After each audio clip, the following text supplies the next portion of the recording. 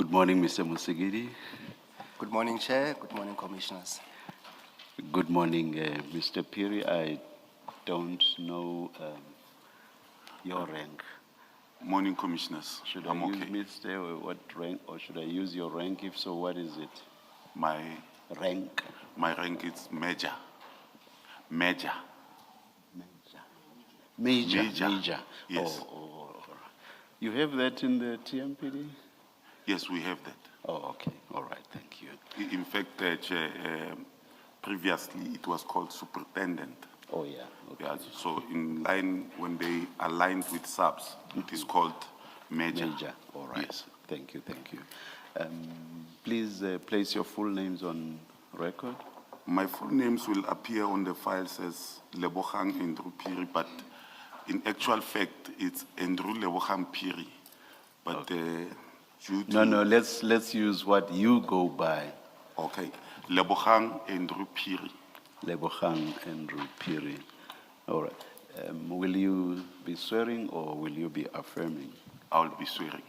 Do you swear that the evidence you're going to give is the truth, the whole truth, nothing but the truth? If so, please raise your right hand and say, "So help me God." So help me God. Thank you, Major. Thank you, Chair. Good morning, Mr. Phiri. Good morning, Advocate Mkhwanazi. Yes, Mr. Phiri, you should have with you a couple of files, about 5 files. We will assist you to go through them, but for the purpose of this section, I just want you to focus on the first 2 files, and then when you move to different files, I will guide you accordingly.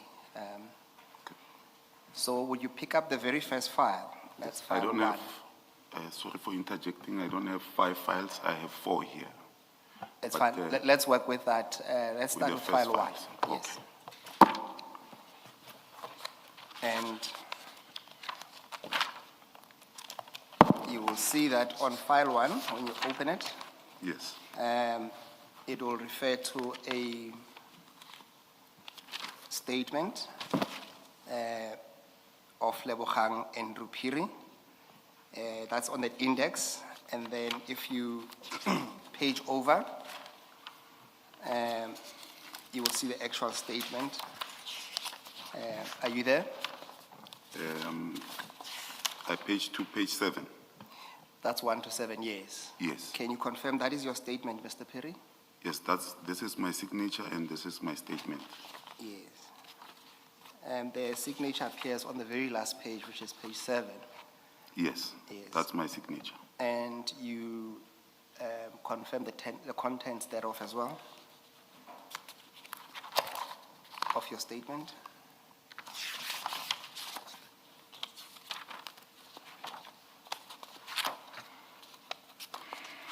Yes, this is my statement and I confirm the contents. Thank you.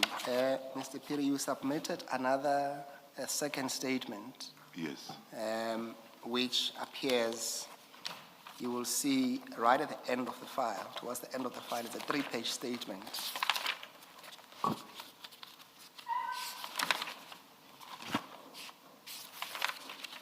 Yes, I see.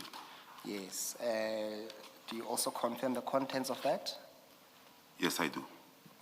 And also, do you confirm that at the bottom of page 3, that is your signature? Yes, this is my signature. Thank you. Mr. Phiri, we'll start with the first statement.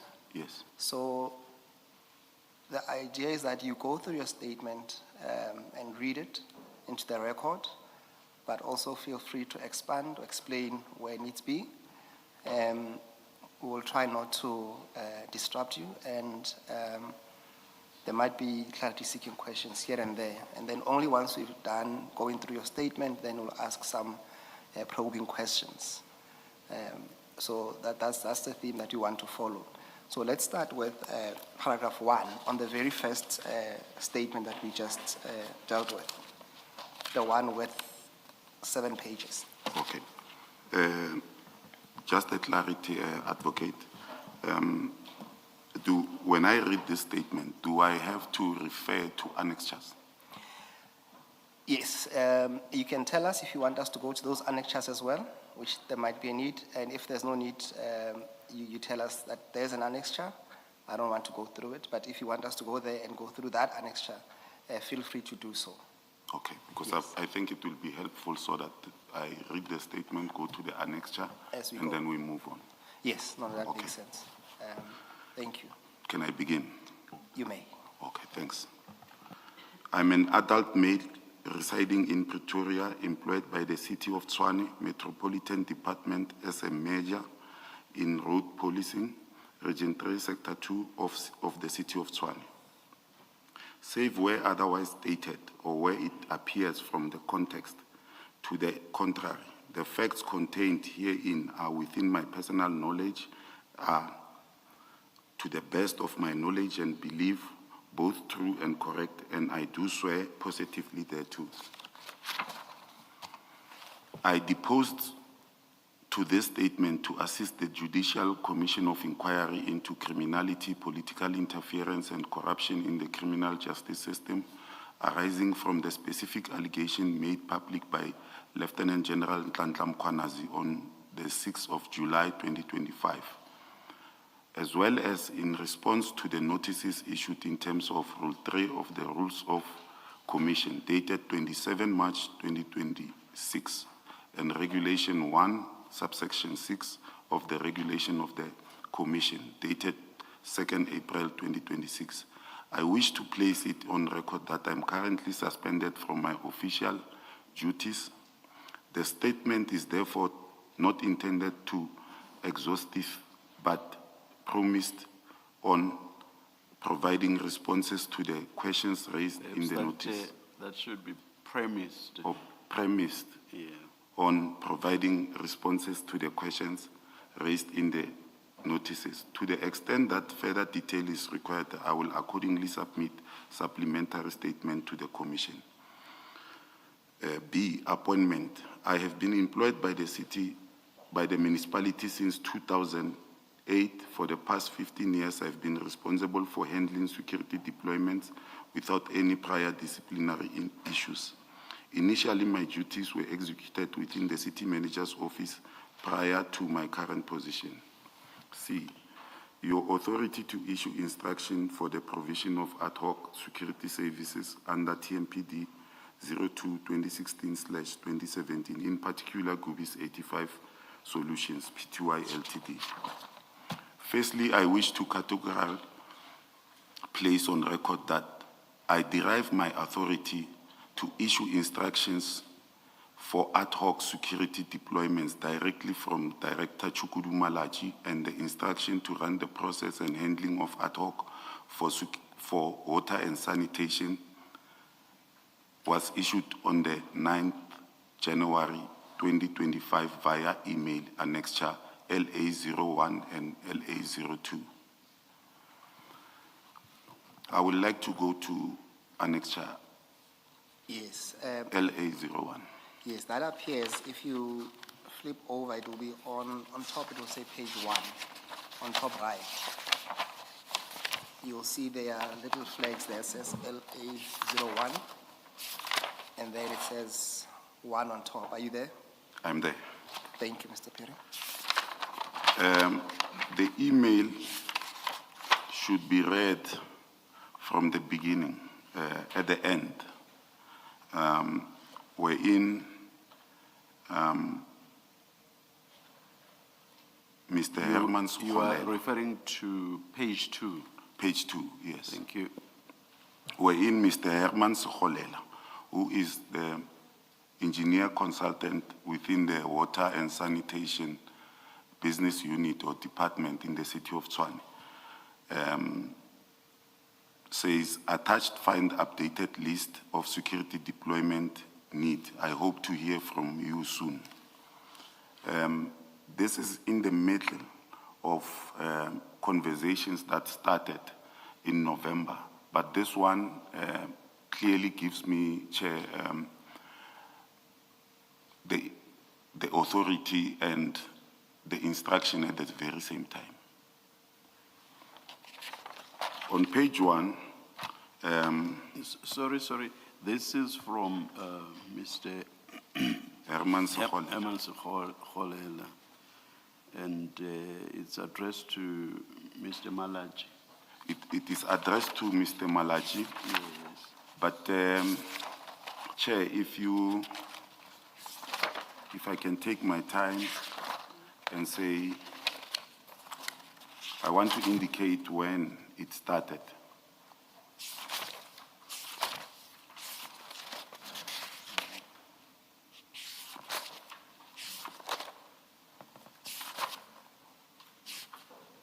Yes, I'm sure you already see the point I'm making, which is Yes. I see nothing addressed to you. Yes, it will be on the first page, Okay, but alright. it started on annexure LA04. 04. That's on page 10. It will be on page, 10. it will be on, it starts at page 14. Sorry? Page 14, Commissioner. 14. Yes.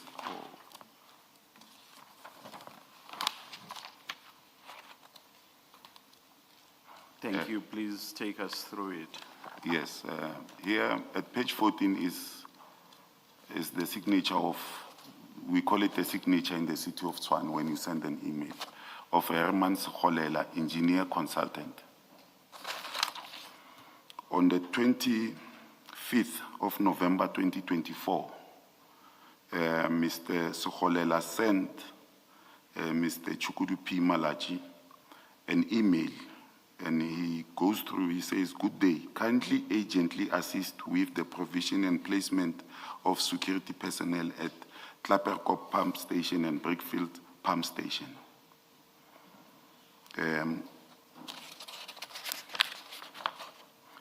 My inclination is that Mr. Malachi doesn't respond to this one on the 25th of November 2024.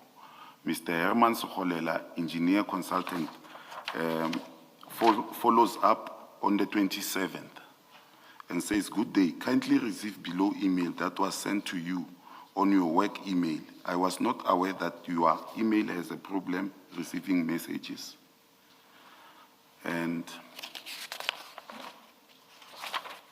I believe he doesn't get a response. That is my, because he sent it to a Gmail account. He further goes on at 12:35 in December 27th. Now, the first one was the 25th, the second one was the 27th of November. Then in December 27th, 2024, it will reflect that Mr. Sekgole says importance high in this email, but he sent it to Kagiso Molema, who I don't know his position is, to say, "Good day, afternoon Kagiso. Below find the response from asset protection. We will have to look at for a GL to utilize and attend to security needs at the pump stations." The GL is the general ledger. Here he failed to mention that it's a general ledger and a cost center, vote number, what we call it, whichever comes first, but we call it a cost center, they can call it a vote number. And now, the divisional head of the said department, water and sanitation, says, "Dear Headman, on January the 3rd, how far is the matter which pump station have been identified?" I don't see where Herman Sekgole replies to Eiser Sekgole. But I see that on the 6th of January, at page 10, Mr. Skholela writes another email, says, Mr. Malaji, kindly agently confirm you may be able to deploy security as the sites are vulnerable to further vandalism. We have, good day, is still Herman Skholela, sending now to Azer and Chukudu Malaji, and I'm not mentioned there. But importance still remains high. Good day, we have, it's on the 6th still. We have responded and forwarded all the information needed by Metro Police Department. We are still waiting for them to confirm deployment. Now this is not, I need to explain that when he says deployment, it is not, it changes. It doesn't become a request anymore. It becomes a deployment. Today, I just received the bad report that Klapperkop water pump stations has been badly vandalized during the festives. Now, on the very same day, on the 6th of January 2025, Mr. Chukudu Malaji. And this email ends where you read first. Remember the part you read first? No. Or not? This email starts at page 10. 10 years. And ends at page 11. 11. That's Yes. what I'm saying. I'm saying, remember you read this part first. Yeah. The part at page 11. Yes. So you read the end and then went to the beginning. Yeah. All right. So should I read it? No. Okay. Commissioners, on the very same day at 2:30 p.m., we must take note that these conversations started in November 2024 on the 25th. Now is the 6th. Is the time now that Chukudu P. Malachi also responds to Herman Skholela. Now I'm also listed here because we had engagement before the 6th because we were supposed to deploy on the 31st at 12 o'clock midnight. Hi, Herman. I have ordered Mr. Phiri to convene an agent meeting with you to discuss the deployment.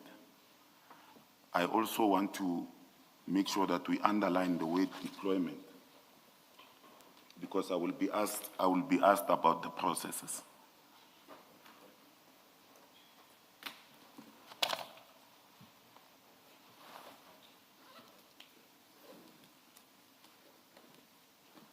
I'm just looking for my pen, Commissioner.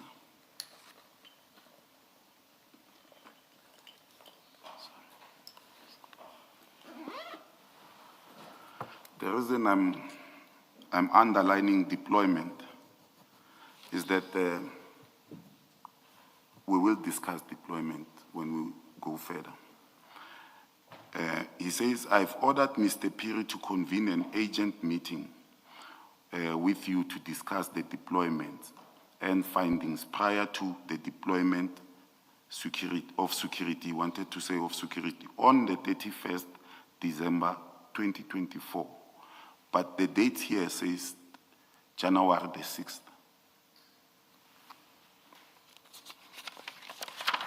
Now we go back to where I get my authority.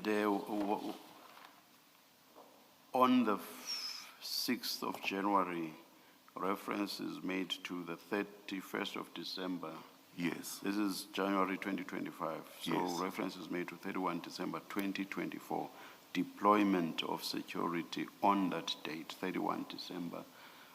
What did you understand this to mean? Why reference to a past date?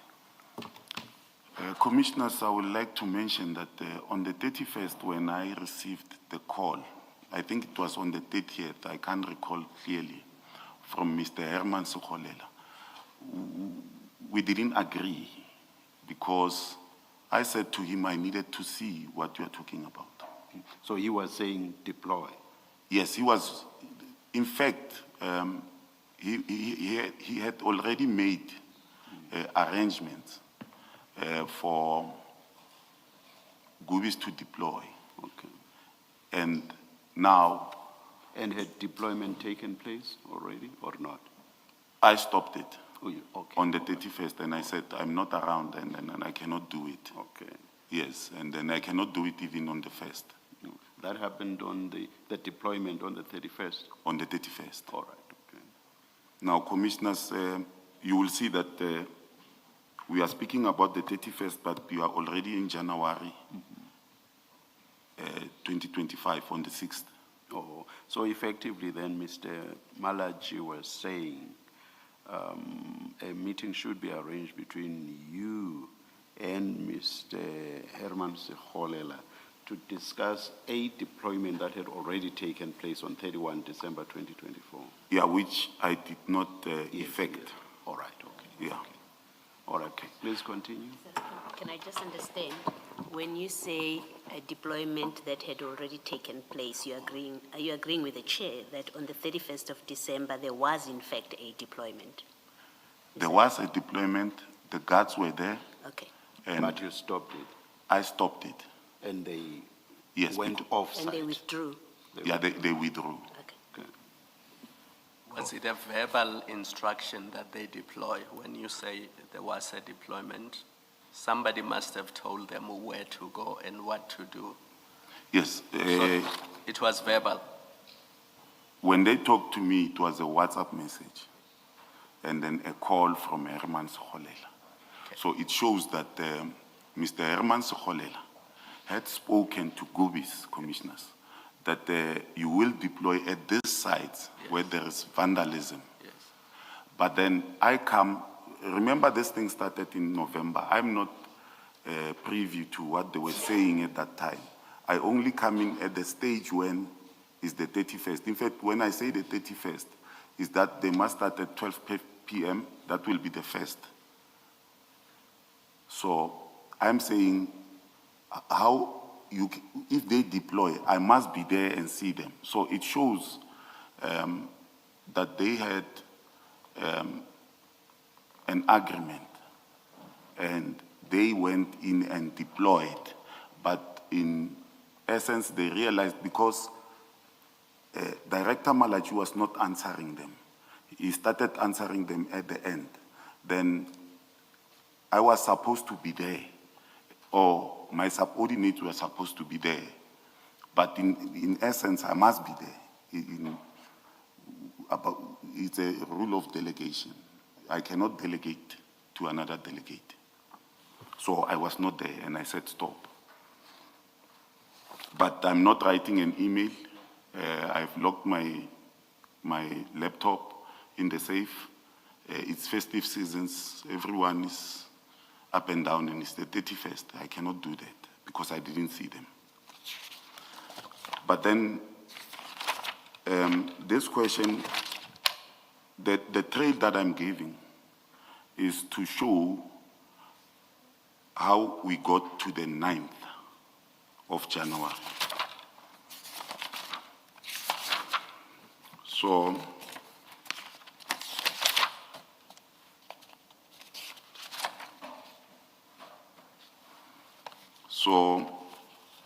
we must go to LA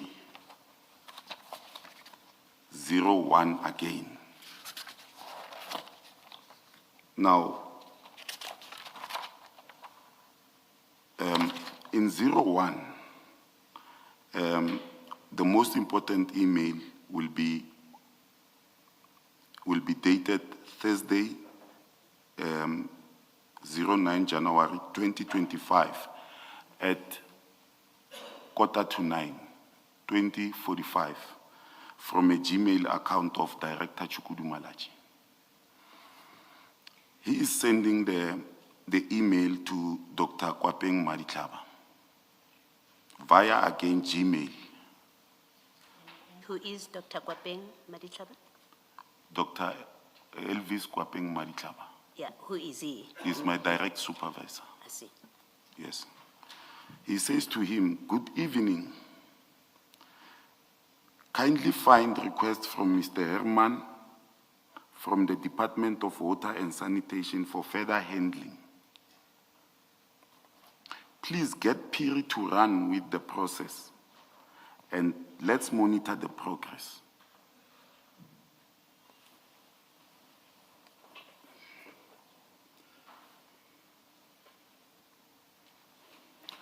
Now, Commissioner, I don't understand here.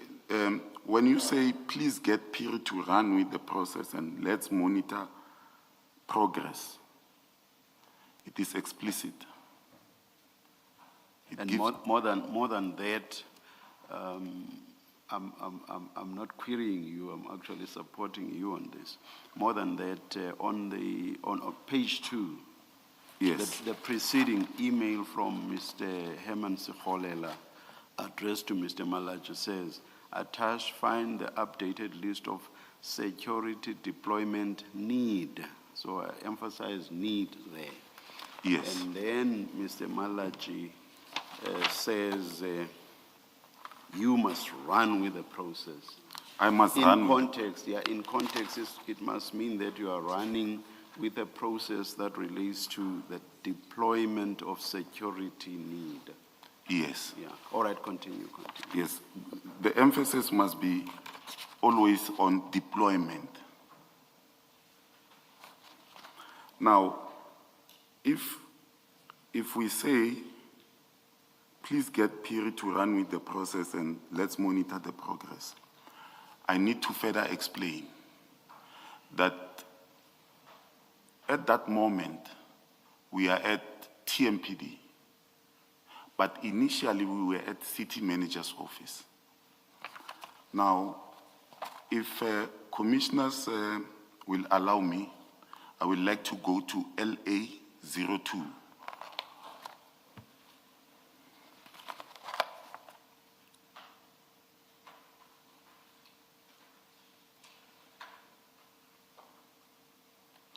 On LA02, I will start on the email that is written on Wednesday, 15 April on Friday, May 5, 2023 at 12:47 by Mr. Navaphile. He says, hi Speaker, he's writing to group heads of departments. He says, hi Speaker, Chief Whip, Chair of Chairs and colleagues, please find attached the security details as discussed at this morning briefing convened by the City Manager. CM is City Manager. Kind regards. Navaphile, Executive Specialist, OCM and MEO, Office of the City Manager, Municipal Electoral Officer. Here he tells the Office of the Speaker, Office of the Executive Mayor, security preparedness for IDP and budget community consultations, and then he outlines everything. That I'm not going to read. I'm going to read what is important for this commission.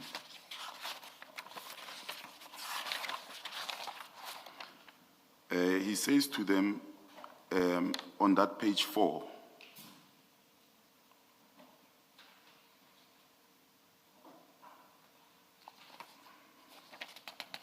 there's a page missing here.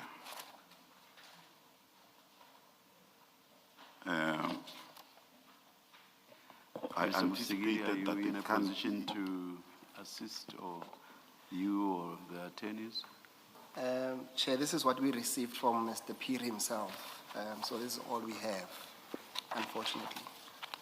No, I think it's missing. When we were at the office, the machine was playing its games. But I have it here. Mr. Phiri, perhaps you can come back to this after the tea break. Do you think it's 25, the tea break takes 25 minutes. Yes. Do you think within that time you can get hold of this document? Yes, I have it. I will avail it too. It's just a document to show But yeah, why Director Malachi will know that I'm an overall coordination and command. It's me. Okay. So, but that was in the city manager. I don't know how they work in the TMPD now. Okay. But I will avail this document. Or at least that completes the picture in The terms of what picture. you wanted to tell us about Yes, the the missing. authority and how the instruction came All right. about. So we are able to continue then. Yes. Do you still want to speak to the emails, or do you want to proceed? No, from I your think- statement now. I want to proceed to my statement because this covered the authority and the instruction, just to exonerate myself that I didn't just wake up and become a rogue inspector at that time and started deploying. There are paper trail that shows I did what I had to do. And I would like to mention that in the police structure, the rule of delegation, and it's a funny way, delegatas and non-potest, it doesn't work that way. In the police, it's command and control. They tell you, you do, and then you will explain later why you think.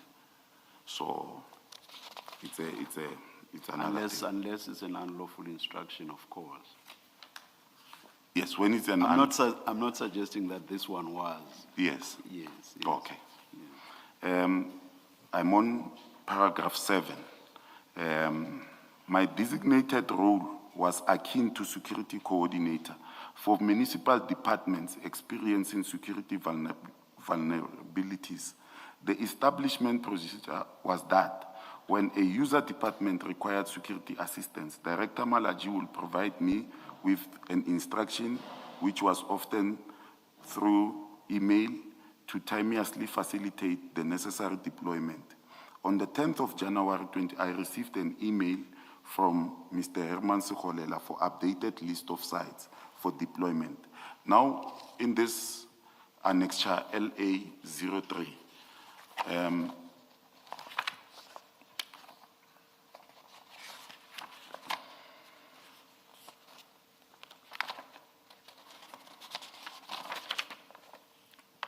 is page 7 of annexures.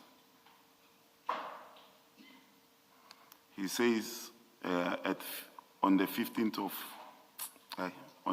of January 2025, 11:23 a.m., he sends this email to me, Dr. Madlanga, and he says, Mr. Phiri, I hope this email finds you well. This is the updated list. I was supposed to start with 2 on the 31st, but if commissioners go to page 8, the pump stations are now 19.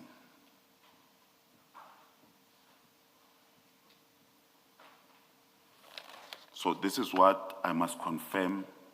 They are there, and then I must go and check them. Now the deployment is no longer on my hands. It's on Mr. Herman Mkhwanazi. He allocates, he identifies. Mine is to go and make sure.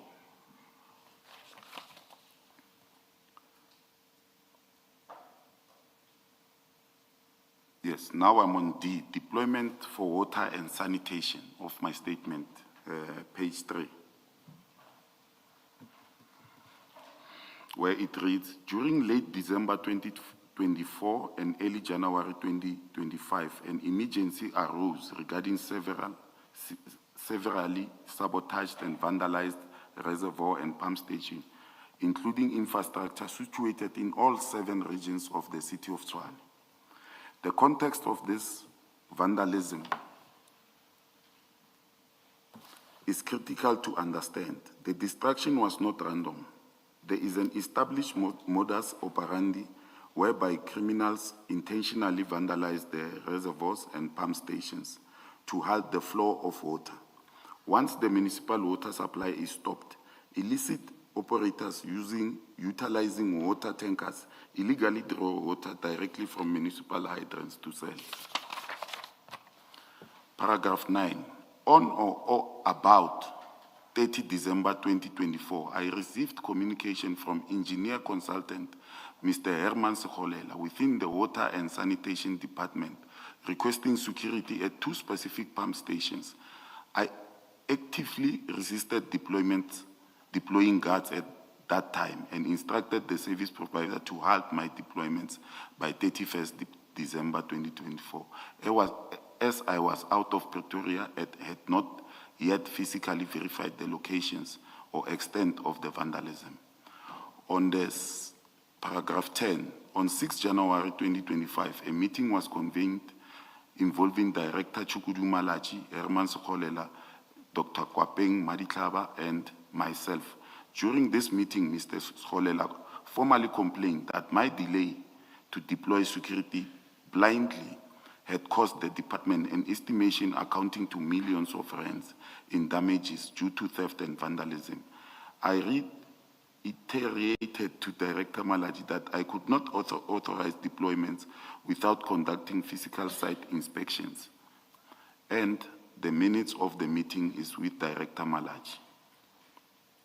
I'm not going to, it is the same instruction that I must convene the meeting.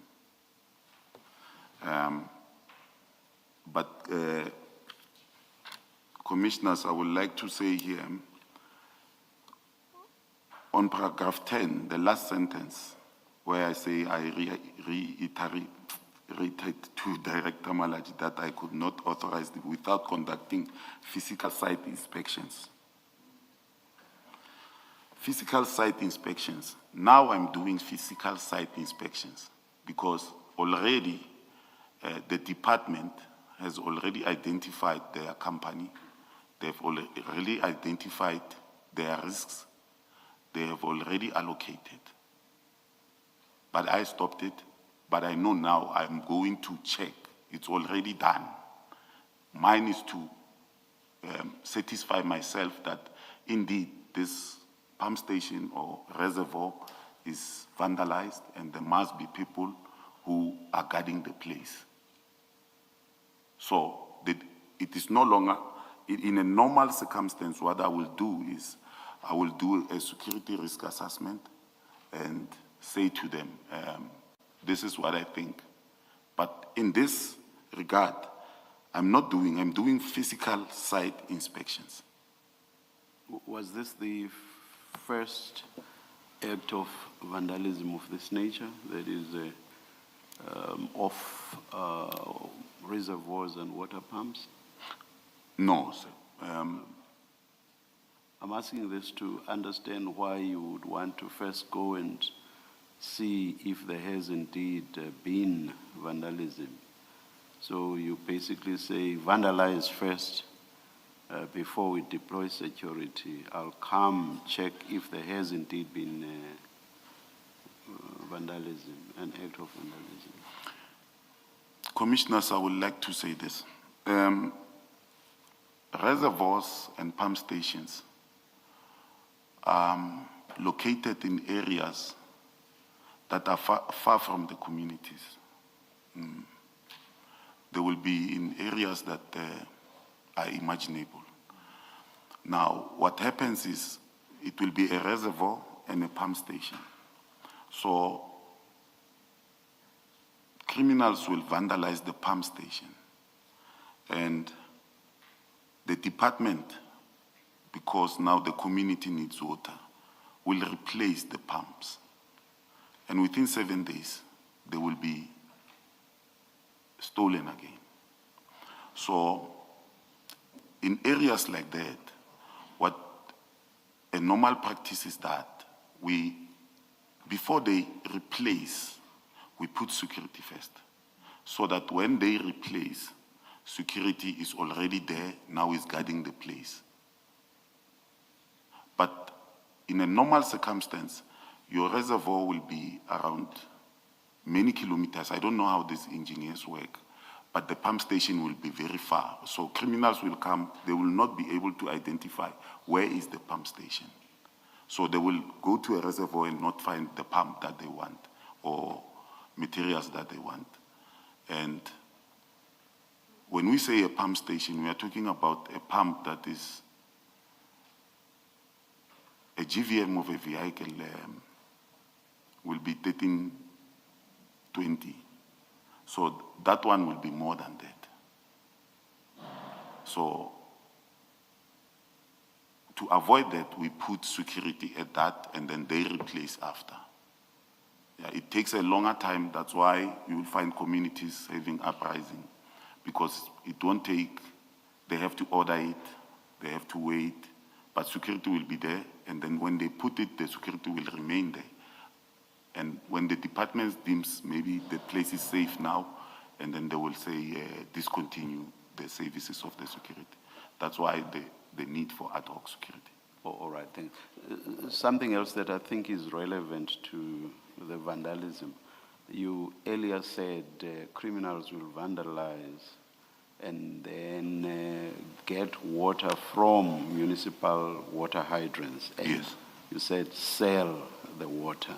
Yes. Would this be selling through the use of water tankers and providing water to communities, basically selling, in a sense, the water to the municipality, or you are referring to something else when you say sell the water? Commissioner, it is in two folds. One is that you vandalize it, and because, and I'm not casting aspersions on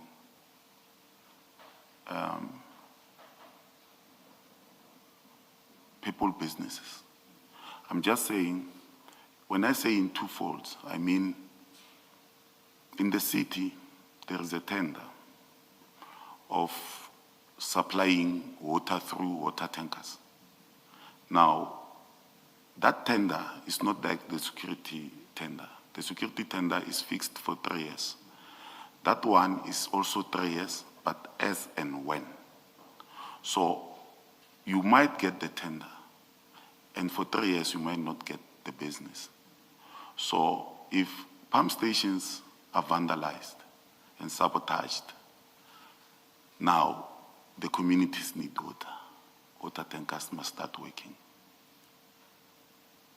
So you can not put it higher than a suspicion. You cannot say it's the people who run those businesses who do that. You can. No, I cannot All right. say the people who will be right. doing it. No, I understand. That's why I said I don't want to cast Nor aspersions. can I.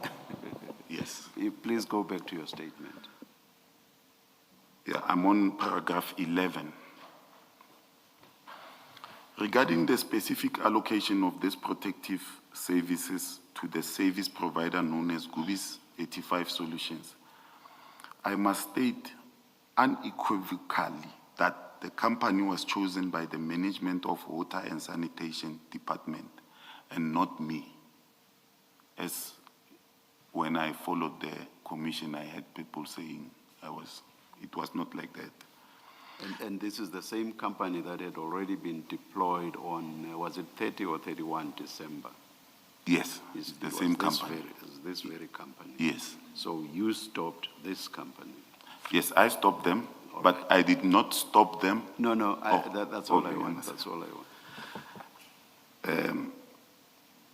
Now I'm going to paragraph 12. The Water and Sanitation Department specifically mandated the use of Gubi's 85 Solutions Pty Ltd, citing that they were already utilizing this service provider. On this statement, when I come to citing that they were already utilizing this service provider,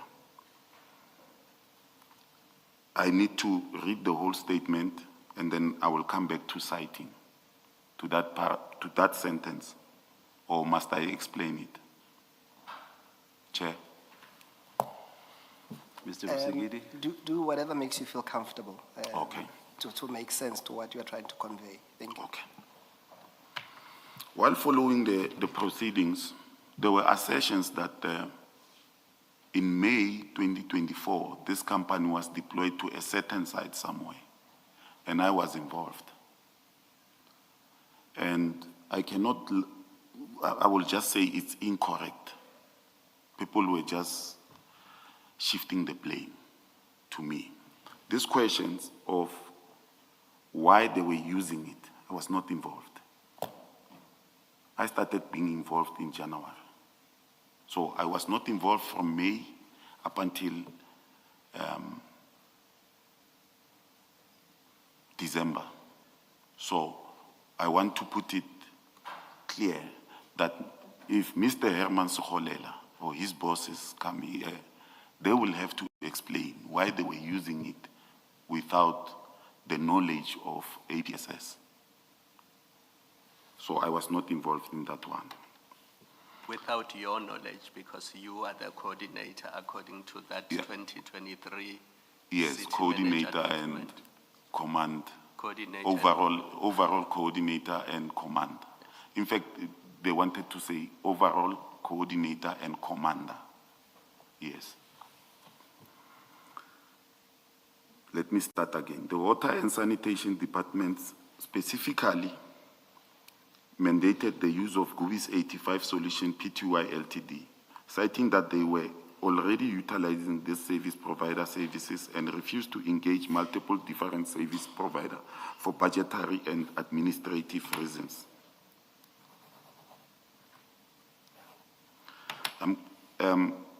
In fact, the department was already utilizing GUBIs before I was even involved. And I'm aware there were existing prior invoices for approximately, now I'm thinking to myself because I once saw an email. That's why I say approximately 2 million generated by GUBIs for service rendered to the department.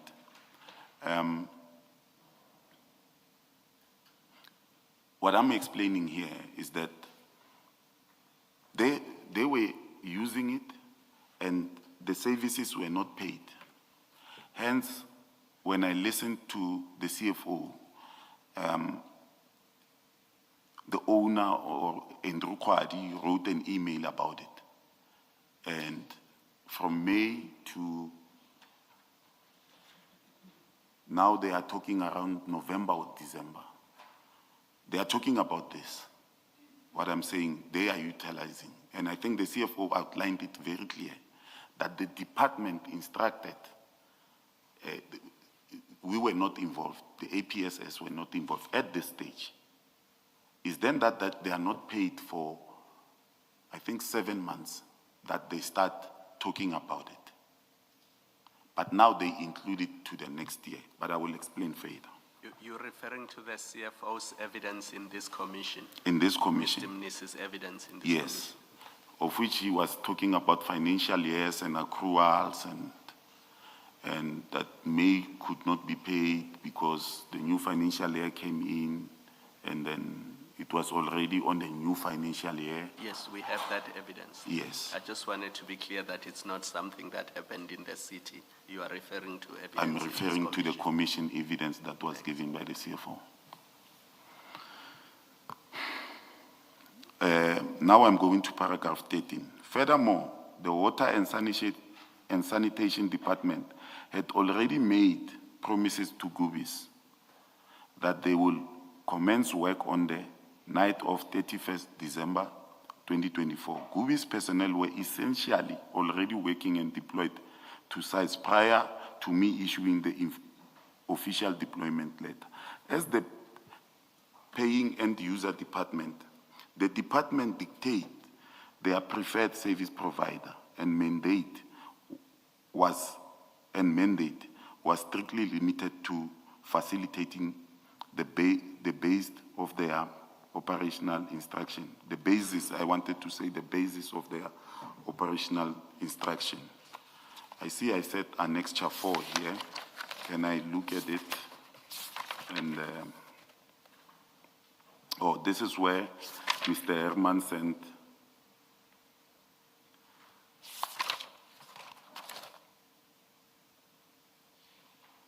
this is when we had the meeting with Mr. Herman to speak about the deployments before the updated list can come on page 10 on January 6th.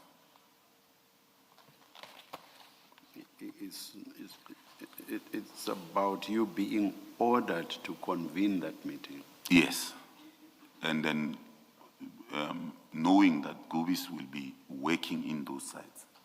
Now remember, on the 31st, already they have already hired the staff. What they are waiting for is for me to see them. The reason is that when I say as the paying end user, I should have said as the paying end user, business entity, water and sanitation. They've been working with Gubis, now they want to continue working with Gubis. And there's nothing wrong about that. I think this question answers the question of, I think, impropriety, why Gubis was given so many sites. Gubis was not giving many sites by APSS Inspector Phiri. It was giving sites by the department, the management of the Department of Water and Sanitation, through their representative, Mr. Herman Mkhwanazi. Where does the power lie to select a service provider? Does it lie with the department in this context, with the department or with your section? In my 15 years experience at Protection Services, which is now called Watchman Services and APSS, it lies with us when we allocate to them. But on ad hoc services, a person will request, let's say, power station. He will come to us and say, guys, you have company X. Now, company X works at the power station with 5 guards at day and 10 guards at night. But now I'm going to deliver 50 mini-subs. And your guards that you allocated to me, they are manning the gate and other premises in the power station. Now, what I need from you is that I need physical security and control for those mini-subs. Now, for that to happen, I need 4 guards on the entrance and 2 guards at the exit. It's just an example. But then at that power station, company X is already there. So in our language, we call it double packing. You cannot bring another, he will tell you, you cannot bring another company to come and work with company X, and then you bring company Z. Accountability will be lost there. But if you bring this company, I will be able to hold them responsible if one mini-sub goes missing. Now, logic dictates he's right, because accountability will remain with one company. It will be able to penalize them if that 2 million mini-sub goes. But if, let's say, a tender is approved today, and then we include that duty in that tender, we allocate now, because the budget that belonged to Watchman Services is centralized. So if we already have 50 reservoirs that must be, let's take a typical example of this one, where it's 37 reservoirs and pump stations. If we have them now, the department is not going to pay any longer. But because when they requested at that time, they were using their GL account and their cost center, they allocated a certain company. But if now the guards are 10-day, 15 night, it will come from the budget of the TMPD, no longer from the budget of electricity for power station. So we only allocate at that stage. But immediately when they decide to increase security, it becomes another story. So on this one, the anomaly was that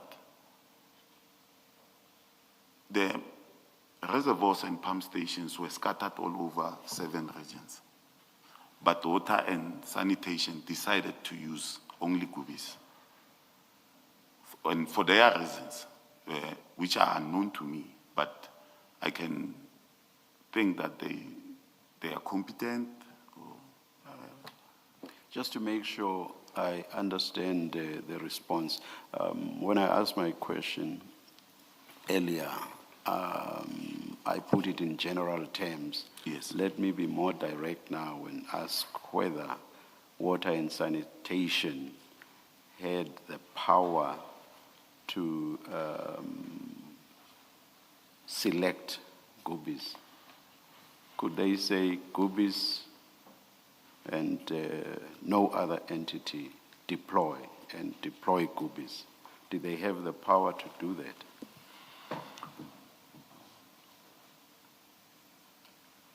I can't find a synonym for power, but I can. Legal entitlement within municipal prescripts. I've never came across it. I've never came across such deployment. But because it happened, I don't know if I can say this, but I can say it. The reason why the invoice was not paid, the 2024 one, I want to say this. I'm not there. No. If maybe think about it and come back to it after the tea adjournment, and perhaps let's proceed in the meantime, Mr. Musigidi. Okay. I was Sure, you can on. continue. Yes. I'm on E, the evaluation and assessment of processes. When tasked with a deployment, my standard operating procedure was to physically visit the sites to conduct a security assessment before issuing a formal deployment letter. Because coordinates were often insufficient to locate remote infrastructure, I required the use of the department, office not there, of the department technicians to physically accompany me to the vandalized sites. Paragraph 15. Upon inspecting the premises, Mr. I will Phiri? formulate a Mr. security. Phiri, can you, if you may, do you have the name of the department technicians I that don't have. accompanied you on this instance? I don't have the names because they will send me maybe a phone number and the name. But remember, it was in 2025, and I've changed phones 3 times. So I don't have their names because remember, water and sanitation is in 7 regions. So in every region, I will get a technician there waiting for me. But some of this reservoir, I will know them. And sometimes I will not require, like in Region 6, Region 5, Region 1, I will not require anyone to assist me. You will just tell me and I will know on top of my head where it is. But some, it will be a new thing to me. And then it will be, sometimes I will drive almost next to Midrand and then see there is a reservoir. And No, that's fine. I just wanted a name if you have one. But no, I don't have fine. names, but all right, well, let's continue. yes. Paragraph 15. Upon inspecting the premises, I will formulate a security recommendation detailing the requisite personnel and resources, for instance, recommending 3-day shifts and 5-night or 1 vehicle and with guards. I don't know if the annexure speaks to that. Annexure 5. Page 15. Page 15.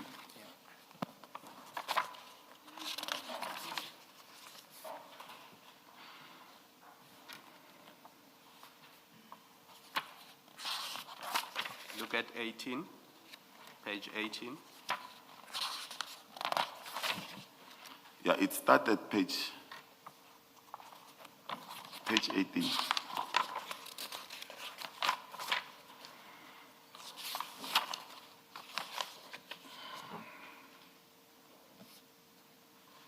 Yeah, I think it started page 19, where it says on where Herman on Tuesday, 31st, 2024, at 6:30 p.m., where he says to Kagiso, who I don't know his designation. Hi Kagiso, I agree with your suggestion to utilize Jobbing GL. It is one relevant for this purpose. Colleagues, the relevant GL and cost center for the security is as follows. He puts in the general ledger account and the cost center, the vote number. They are there. Herman now goes to Mr. Malachi and says, Mr. Malachi, below found the agreed GL and cost center. Regards, Herman. I'm also not the preview, I'm not CC'd. It's on the 31st of December when I stopped there. But then when Director Malachi responds, he includes me on this email with Dr. Elvis Madiklaba and myself. This is sent to us. He says, colleagues, below find, it's on the 7th. The email was written by Herman Sokolela on the 31st of December. But now the meeting has happened. Now, Director Chukudu Malachi now, he says on the 7th, colleagues, below found correspondence indicating that the GL and cost center number from which the services will be paid for further handling and agent deployment of security at both Klapperkop and Brickflix. The service provider shall submit all invoices to the Department of Water and Sanitation for payment now. Mr. Herman Sekgolela, for payment purposes. There's no other thing that is mentioned here. It's payment by Mr. Herman Sekgolela at Department of Water. The service provider will resume deployment on security guards today, 07/2025 at 18 p.m. as follows. Klapperkop Pump Station, 6 armed guards day shift, 6 armed guards night shift. Brickfields Pump Station, 5 armed guards day shift, 5 armed guards night shift. 1 times patrol vehicle, armed, will be deployed per shift. Hope you find the above in order. Chukudu P. Malachi, Director, Asset Protection Services. I noticed that with this one, this is almost a deployment letter because the service provider is copied. Yes. I see there's Calvin from Gubis, and there's Zakele from Gubis, and there's Andrew from Gubis. And they are told that this is where they will send the invoice to, and this is the date of the deployment, and these are the guards that will be deployed, and these are the pump stations in which they will be deployed. Yes. So this is equivalent to a deployment letter It's for these 2 pump stations. Yes. But this is before the other 17 were added in the updated list. In the updated list. Thanks, Commissioner Khumalo. I think this one we will pick it, we'll come back to it. But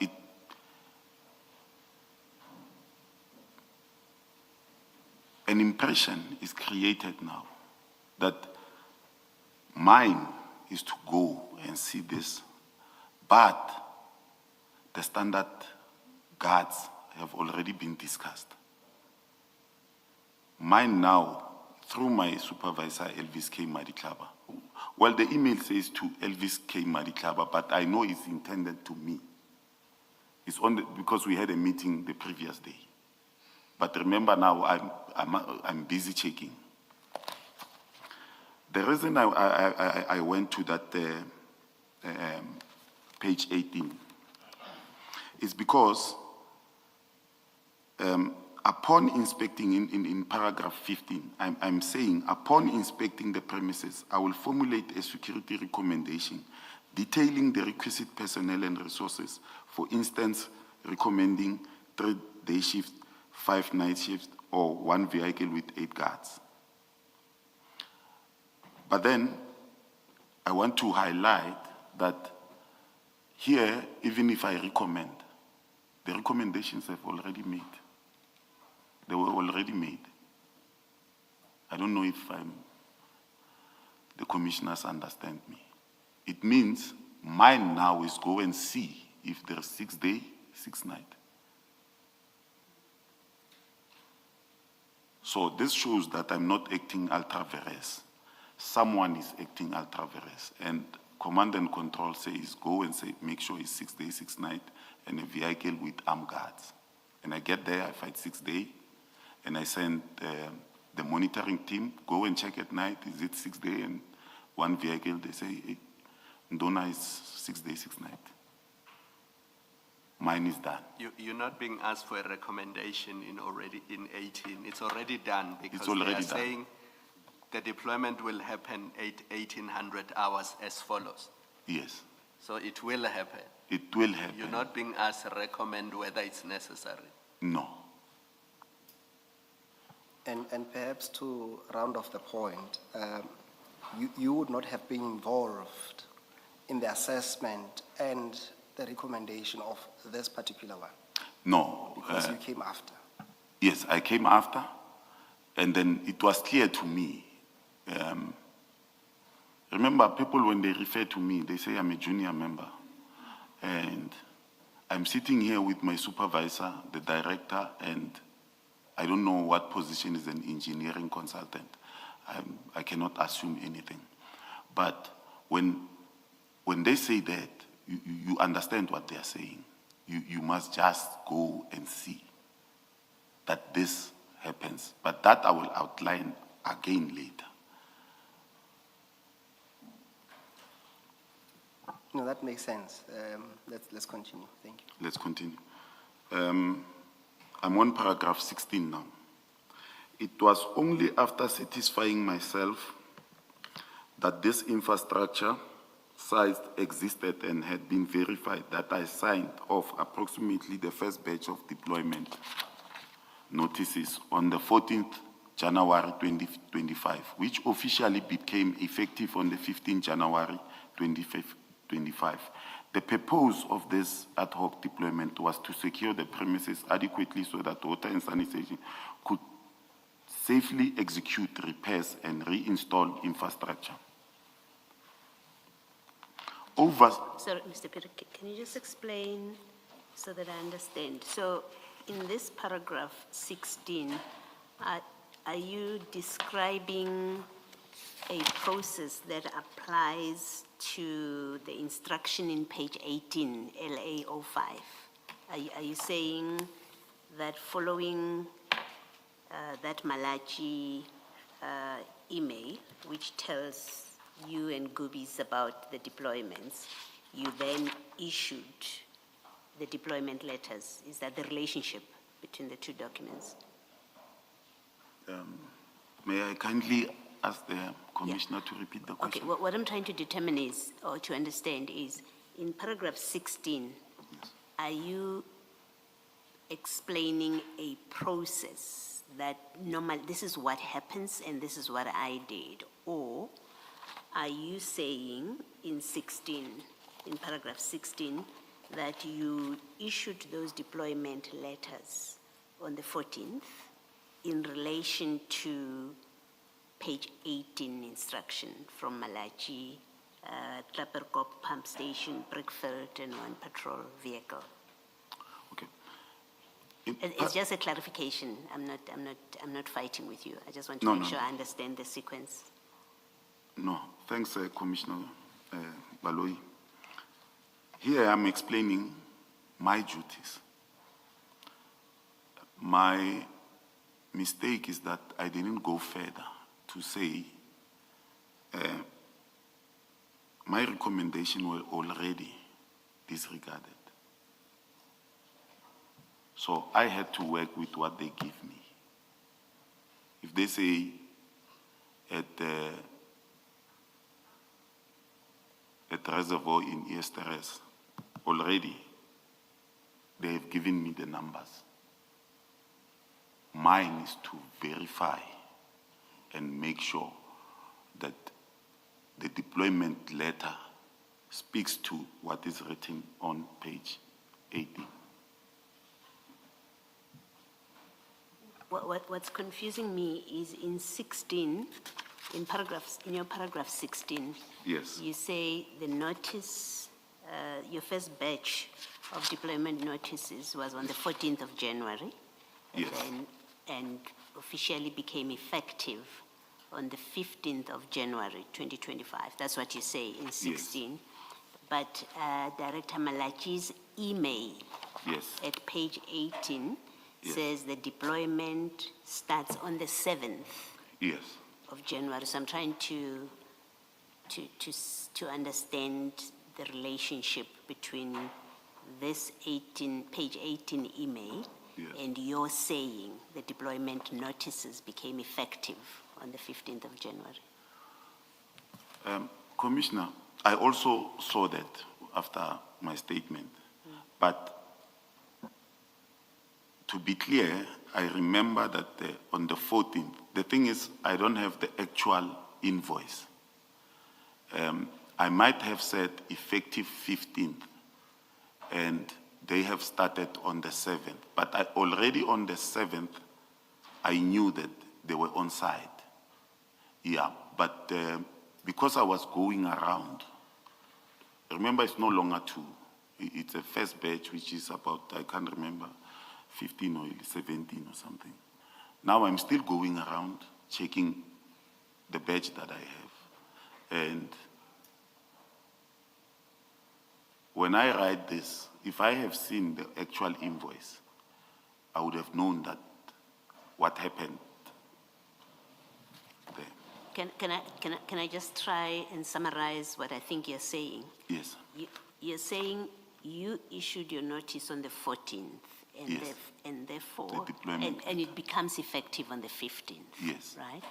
Regardless of the fact that these have already deployed on the 7th of January. On Your the 7th. Notice is the 14th, and it Yes. will be effective the next day. Yes, I'm saying to them, this is effective on the 15th. Yes. But remember, my deployment letter is give effect Yes. to working. Yes.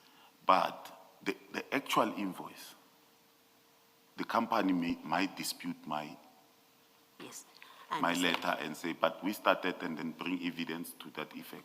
Yes, I understand. You did not backdate your deployment letter to fit in with the actual deployment. That's No, really it. I did not, because I wanted it to be on that day when I meet, I think, Kumalo. Yes, Yes, I understand. Thank you. thanks.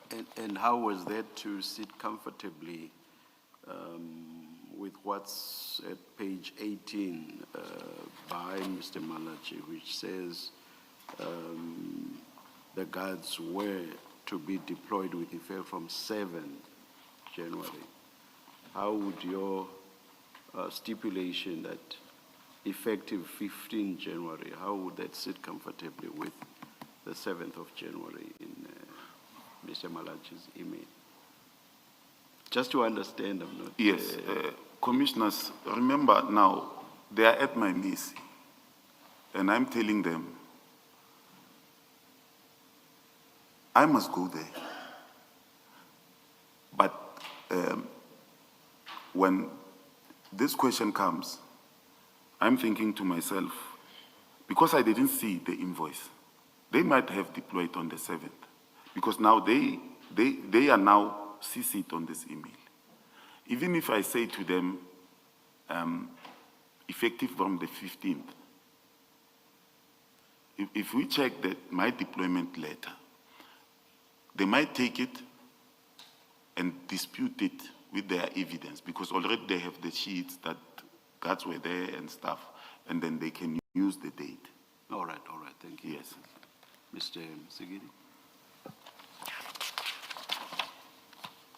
Thank you, Mr. Phiri. You were just rounding off paragraph. You still have to finish paragraph 16. I think on the last sentence there. Oh, the purpose. purpose of this ad hoc deployment was to secure the premises adequately so that the Water and Sanitation Department could safely execute repairs and reinstall infrastructure. I've already done that. I must go to 17.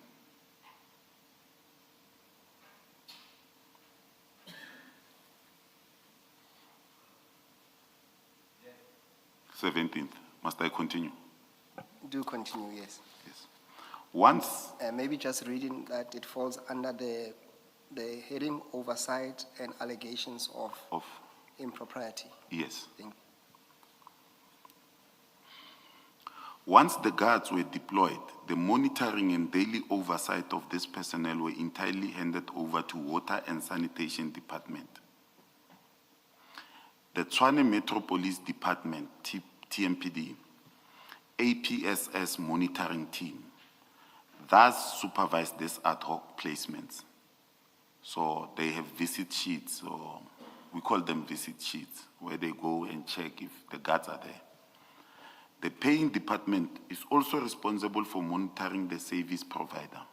Furthermore, I had no further interaction or relationship with Gubi's Solutions once the deployment were processed.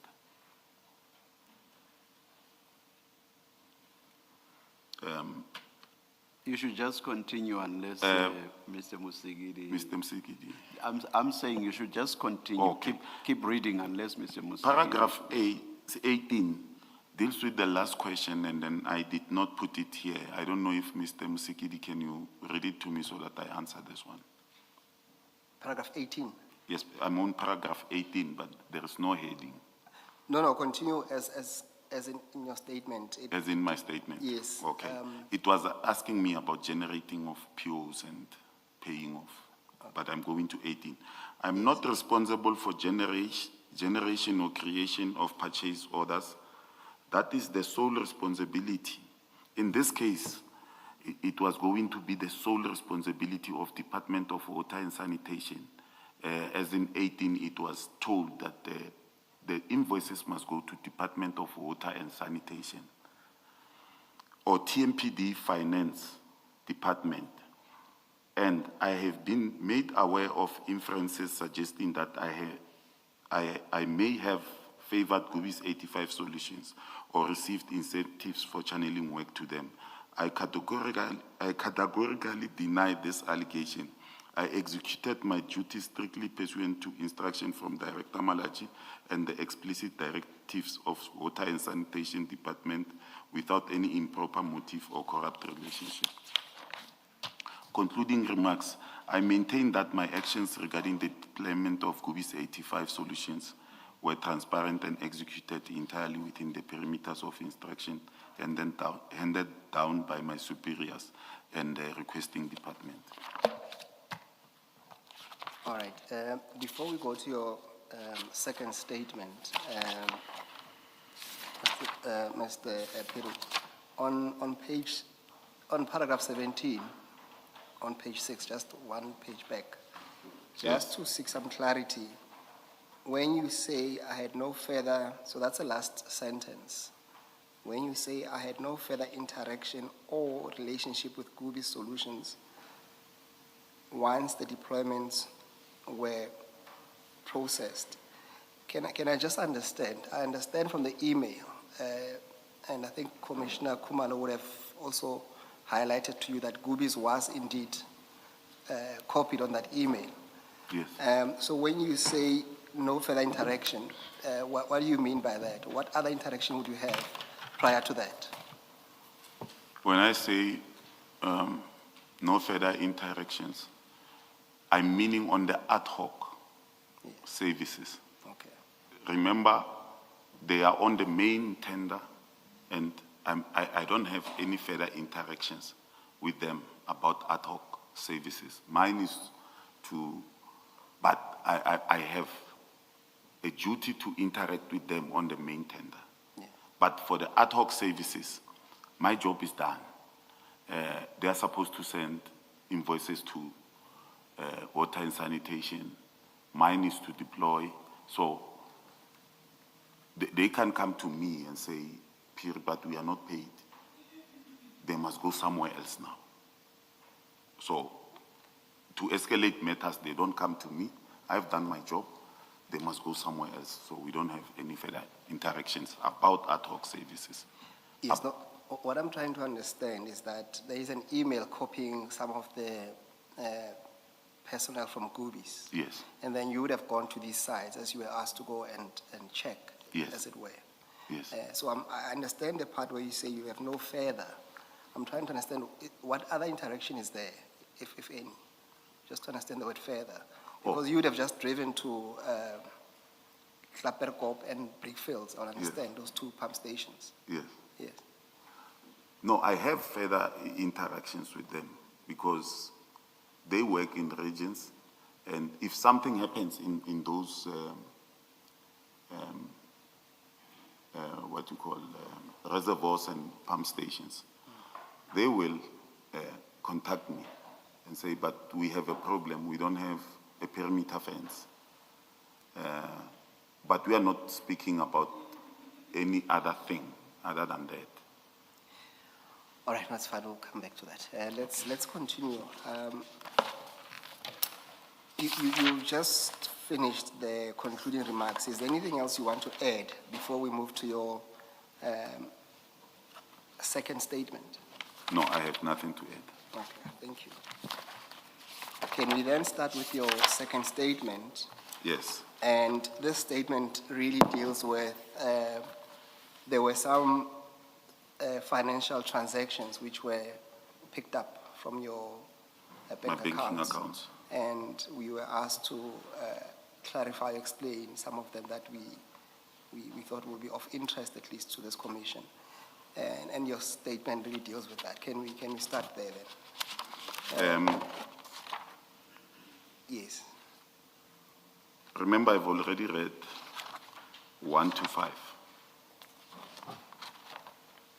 Yes, no, there's no need for you to repeat. You can just pick it up at 6 under the financial statement topic. Yes. Start at 6, yes.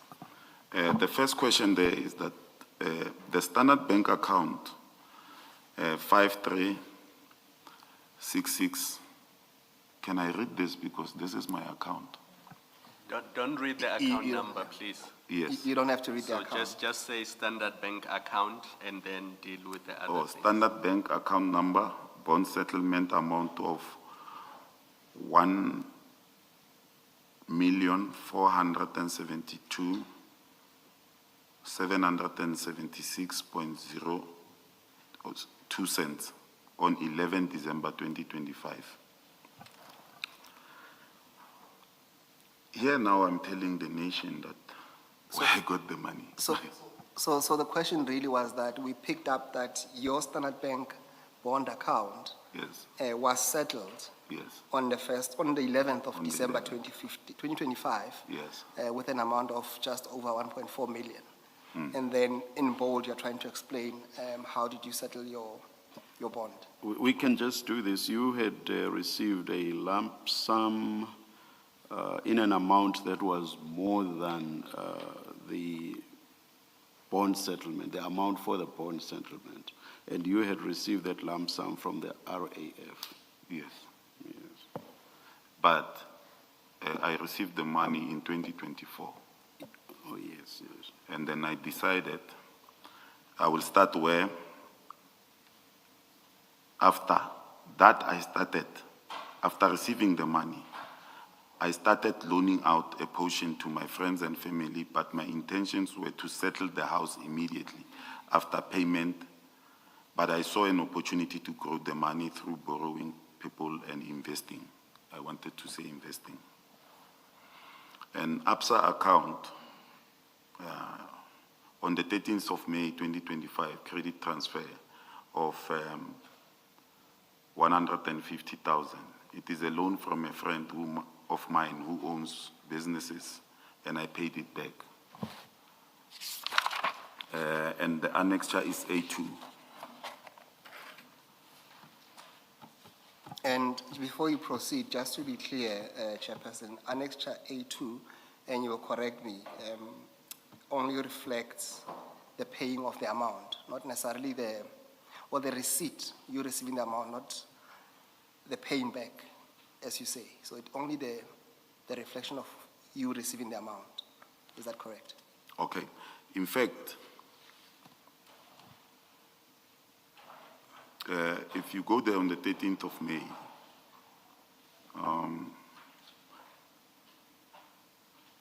I received 151,462.07 cents BMW payment from BMW, and another one. Before you go to the 13th here, you will see that on the very same day I received 145,000 from We Buy Cars. And on the very same day I received this money that I borrowed from this friend of mine. The intention was Yes, Mr. Peter, my question was that, my only question was that what we see there, at least for the purpose of this question, is that we see you receiving the amount. Because when you finish your sentence, you say, and I paid it back. And then you put A2. So I'm saying we don't have the I paid back as yet. Okay. Is that that should be that's what is on A2. Oh, yes. The receiving, not the paying back. Yes. Yes, that's what I was asking you. Oh, this friend of mine said to me, you must pay back in cash. No, it's fine. We're not there yet. I was Okay. just saying A2 only shows you receiving. That's all for now. Yes, it shows receiving, Yes. but at the very same time, when you go to the end, Yes. you will see that on the after loaning this amount, I sold a vehicle the very same day. And the very same day I made a purchase of 587,690. Okay. But on the 2 days after, I sold another vehicle. It's a credit to We Buy Cars. They paid me 124,000. And then just at the end of the page, I show you my balance. It's 101. So I already have the money to pay the guy. I want to send it back to him. But he says to me, no, I need it in cash. Because I don't know if I can mention, but we are professional gamblers. So we must use the money. No, I understand that. All right. Yes. Do you perhaps have the name of the friend? The name is William Supe. Okay. All right. Yes. Now let's continue. On the 23rd October 2024, credit transfer of 45,000 Jabu. This is 2023 in October 2024. Jabu is also a friend of mine. He's a businessman. Here I'm saying, Jabu, it is a friend of mine who owns businesses and properties. On this date, he gave me a loan of this amount, and I paid it back. So the paying back, I will not have paper trail because I pay them in cash, as and when we go to our gambling spots. On the 7th of December 2024, credit transfer 6,004. I would like to put this in just one sentence. It's the 7th of the same day. It's the same day I'm paid by one Keriot Lulama Moeli. He pays me 6,004 and he also pays me 876,000 on the same day. So Keriot Lulama Moeli is a friend of mine where we have a social club. So in your statement, it will say Keriot, but in mine, it will say, he will reference Monday Social Club. So the two amounts is what we share at the end of the year. So whatever we do, usually I buy cars and sell them. Buy cars, and after buying cars, refurbish them, sell them to people, or sell them maybe at dealers. And that's how I roll, if I can put it that way. That's, I will buy cars and then sell them. I have spotters all over the city. They will tell me, we see a car there, and then I will buy it and then send it to a social club. A social club is what we, in the street, we call it a stockfell, but we call it a social club. So it answers the 7th of December. The 20th Sorry, of... can I just understand? You say the 876 is payment to you from the stockfell? From the stockfell. So Keriot Lula Mamueli is the chair. The bank allows 2 people or 3 people to come and collect the money. But the money won't be 876. It might be 4 million, 5 million, and 6 million, sometimes 9 million. And my share will only be this one that is written here. And then he will pay it to me. It's a social club, and in the street it's referred to as a stockfell. Okay. Yes. So this 876 is it's what is being paid back to you Yes, it's what from monies that you have been putting into the social club. to the social club. Over what period would you Over have a put year. in? So in a year you had put in that number. Yes, And then it's now being returned to you. yes, it's returned to me. Okay. And I derive this money by selling cars, gambling, and stuff like that. The same will go for the 20th of May, 2023. The answer is same for all the 35,000. I'm under the impression that this payment are made by a friend of mine called Papi Mkhwanazi, who is a businessman, loaned me this money to acquire a new vehicle because I was involved in an accident and I didn't have insurance.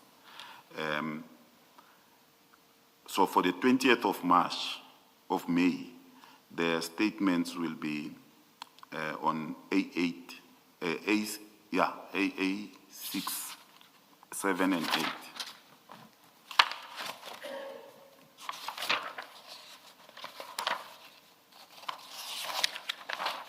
It's on page 8. So is it 1 or 3 payments It's 3 payments of the same amount? of the same amount.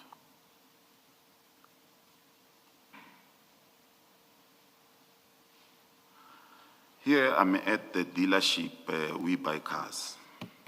I see a car that has a potential that I need, because at that moment I don't have a vehicle. And I ask for a loan. They give me a loan on the 20th, and the very same day on the 20th, I buy the car and promise them to pay them back in cash. In fact, I negotiated the price here. The car was 105,000, and I negotiated the price through auction. And at the end of the day, at that moment, I use the money to pay for this car. And I'm left with 23,000, and I promise them to pay them back. Mr. Phiri, just to be clear, and we don't get confused on the word they being plural, what you are saying in essence is that on the 20th of May, 2023, those 35,000 rand Yes. were from one person being Papi Mkhwanazi. I asked Papi Yes. to say, Papi, send me some money. I will sort you out I think it was on Saturday, the 20th of March or Friday. And I said to him, send me some money, I want to buy a car. And indeed, the very same day, I buy a car. And I say to him, when we meet in our corners, I will pay you. So I don't know from which account he pays me, but he pays me the money, he gives me the money, and I use the money for my intended purpose. And this puppy, does he have another name? You see, I cannot say, but I speak to Papi Mkhwanazi. And then I'm telling him, I need this car by the end of the day. And I know that why I need that car at that moment. I'm asking you a simple question to say, Papi Mkhwanazi, does he have another name? The name Papi appears to be somehow informal. Did you know if he has another name that's formal, as far as you know? That is formal. Yeah, a name. No, I know Papi as Papi. Okay, no, that's fine, thank you. Yes.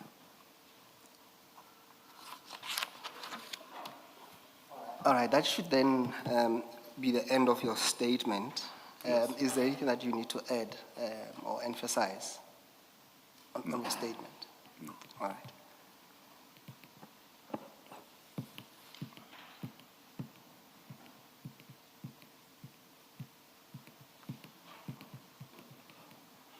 Chair, it's 11 o'clock, or it's 11:05.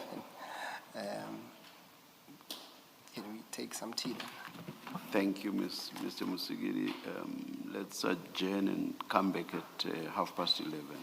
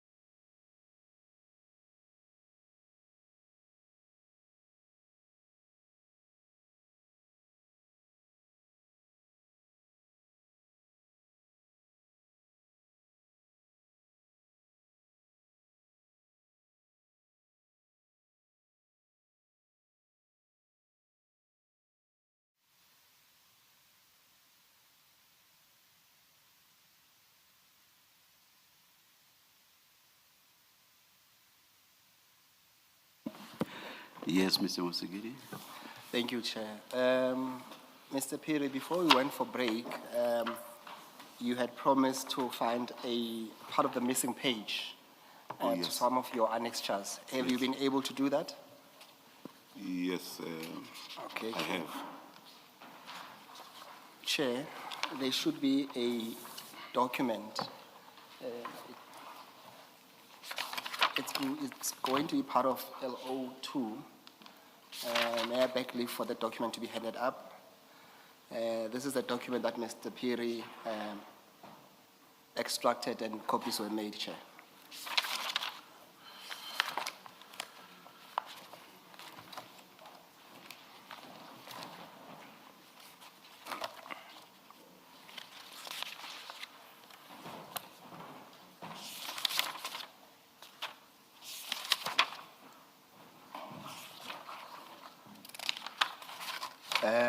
Thank you, Mr. And were you able to establish anything on the question I asked about water and sanitation having a legal entitlement in terms of the prescripts to choose a service provider?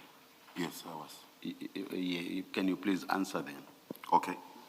Chair, you asked me if they have powers to allocate and deploy services without the intervention of APSS. They don't. Everything is done through us. There is a memorandum that I believe was sent to departments. I was unable to get that memorandum when we had a security, the city's security meeting with all departments to tell them the process. And then I believe it was sent to them.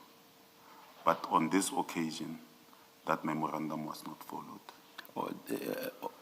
How then, in legal terms, must we make of what happened here with regard to Gubis?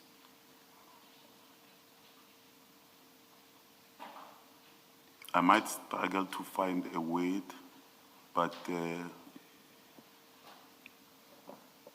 it was not a normal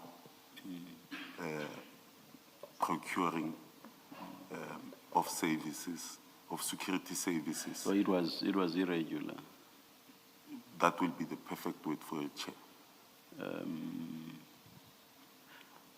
Can't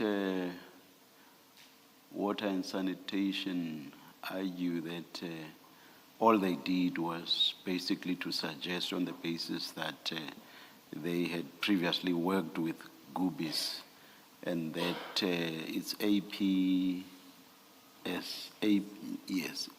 that then accepted the suggestion, and that therefore this was not irregular? I'm just being what some people usually call a devil's advocate. What people call? A devil's advocate. Okay. Remember now when, Chair, the emails are going back and forth. Vandalism is happening. And we are under pressure. And at that moment, you don't think about what they are. Do they have ulterior motives, or do they have genuine request? But then you don't want the blame to be put on you.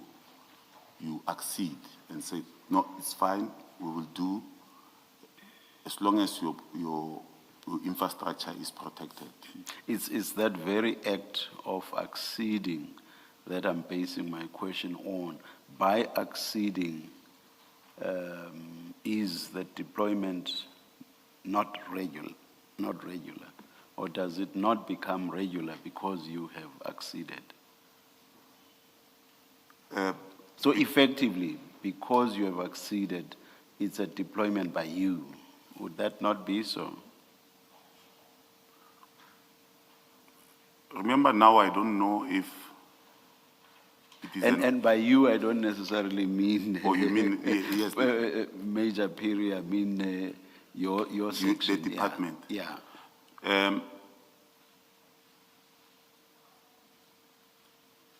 On a naked eye, it will be seen as we, the department, APS, are deviating from our memo. But because of pressure, and especially from me, if I may speak about me, I now don't know if there are other communications other than what I receive. So I execute them as it is my duty at that moment. Thank you, thank you. Mr. Musigidi? Mr. Phiri, you said to the chairperson that APSS is responsible for the deployments. For the deployment. Is that the case even where the client is the cost center, where the client is going to be paid? The end user department. Yes. Yes. Okay. So it doesn't matter that the cost center is TMPD or is going to be with the end user? No, it doesn't matter. In a normal circumstance, you will send us this request before deploying, and then we will do what we are supposed to do. But in this one, everything has been done. Ours is to satisfy that indeed these people are at that place. I understand. Thank you. Thank you, Mr. Phiri. Mr. Phiri, you were about to speak to the document that we handed up. Do you still want to speak to it? Oh, yes. Yes. The document was on page 3 of my annexures, and that is where authority and instruction was asked. So my authority in terms of, I was referring to paragraph 7, which in my understanding and the document that I could not extract from my laptop might have led to Director Malachi giving me the authority and the instruction. And I read it, it's LA02. So supposedly it was supposed to have 4 pages, but the last page was not there. So it will end at where Mr. Navapile, after speaking to everyone, it will end at at page 4, number 2, Asset Protection and Security Services. APSS will be responsible for amongst others, the following matters. So that is the page that was missing. And But then, does this not mean your authority is limited to regions 6 and 7? that is where, yes, that is where I wanted to come to. So if you allocated people in regions 1 to 5, Yes. would you have authority to do that? Yeah. According to this document, as I read it, and I Yes. could be wrong because it's yours, not mine, Yes. it says your authority is in respect of, and I'm looking at item 12, Yes. that your authority is in respect of regions 6 and 7. Yes. But at the end, Yeah. it says NB. NB, the last, NB, yes. Oh, yeah, I see that. Okay. yes. Then it says overall coordination and command. And that was what you wanted, that you are the overall coordinator and commander. Yes, I might be responsible for 6 and 7, but there are people also at 6 and 7. Yes. But I'm the overall for all the regions. For all of them, okay. Yes, so overall coordination and command.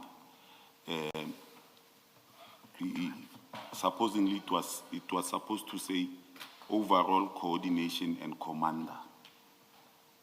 It's me. Yeah. Yes, so the authority comes from there. There's another document which we cannot find, but the departments like, water and sanitation, they must have it because in that gathering, each department was asked to send their security representative. So they will know that if I need to speak about something, the person to speak to is Phiri, and then he will speak to either the person at Region 1, 2, up to 7. But my sole responsibility, in fact, here is it was a typing error. It was 5, 6, and 7. That was my daily duty.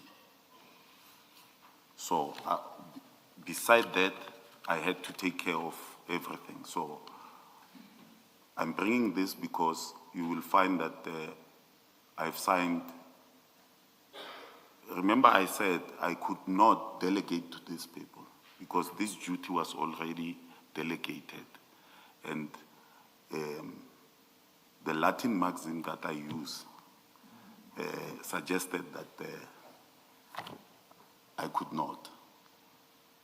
So I deployed in all 7 regions. Okay, can I tell you what my issue is with all your deployment letters? Those Yes. ones that were effective from 15 January 2025. Yes. An ad hoc service by its nature is ad hoc, it's not permanent. Yes. Because if this was part of the permanent protection services contract, Yes. they would be dealt with under the main contract. Yes, the watchman. Ad hoc means there's a damage at a pump or at a station, Yes. and for that short period, you deploy as an emergency measure, Yes. while, as you say, repairs are being done, or because you anticipate that there's a service delivery protest or Yes. those kinds of issues. My problem with your deployment letters, the ones that you signed, Yes. is that it was a permanent deployment. There was no end date to it. In other words, if Riverspies had not terminated those deployments in June, the city would have been charged 17 million rands every month until forever. So in effect, what you did is you turned what should have been ad hoc deployments to cover the vandalism in December. You've turned them into permanent appointment for Goobies. Chair, I'm not in position of one of those. If I may, in which bundle are they? And then You can go to page 77 of file. of file 2.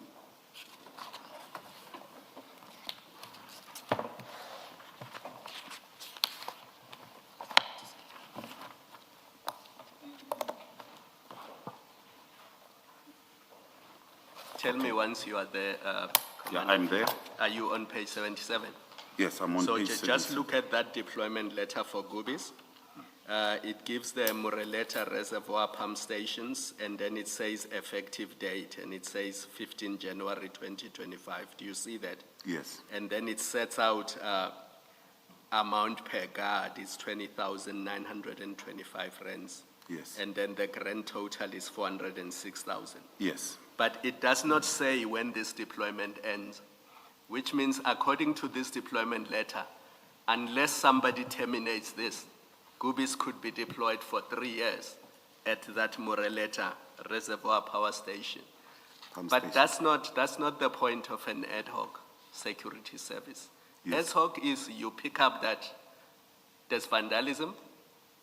On an ad hoc basis, you deploy security. It's not intended to be permanent, Yes. but all your deployment letters, in effect, appointed Goobies on a permanent basis.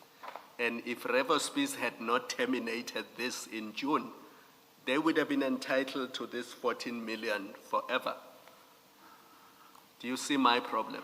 Yes, I see your problem, Commissioner. So Khumalo. you did not take precautions to say, if it said, for example, this will be on a month to month, so unless we appoint you for February, your appointment has stopped, so that they don't have entitlement to be there forever.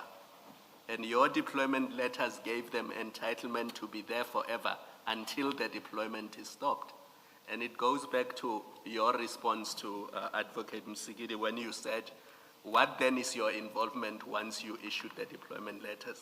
And you said, I have no further deployment, which means you appointed them on what was supposed to be an ad hoc arrangement, Yes. but you appointed them on a permanent basis and you left it there. And that's improper to me. Do you understand that? Because the letter should have said, you are deployed there because there's a danger that there's going to be vandalism, but it's for this period. Here you only have the start date, but not the end date. And it runs across all the deployments that you did. So that was my main challenge with your, because it's a lot of money. I mean, these sums are, you know. Yes. May I answer? You can comment. Commissioners, this deployment letter was intended for water and sanitation, not for TMPD. My mistake here is that usually when I write this, I say until further notice, meaning the person who requested, who is paying, will tell us that from the 30th of June, I don't need this deployment. I finished what I wanted to do, and I don't need them. I failed to get, beside this other document that gives me authority, I failed to get one where I have an interaction with Mr. Nhlanhla to say, we cannot deploy guards at this place. And he says to me, but our budget for security was taken by your department. I take note of that, but I know that ad hoc services can be stopped. You can, in my mind, I know that you can ask for ad hoc services on the 15th, and on the 18th you say, I don't need that ad hoc. Exactly, that's my point. Yes, but now on this one, Commissioners, I did this knowing that if someone tomorrow comes and says you can stop it, even in the main contract, I will just write you a letter and tell you that your services are not needed. And then you can dispute it, but that this is ad hoc services. It is where I say there is no impression that is created, because this is not what you were given when we gave you the letter to deploy when the contract started. So it is neither here or there that you can dispute that. You can't. But do you accept that there's no end date in this? There's no end date. Yeah, which means until somebody says to them in writing, stop, Yes. they're entitled to rely on this deployment letter to continue being there. Yes. And this letter you see is not addressed to water and sanitation, it is addressed to Gubis. Yes. If you look at the addressee to Director of Gubis, 85 Security Solutions. And Yes. this is the letter they relied on to remain in this site for 6 months.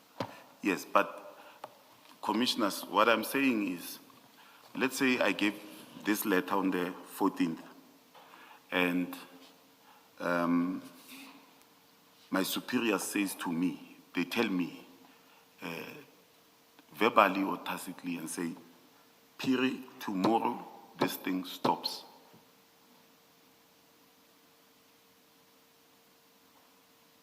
I'm telling you,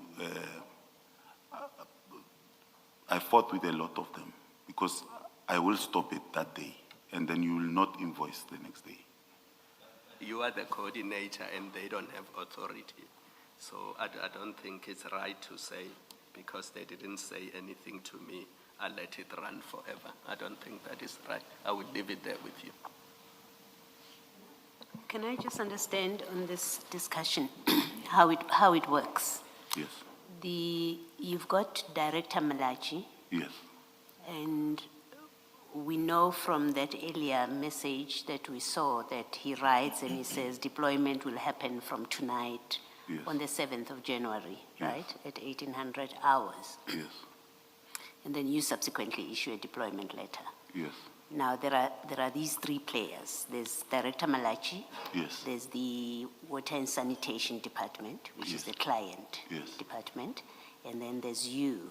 yes, When the instruction for deployment is issued, yes, whether by Director Malachi, as he did in that Yes. message, or by you in your deployment letter, who makes the determination how long that deployment is going to be? it's the department. They tell you. Yes, they tell us their needs, and then usually they don't tell you, they will say, I need them for 3 months. And you will write to, most of them won't say, I need them, but most will say, I need them for 3 months. But in that 3 months, the work won't be done. Or maybe they wanted to put perimeter fencing and maybe cameras and stuff. But in 3 months, it's not done. And then they continue. So usually when I write these deployment letters, because I already know, I will say until further notice. But on this one, I think I missed that part. And then, but I knew, because already there were engagements that they will be paying and fixing, because I've done it before, where they said to me, we need to, water and sanitation, we need this place to be guarded. And then I will go there and tell them, but you don't have a fence and stuff, and they will say, that's why we need security. And then as soon as we complete that, we will stop. And they will indeed send me an email and stop. So in this case, when Commissioner Spies issues that termination letter Yes, to Goobies, and then Goobies responds to say, we have an appointment letter. Yes. And we will carry on working. Do you get to determine whether their services are still required? Because you say you go to in the normal course, you would have gone to the site. Ordinarily, you would have gone to the site and looked at the need for this service. Yes. So when Goobies says to Commissioner Spies, sorry, we've got this letter from Malachi, signed by Phiri, do you and did you go to those sites to check whether Goobies was still required for the period, however long they carried on after that letter? in fact, the first site that I went to, I was in the meeting when they were issued letters. They did The letters, you mean the termination letters? termination letters. Yes. I think it was on the 25th or 26th of June. The first ones that I went to is in Mamelodi and Kalini, because there were water issues. And I did not dispute the termination. It is not in my, it's above my pay grade. And I think I went again, things were still fine, the guards were out of the reservoirs in those areas. And in 7 days, one of the directors I can't remember, is Mr. Mabasa or of Water and Sanitation, called me and said, "Have you been to Mamelodi?" I said, "No." He said, "You must go and check in Mamelodi, Refilwe, and come and tell me what you see." When I got there, the Clearview fence was gone. The pump was damaged on all those three. And he said to me, "I know it's above your pay grade, but look at this." And I went and I looked, and then I came back. I reported to my senior, who is Dr. Elvis Madikaba. I think within 2 months after that, without my knowledge this time, with the knowledge of DCSPs and Dr. Madikaba, because director was already on suspension, and there were ad hoc services, but not in Mamelodi, in Refilwe, because those were new reservoirs, but they were already vandalized at that moment. And then the pump station in Mamelodi, and it was vandalized, water was not coming out, but I couldn't do anything because they were stopped. And in Refilwe, ad hoc services resumed. Again, they are there as I speak. Without my knowledge, but only my assessments. Yeah.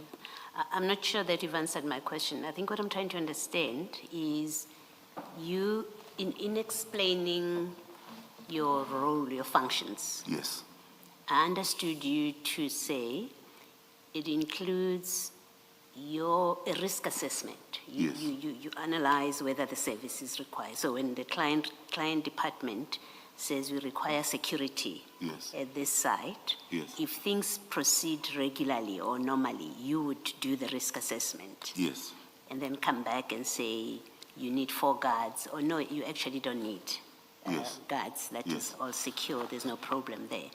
Am I correct in that understanding? Okay. So on the back of that understanding of your functions, my question then is, when Gubis refuses to accept the termination of its ad hoc services, yes, right? When they say to SPIS, we have a letter of deployment, and, Yes. and it seems that's all they rely on, Yes. right? As far as I remember that evidence. They don't say, you still need us because you still don't have a fence, right? yes, Or you've just installed a pump, but you haven't yet secured the place. So, Yes. so they don't say that. All they simply say is to produce this kind of letter yes, and say, well, we've got authority to be there, you can't terminate us. My question is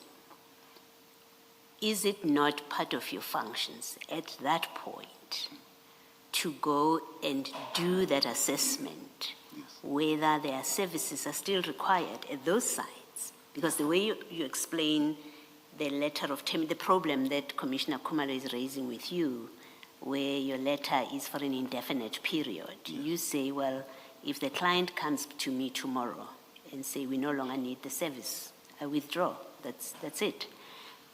And that's well and good. And I have no problem with that. Yes. But we have the real life problem or situation that happened, yes, which is Gubis saying to Commissioner Spies, we have a deployment letter. Yes. We are entitled to be here. yes, My question to you is, but when that happens, isn't it part of your functions to go to the site, to those sites where you've issued these letters, which are now being sought to be withdrawn, and to do your assessment, and then you come back and you say to your superiors, we don't need them, or we still need them? Don't you, isn't that part of your responsibilities? Commissioners, on this occasion, the letters come, in fact, they surprised me.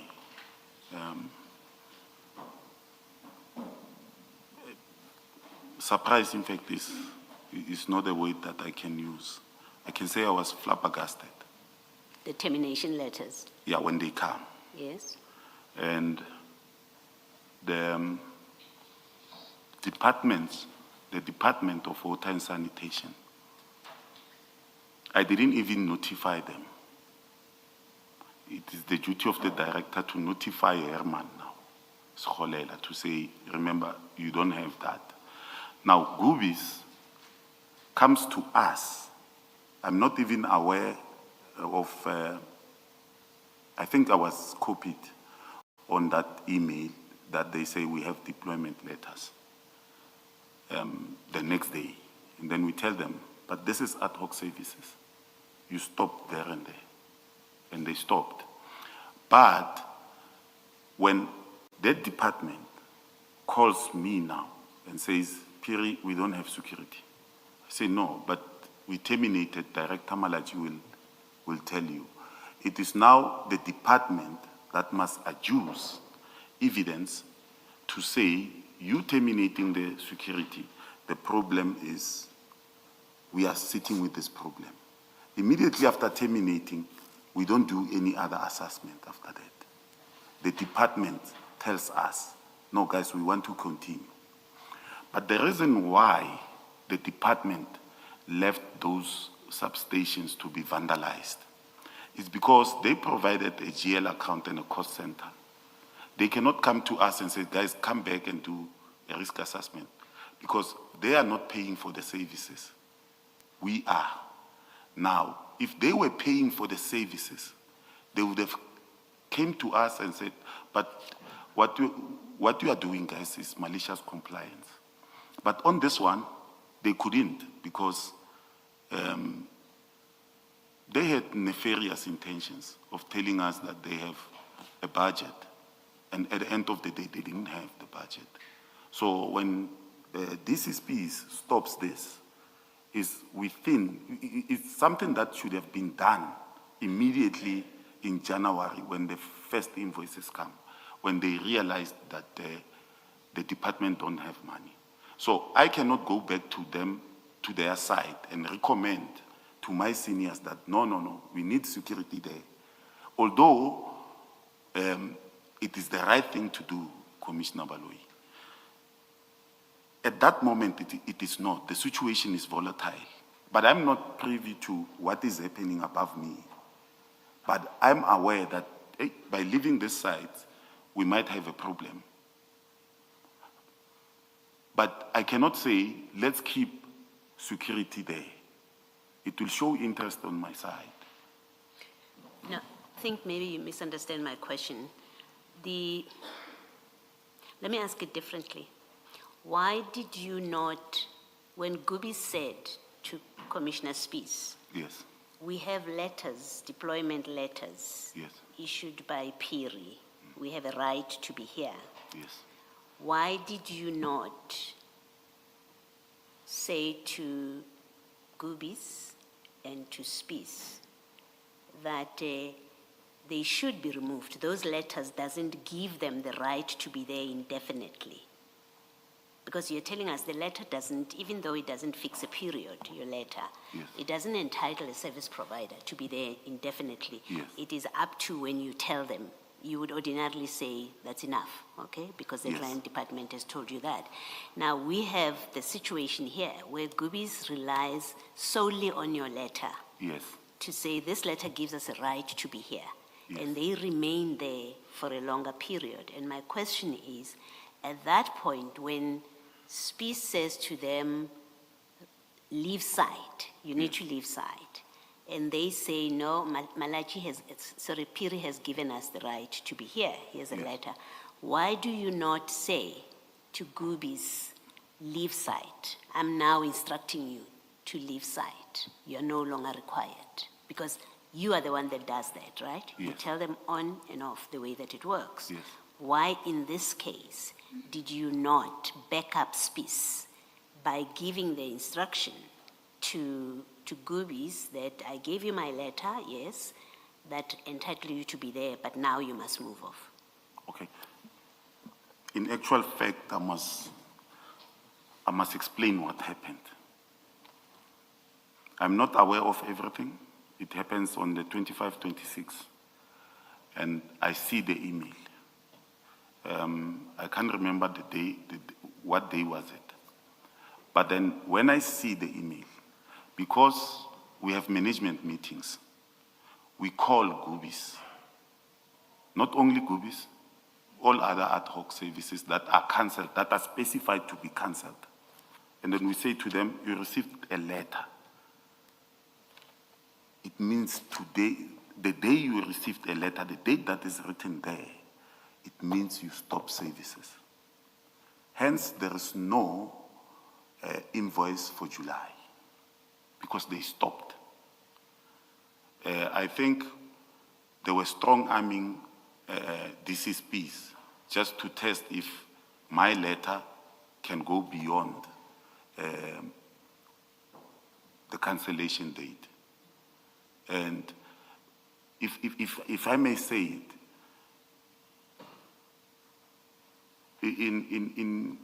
in our profession as security practitioners,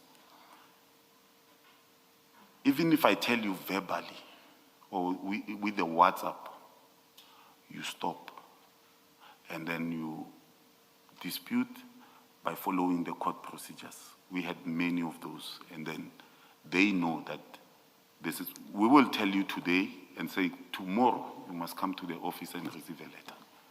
The answer is that you did We did talk to them to stop. Yes, they stopped. Okay. The invoice ended, I believe, in June. Okay. There was no any other invoice from the 1st of July. They stopped. Thank you. Mr. Phiri, let's go to the document that you just handed up to the commissioners.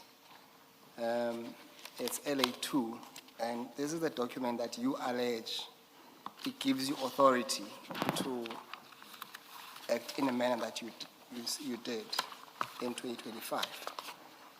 While I received this document, at least the complete part of it this morning, I've just read it now, and I want us to have a proper understanding of this document. Now, that document, you'll see at the heading. In fact, if you go on the very first page, it's attached to an email. Yes. Are you there? Yes. So this is the LA2. You'll see on the first page, it's an email from Nava Pillay. And the context of it really is one sentence, which says this: please find attached the security details as discussed at this morning's briefing convened by the CM. Now, we go to that letter of yours. Now, that letter is dated the 5th of May 2023. Now, what is important is this. It says security preparedness for the IDP and budget community consultation. And it says this: regarding the above matter, the security operation plan will cover the following. And then it deals with what's going to happen when dealing with this consultation, yes, community consultation. And then it deals with the issue of general safety, and then it says which department will be responsible and which areas are going to be covered. And you'll see it talks about crowd control, VIP protection and special operations, regional commanders, and then liaison with South African Police Service, public order policing, that's POP. And then this is where it deals with what you say it affects you. Yes. When it talks about the asset protection and security services. Yes. Will be responsible for, among others, the following, and then it lists on the following page. Yes. To ensure all private and source guards are on duty and protection of buildings and assets. And it's not necessary for me to read the rest of the points, but they deal with what ought to happen. Yes. And then it says that please find here in a contact list of all APSS members for their respective regions and their contact details. Yes. And then it says also find attached a list of TMPD members per region and their contact details. And then it says, notwithstanding the above, we recommend the non-utilization of the KT Mutubatse Hall or security reason and an alternative venue be sourced. And then that's the table that we discussed, and we find your name at item 12. And you say to this commission, what is important is that the part that says NB, overall coordination and command, by Mr. Andrew Phiri being yourself. Yes, advocate. I put it to you that this document was solely focused on the event that was coming. Yes, for the event of, yes. Yes, it had nothing to do with deployment of sites, ad hoc or otherwise. Okay. You accept that? Yes, I accept that, Yes. but can I further say something? Yes, you may. Advocate, as I've said, I failed to extract the one that will explain this better. I don't know, for some reason I couldn't find it after being given my laptop. But if any department, they will know. In fact, it should read that I'm also a troubleshooter. That means at 12 o'clock at night, you will tell me that my sites are being vandalized. And then my seniors will tell me, we must guard that place. But this one was just to show that Director Malachi knew that I have overall command. So that is the reason that not only for this event, in any other instances, you must contact me. I will know what to do. In fact, are you done, Mr. Phiri? Yes, I am. Yes, in fact, the document, if you look at it, and then it expands on the next page, it lists all the regions. Yes, and the people Yes, who are supposed to. yes. And the point really I am trying to get across to you is that this document does not give you the authority to allocate and, using your words, to deploy Yes. the security service providers as you did in this case. Yes, it doesn't. No, at least on the face of it. Yeah, on the face of it, you are right, the advocate. But I just wanted to indicate to the commissioners, that my duties were not limited to what I had in this commission. We're not limited to that. As Commissioner Khumalo has asked me, here you are being, it is being said that you are responsible for 6 and 7. But I'm also have another duty to coordinate, and so in this part, it says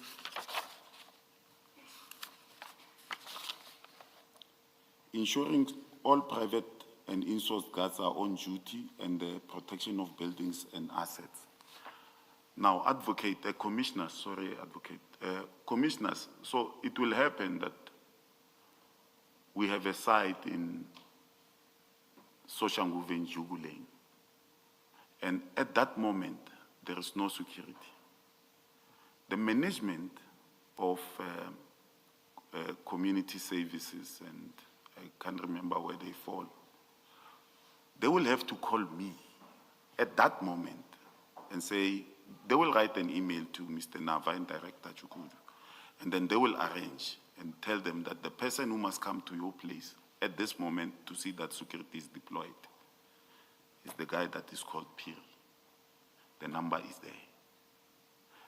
And some won't even call my bosses. They will call me directly or send me an email directly to say, Phiri, you see, with this problem, we are sitting with this problem, we need security.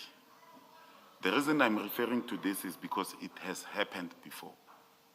So I want to highlight that even when Director Malachi took the decision, he knew the person to delegate to.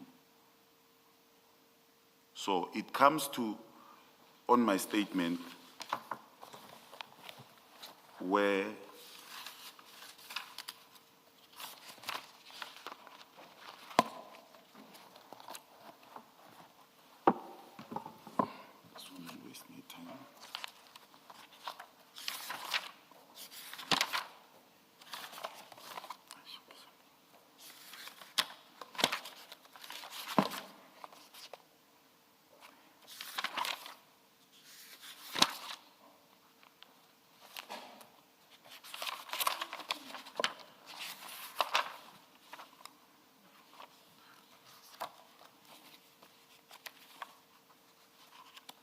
it comes to LA 1, the reason I attached this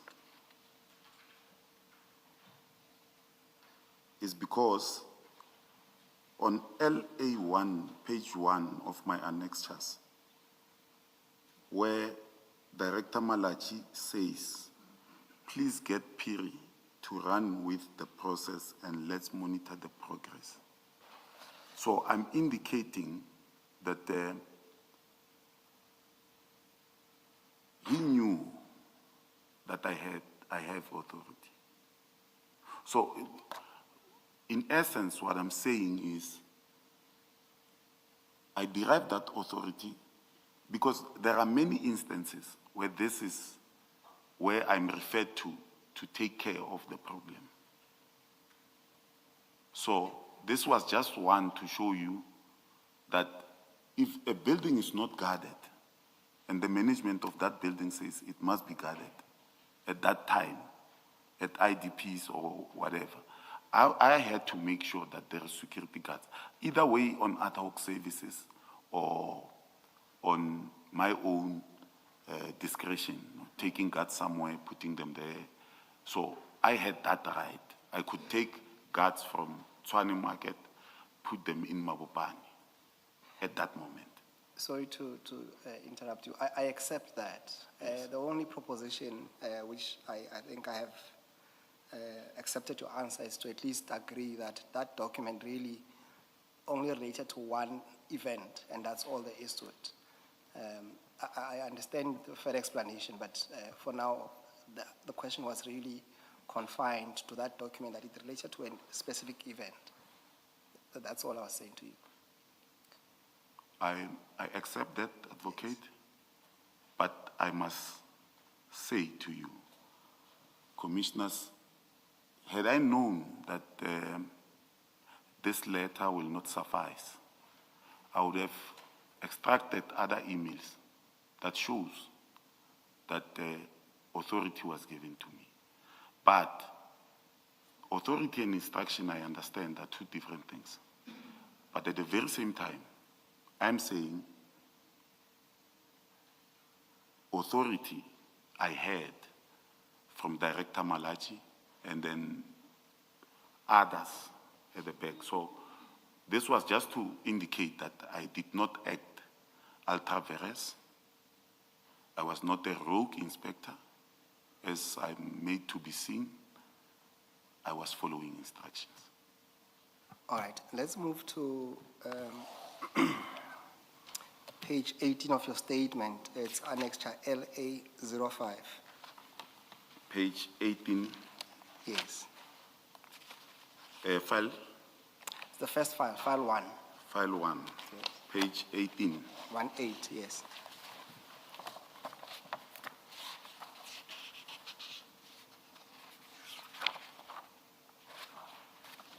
Yes. Now, you will remember while having a discussion with Commissioner Baloyi, and you were asked about the deployment letters relating to Tlaperkop pump station and Brickfields pump station. And part of the discussion between the two of you was that, at least in this email, we see that Goobies, or at least some of their staff members were copied on that email. Yes. And then in explanation, you said that you carried out this instruction, but then while this took place a bit earlier, as this email is dated the 7th, Yes. you, however, when you dealt with your letters of the 14th, you did not see the need to backdate because you had to deal with it as and when you were dealing with those letters. Yes. Do you remember that? Yes, I do. And remember, part of that discussion, it started from when you were reading paragraph 15 and 16, where there was a bit of a disjoinder Yes. of the two paragraphs. Yes. Yes. Now, I want to put it to you that that answer that you gave is incorrect, Yes. because I want to draw your attention. If you go to file 2, the second file, Yes. Yes. and you go to page 8.1. Let's start with 8.1.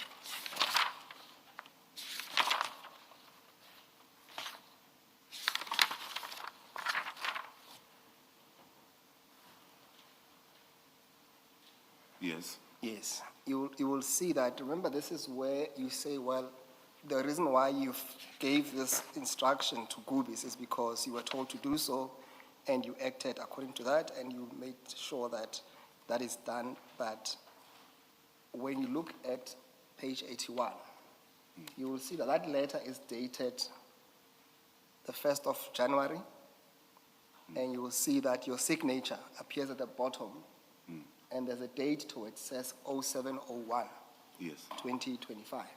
Yes. Now, you will see the same, so this one deals with brick fails, and you'll see on page 83, the same letter dealing with Laperkop. Yes. Similarly, it's dated the 1st of January, and you will see that your date says 0701, Yes. 2025. Yes.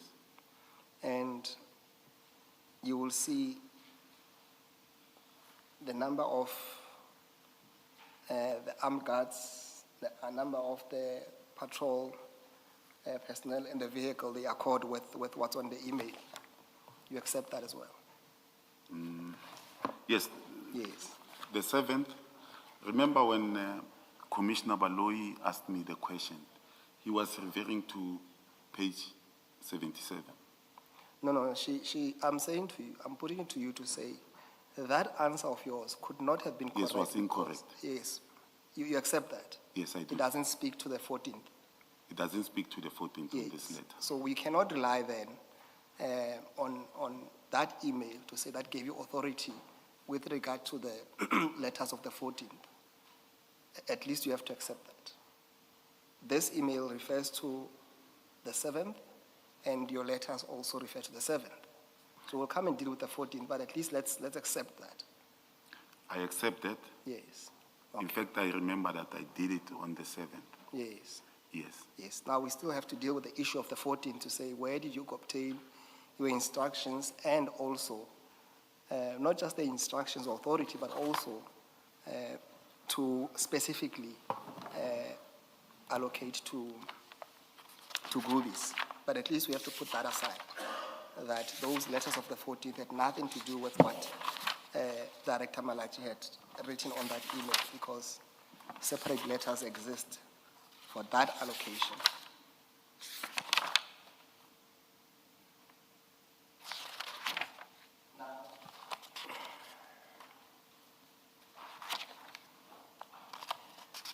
Mr. Phiri, you'll accept that 3 people came to testify before this commission, Yes. dealing with the issue of these letters. We had DC Spies, we had DC Ballhays, and we also had Director Malachi. Yes. And the crux of their of their testimony is that they never gave you an instructions, or you never had authority to allocate any sites to Gubis as you did. When we, can we go to file number 3 and go to page 59?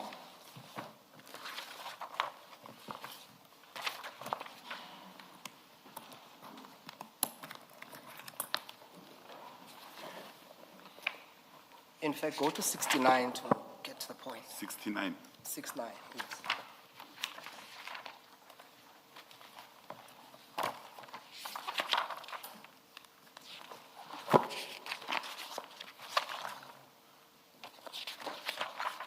And there. Now, when this is Director Malachi's statement, which when he was being deposed to, he stood by the statement, and this was also recorded in the transcript. So at paragraph 23, well, in fact, let's deal with 24. When asked the question whether I delegated powers of allocation to anyone, in particular Mr. A.L. Phiri, in respect of the sites to be guarded by the service providers rendering services under TMPD 02-2016-2017. And then he says this: I have not delegated powers of allocation to anyone in respect of the sites to be guarded by the service providers rendering services under TMPD 02/2016/2017. And then the question says whether you approved or mandated allocation of security services, in particular, Gubis 85, in the period between December 2024 to 30 June 2025. And he says that he did not approve or mandate the allocation of the security to Gubis in the period between December 2024 and June 2025. Do you have anything to say in relation to his evidence in that regard? Paragraph 24, it is already answered with the email that says, get Phiri to run with it, commissioners. Director Malachi was incorrect. And to further state, immediately when you hand me a department, the emails will suggest the updated list. The email will tell you that now you can speak directly to Mr. Phiri, commissioners. This statement is incorrect and malicious. And I did not approve or mandate the allocation of ad hoc security services to Gubis 85 Solutions Limited in the period between December 2024 to June 2025. We had a meeting with Mkhwanazi, where Director Malachi said I must convene that meeting.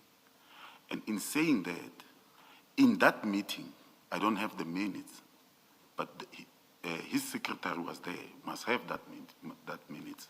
He said to Mkhwanazi, hence you will see that in the emails that I attach, now Mr. Mkhwanazi tells me, updated list, redeploy,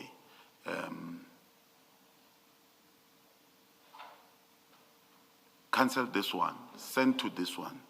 It is because he's told as a representative of Water and Sanitation Business Unit that now you communicate to Phiri under the instruction in that meeting.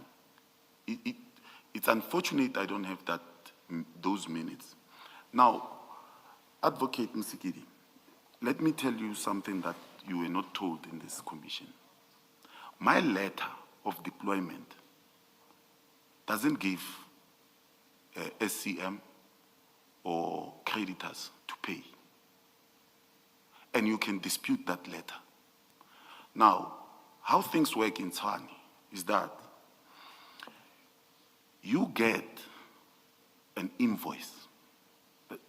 That is the part that is missing in this statement that are made frivolously about my name. When you get that invoice, I don't sign that invoice. I don't. I'm not even involved there. I've already told you that I made sure that the guards are there. Now, you put your signature as Director Malachi, and you are validating what you said you did not approve. But you are approving it by signing it. And then you send it to DC Boles.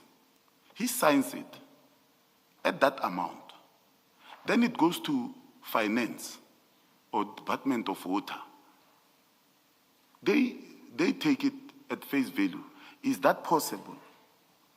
To me, it's not. The people knew and they signed. They validated what was written there. So if he says, I did not approve or mandate, then how does that happen until June? So this statement, to put it mildly, is incorrect. Can I just ask this? The page 18 document, email from Director Malachi, it nominates 2 pump stations by Yes. name, Klapperkop and Brickfields. Yes. But then your letters it's quite a number of letters. Yes. And they deal with different pump stations. Yes. Where do you draw the authority, to the extent that you have given us this letter, this email at page 18 as the source of authority? Yes. Or as evidence that you were given directions to deal with this, which on the face of it I accept. Yes. But then your instruction, your letters of deployment cover quite a lot of stations Yes.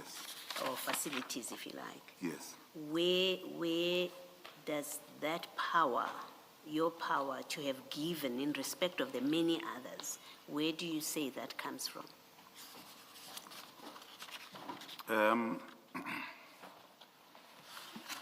If we go to page 7 of my annexures,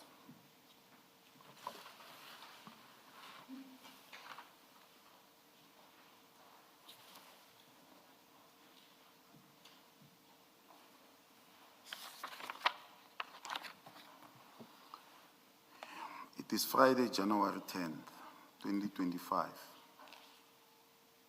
Now, Herman Sekholela, being told in a meeting that the person who will be dealing with your problems is Mr. Lebogang Phiri. He sends an email at 11:23 a.m. Mr. Phiri, I hope this finds you well. This is the updated list. But here, he sends this to me and my supervisor, which is Dr. Elvis Madlanga. Now, the authority came with that email. Let him run with it. It is given to Dr. Elvis Madlanga. There is no need for now, because we had a meeting. We convened the meeting on the 6th. We agreed that Mr. Phiri will run with the process. Now, for ease of operation, because director has other issues that he must deal with, it's not only water and sanitation. There have to be meetings, Section 79 meetings and stuff. Herman Sekholela now, he knows that Director Malachi gave me a point. So he's the one that gives you the list of stations. Now he gives me the list of stations. Is his allocation, his deployment. What I must do now is to go there and make sure that indeed this is the place. Okay, so you're not saying page 18 is the power you have to deploy to the many other stations, because page 18 speaks only to Brickfields and Klapperkop, right? That's your Yes. page 18. Yes. It's specific to those two stations. Yes. You are saying to us that it is the meeting, that this meeting you are referring to, Yes. and the earlier email that we looked at, which was, I think it said, Phiri will run with it. Yes. You're saying that's where you drew your authority in respect of the other stations, effectively to execute Yes. Sekholela's list as he gives it to you. Is that what you're saying? Yes. In fact, what I should say is that the deployment on the 7th is in pursuance of the decision that was taken in the meeting of the 6th. Because the meeting of the 6th gives effect that Mr. Phiri will,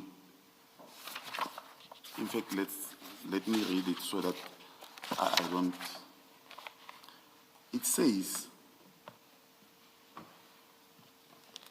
it tells Dr. Elvis Madlanga that please get Phiri to run with the process and let's monitor progress. Yes. Remember, in a meeting, already Sekholela has told us, Herman, that we don't have this problem only here. We have a larger problem that you must deal with. So you must prepare yourself. Okay. So I'm now leaving my other duties, delegating them to another colleague of mine to say, please take care of my regions and stuff and my meetings, reschedule some of my meetings.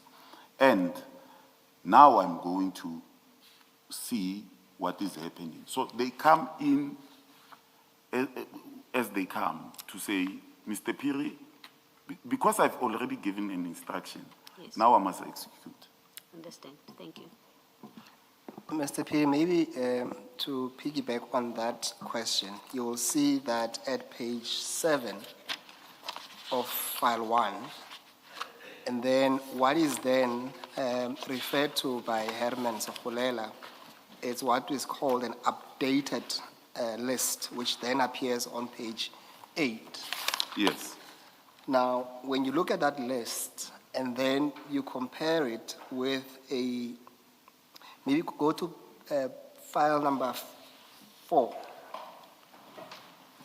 on page 153. Page 153. 153, yes, of file 4.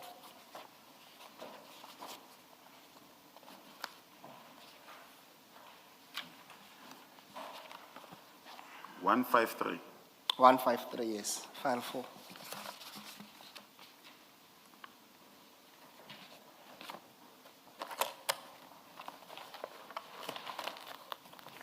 One five four. 153, 3. file 4, and then 153. Yeah, I have 153 and 154 in front of me. Yes, so on 153, what you must see is a document that says a summary of sites allocated to Gubis by Mr. Phiri. Is that the one you have? Summary of sites allocated to Gubis 85 by Mr. Phiri. Yes.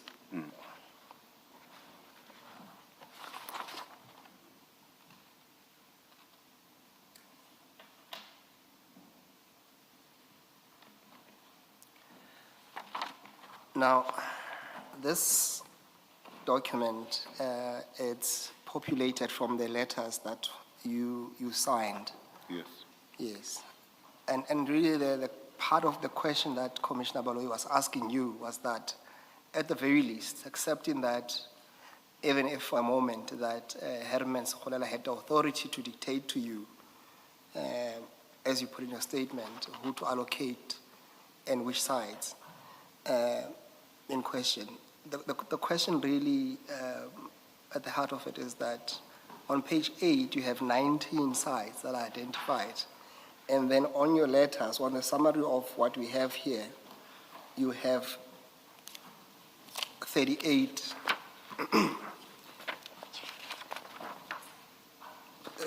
sites. It's actually 40, but I've subtracted 2, which belongs to Dr. Madlanga. So with yourself it's 38. And what we're trying to reconcile is that where did you obtain the instruction to allocate the difference?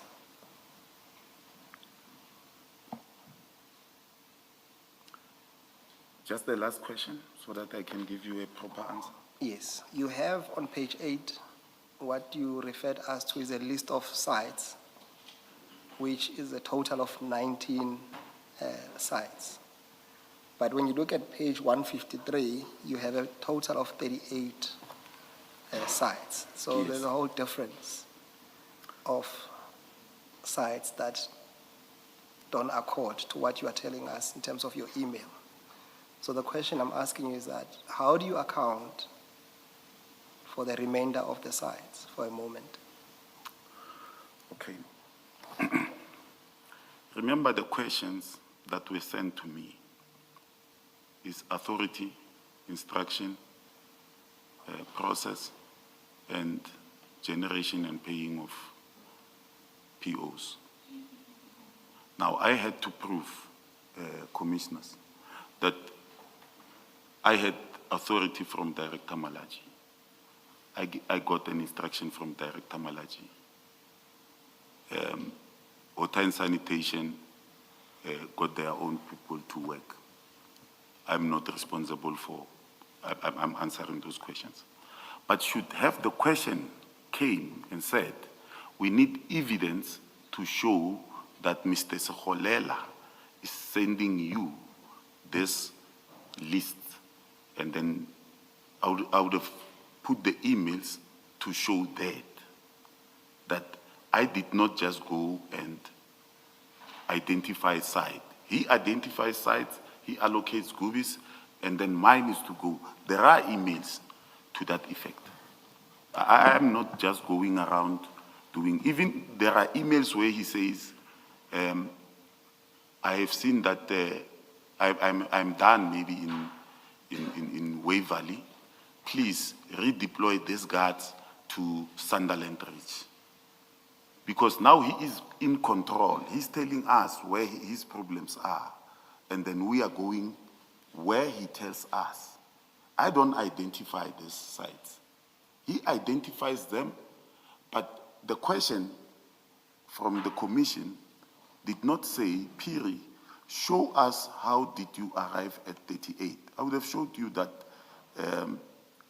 as much as I've given you the updated site, I would have shown you that the updated site also comes with new sites. Mr. Musigiri, perhaps in the interest of time, let's resolve this by affording Major Phiri an opportunity to supplement on this point. Chair, I'm happy to do that, but the question still remains, and it's not really what was sent to him. The question remains is that the letters that he sent, and that's what he must answer to. This is what is before the commission. That's pretty clear that it has only the number that you referred to, which is much lesser than or fewer than what you referred to later. And I don't think that will change in the interest of time.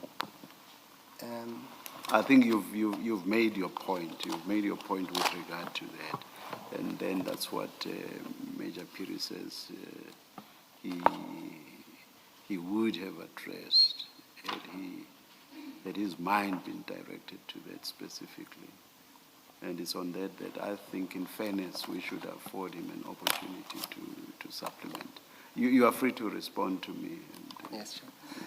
I take heed to that, Chair. I'll take the answer as it is, that at least for now, there's no account, even if we were to accept that he had authority from either Herman or Malachi, there's still a deficit of at least 50% of the letters that he can account for. Yes. Thank you, Chair. Thank you. Mr. Phiri? Major Phiri, you say, had your mind been directed to this issue, you would have been able to address it. So I afford the opportunity to supplement your statement by addressing this issue. Definitely, Commissioner. By when do you think you can file a supplementary statement? First, I have to request Director Denny Minar to access. I have my laptop, but I have to access a municipal building. And then that I cannot say by Friday.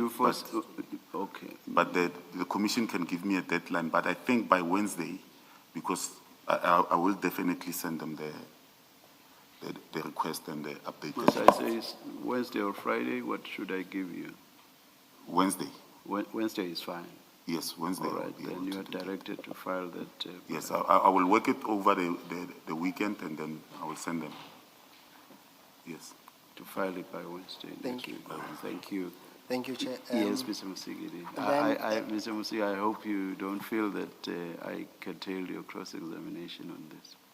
Because as I say, I think you've made your point, and we understand it perfectly. No, Chair, I accept that, Chair. Thank you. I'll move on from, well, Thank you. I'm still on the same point, but at least on a right. different angle, Chair. All right. Yes.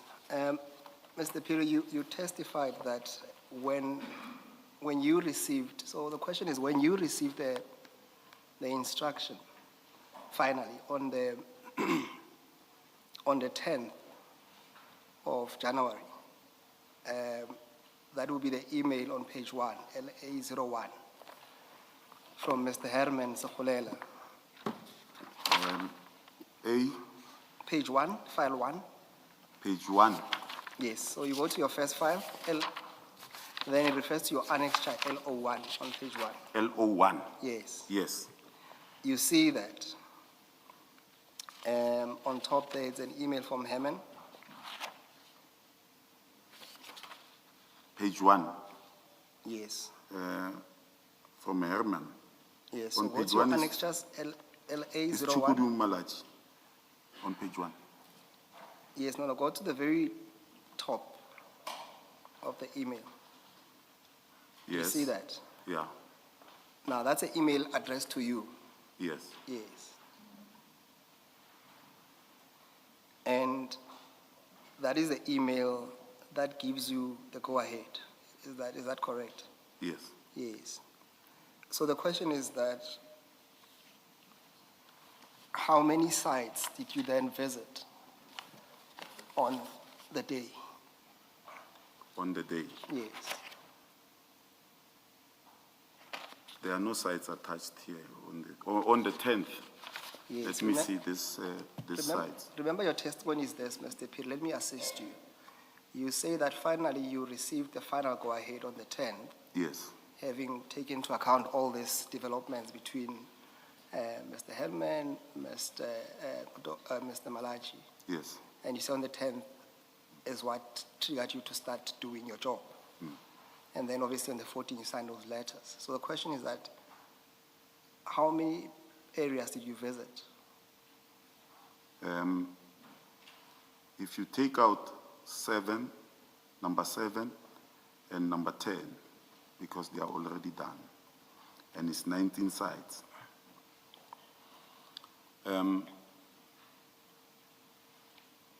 Or you take out number 1 also, it's 16. Moreleta, Grasfontein, Grootfontein, Karina, Ilados Park, Mokelneck. Oh, it's 15. You must take out number 19, Rival Belt Presser. It is already in force. He is not aware. I'm aware because it's the one that I'm taking, started in May. So it's 15. So if I read you this, it's in Region 6. The reservoirs and Glenway, I see there's Glenway Estate Feeder. They are in Region 6. That is your Mamelodi up until Grasfontein. It takes me 4 hours to visit all of those sites. You take Rayton Reservoir and Refilwe. It is already, I know these 2 sites. This is what I'm talking about, that I've been to these sites before he can send me this. Because these sites, when he sends them, I realize that he is not aware. But I say to him, let me go to Rayton and Refilwe and satisfy myself. But I know them. I go there, it's in Region 5. When I'm finished with Mamelodi, I just drive up around, I think it's 15 kilometers. It is not exactly in that area. It's on the road going to Moloto. When you move from Glenway, I think it's just 5 kilometers in the bush. I just go there and I see the sites. But these are new sites. I've been there before. And it was in December, I think, 2023. And then I go there. And then it says Florona LL Reservoir Pump Station. It's in Pretoria North. So already now... Perhaps to deal with this more quickly, did you do all of this in one day or not? Yes, I did. And what was the day or date? I think it was, he sent me this on the 10th. I think I either went, if I can see the email, I either went, I started on this day. Because remember now, commissioners. Now when you say you started, because you just said you did all of them in one day, when you say started, are you suggesting that you started and did not finish, or you started and finished on the I started and finished. All right. Because I'm on standby. Okay, can you tell what date it was? I believe I started on the same day. On the same day? Yeah, on the 10th. Yes. It must be just after 12. All right, thank you. I think that's what you wanted to establish, Mr. Musigiri, not so much the order in which he did this and the time he took. Does that answer your question? It does, Chairperson, answer the question. It just still begs the other question as to how many sites did he visit? Because the letters that were produced, according to our records at least. I think he did answer that. He said, taking out this and that site, then it's this total. I think he did answer that. Unless you want him to just give you that total again. Yes, that will assist me for my notes. Yes. Okay. You take out number 1. And you take out number 3 and 4. It's 3 now.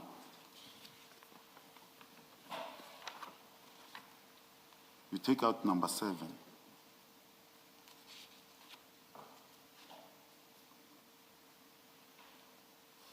You take out number 10.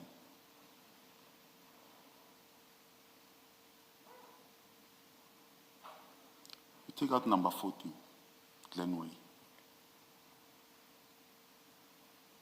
You take out number 19.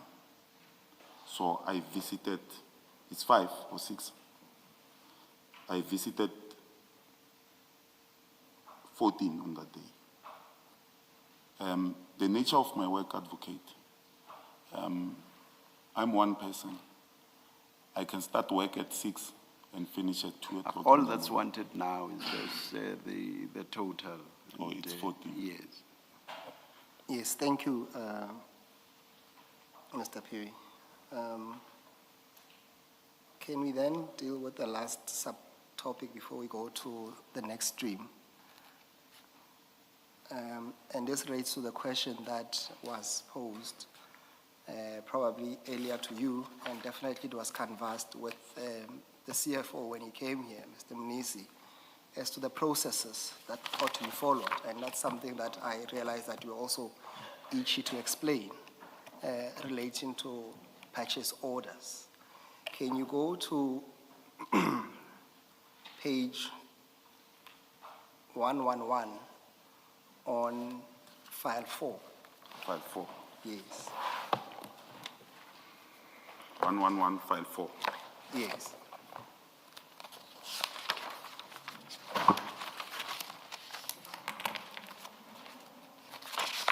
Now, before you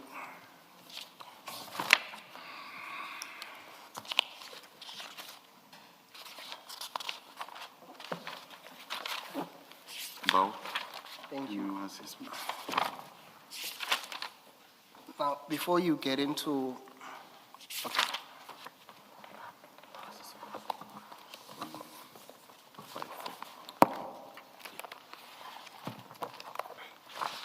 So it's 111. Are you winning? Yes, I'm there. Yes.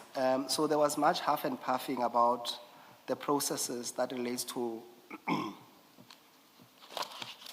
purchase orders and the processes. Yes. Now, I hope your meaning of huffing and puffing is different to Mr. Mkhwanazi's, because I know huffing and puffing to mean the opposite of what he said. Please continue. indeed, Chair, I will try not to huff and puff. Mr. Phiri, do you recognize the document? Yes. Yes. What is that document? It's a memo from Mr. T.P. Malachi and Mr. Navapile. And it is dated 23 January 2023. Can you read into the record the subject matter of that letter or that memo? Okay. Standard operating procedure, acquisition of additional new security services. Yes. The requesting department must address a request to the Office of the City Manager, Asset and Property Protection Unit. OCM, APPU will conduct a security risk assessments on the sites where security is required and make recommendations as well as provide quotations for the provision of such requested services. The requesting department must then send to the OCM APPU a formal letter of request signed by the cost center owner where the money will come from, indicating the cost center number, general ledger account, and how much must be committed for the services. The GL and cost center will be verified for sufficient funds.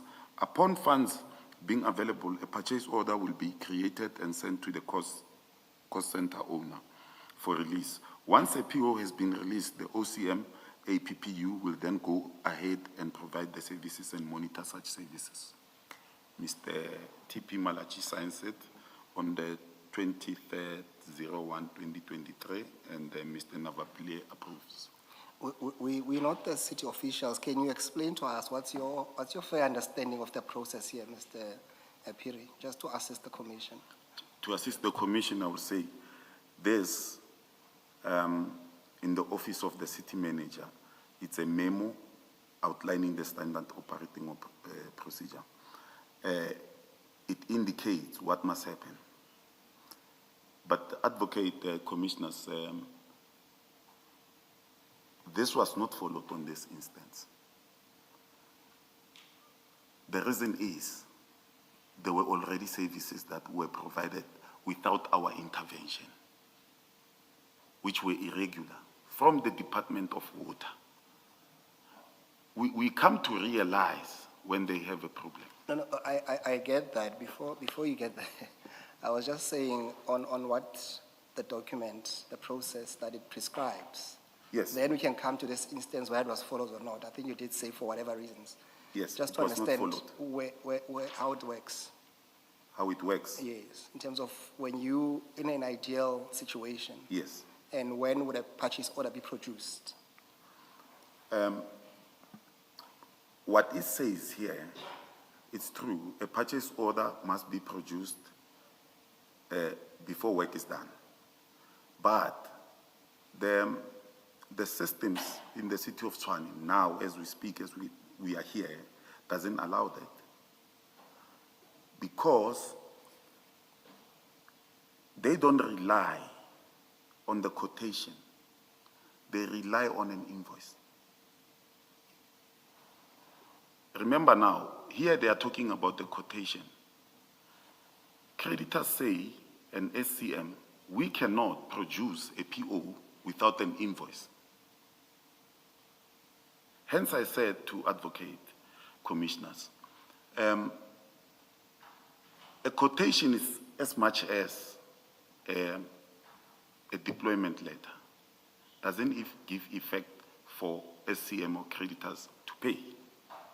So you must validate an invoice, then it's then that entries are made to create a PO, as we are sitting here. Because, and if you can create one PO now for services that will be rendered for 3 months, you can create it for 3 months, and there will be ease of operations. But then you have validated with an invoice that this work is being done. No, thank you. I think the document is clear as to what ought to be done. Yes. Chair, I still have to cover the financial aspect of relating to Mr. Phiri. And I see that it's 12:59. Let's do that at 2 p.m. Let's adjourn until 2 p.m.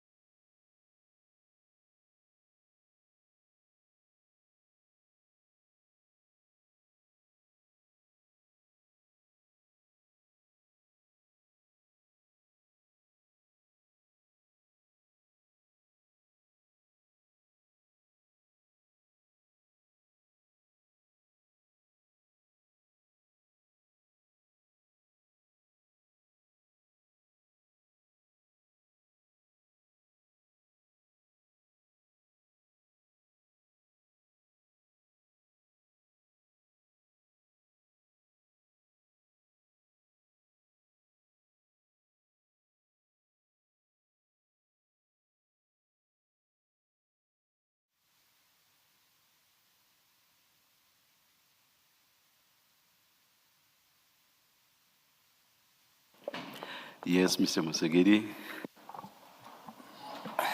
Thank you, Chair.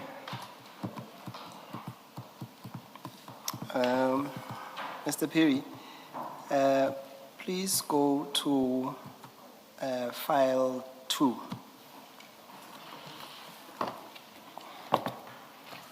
And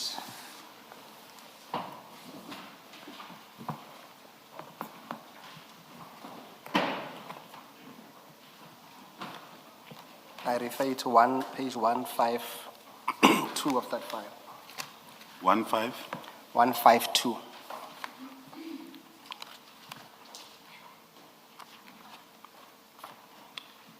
You should have before you,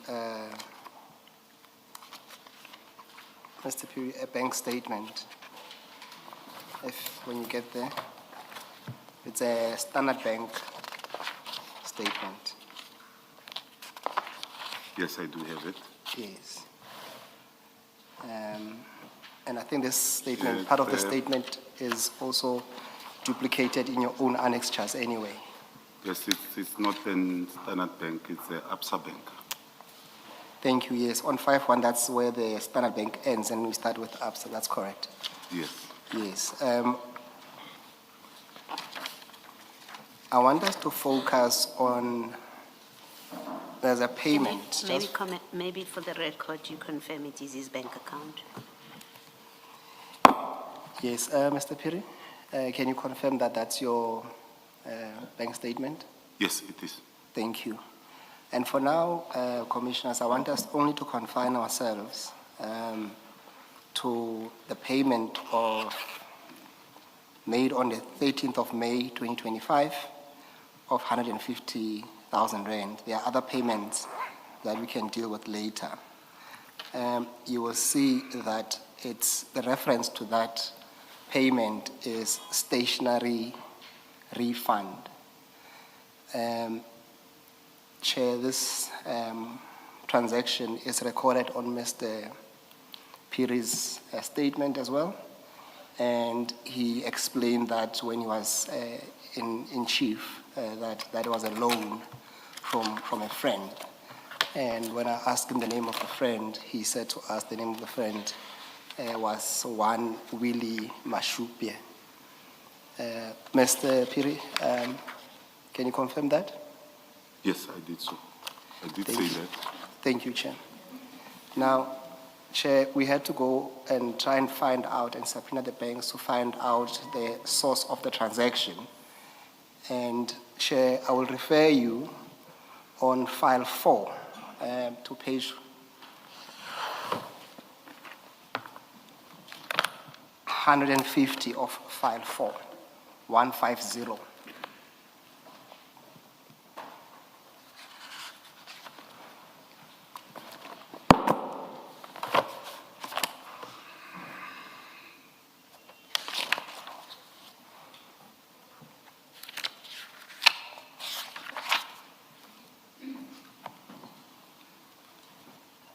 So what we have done, Chair, as indicated, we have subpoenaed the banks to get the source of this payment, because from the face of a bank statement, at times you cannot see who the money comes from. Now, on page 150, you will see that we just dealing with one transaction, and that is the account of Mr. Phiri.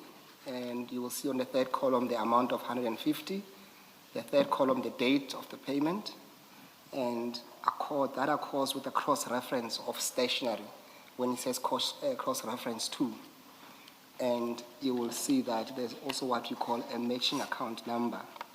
So that will be the account where this amount was made. And in this case, Chairperson, you will see what appears on the far right is what you call Khaboji Logistics. So at least what that demonstrates, Chairperson, is that the amount you see on page 152 was made by a company called Khaboji, and that is supported by what appears on 150. Now, Chair, could you please then go to page... Do you want to get confirmation from from Major Phiri? Um, Of what you've... I will yes. give him a chance to comment, but is there anything you want to say for now? No, in fact, what I can say is that I realized when I retracted my statement that it is written stationary fund. Yes. Yes, Yes. that is, But, I realized just, But you accept, as reflected at page 150, that this was actually a payment from Khabuji Logistics Pty Ltd. I know it as payment from William Supi, but at the time that he sent me the money, I didn't take note that it is written stationary fund because I needed money as quickly as Okay, possible. all right. Yes, you may continue, Mr. Musigidi. Thank you, Chair. Chair, on the same file, we could go to page 60. Same file. Same, Same file two, yes, File two. file two.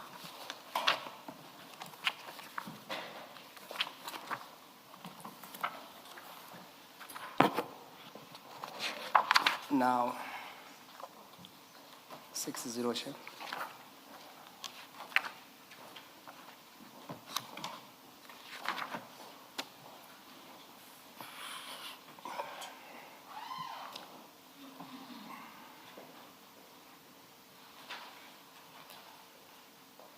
Now, Chair, on page 60, you will see that that's what we call an XT&D summary. And you will see the name there that appears is Mr. William Mushupia. And what I need to refer the Commission to is page 64 of that document.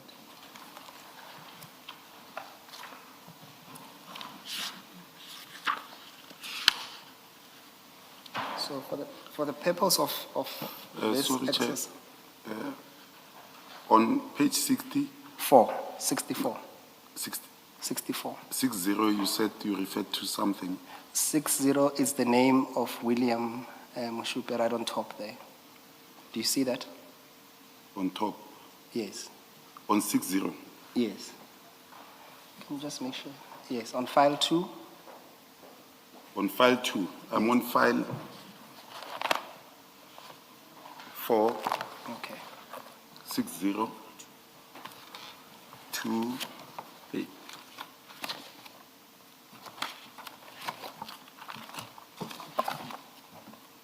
is that file two? The yeah, one you are this going is through? file 2, Yes. Just go to page 60, yes, I'm on 60. And then 60. then move to You see there, it refers Yes. to them. Look at the name reflected, their first name and surname. And, Yes. And then go to And- 64. It's still the same document. 64 of file 4. Same file, same document, Major. Yes, I see. Yes. So it's 64, it's, that same document is Yes. still continuing. Yes. Yes, Chair. For the purpose of this discussion, Chair, what we need to look at, you will see that this document, what it does, it gives a profile of Mr. Mushupia, and for the purpose of this exercise, the Chair will see that right at the bottom, line number 4 from the bottom, there will be a company called Khabuji Logistics, and that comes under the topic directorships. You say line 4, I'm not sure I 4 get from that. the bottom. Sorry? Or from the bottom? From the Sorry, bottom, Chair. Sorry. Thank you. Yes. Now, that document, Chair, at least it depicts the companies that Mr. Mushupia will be a director of. And you will see that one of the companies that he holds directorship is Khabuji Logistics. Which appears to be the same company we saw in, was it file 4? Indeed, Chair, that's the company that made the payment of Yes. 150,000 rands. Okay. Major, do you see that? Yes, I see. Yes. Now, if you go further up, Chair, it also shows you that under the employers, it shows you that Mr. Mashupia is employed by Gubi's 85 Solutions.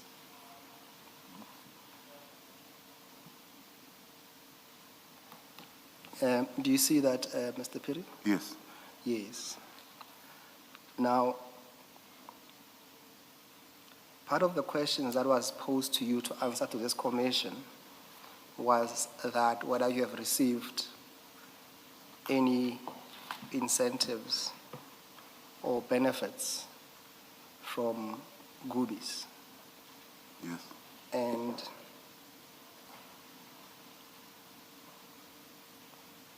you answered to the negative. Yes. Is that still your answer? Yes.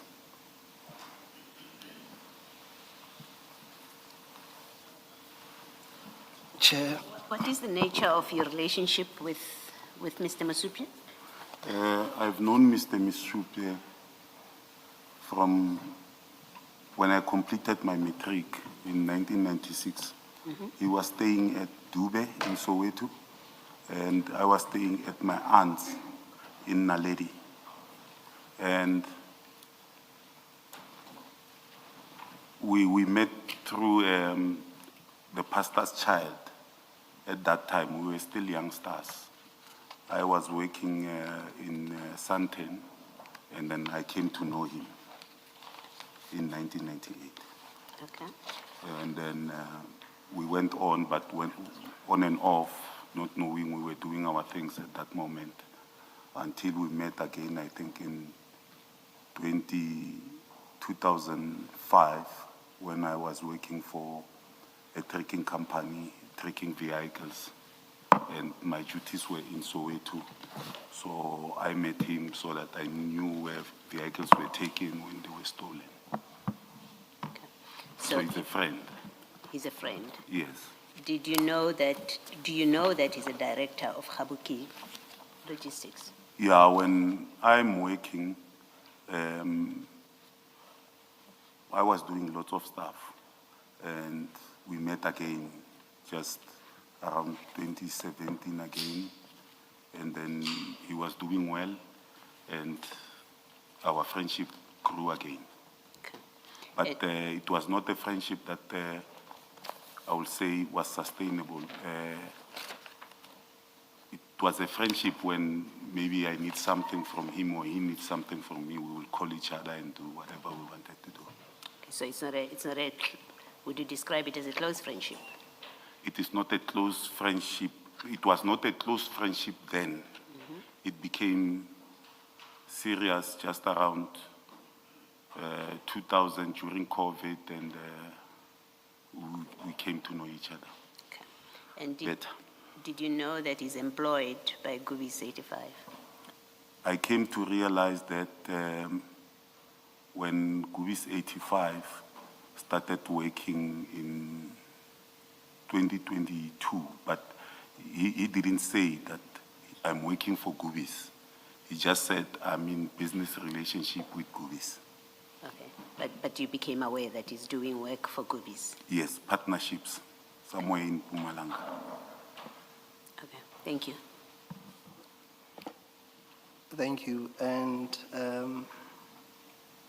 Mr. Phiri, you would know and be familiar with Mr. Calvin Mahlangu Yes, I know him. He's a director of Gubi's. of Gubi's. Yes. Now, Chair, going back to file 4, Mr. Phiri, can you go to file 4, please? I can leave this one. Yes. On page 149.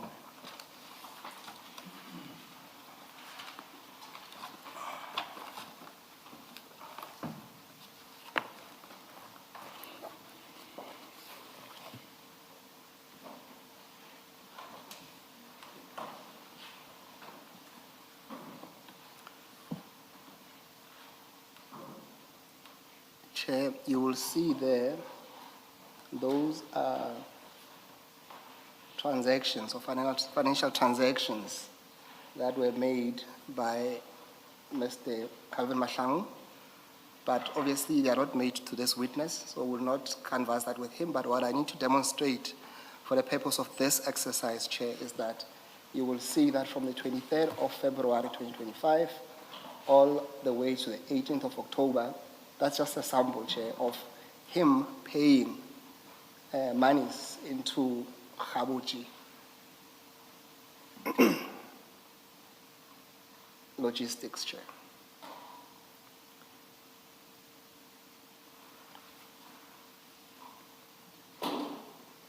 So, do you see that, Mr. Phiri? Yes, I see that. Yes. And you will see that even on the 14th of May, he made some payment as well of about 18,000 and subsequent payments to Khabuchi. And obviously what we have before us is that on the 13th of May, Khabuchi made payment to you, as you have described. Yes. Yes. What I want to propose to you is that the information put to us demonstrates a clear connection of funds from the director of Gubis to Khabuchi, and ultimately those payments making their way to your account.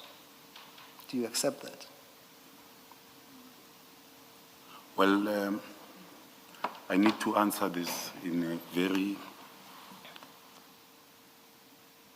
Let's say this, Mayor. You accept that, and then if you accept that, then I can go to explanation then, if you have an explanation. No, I don't. I don't accept that. Okay. Because my reasoning is that you say the payments were made on the 13th to me. Is what the advocate is advising. Yes, no, a payment was made to you on the 13th of May. That's Yes. common cause. Yes. Yes. And on the 14th, he pays,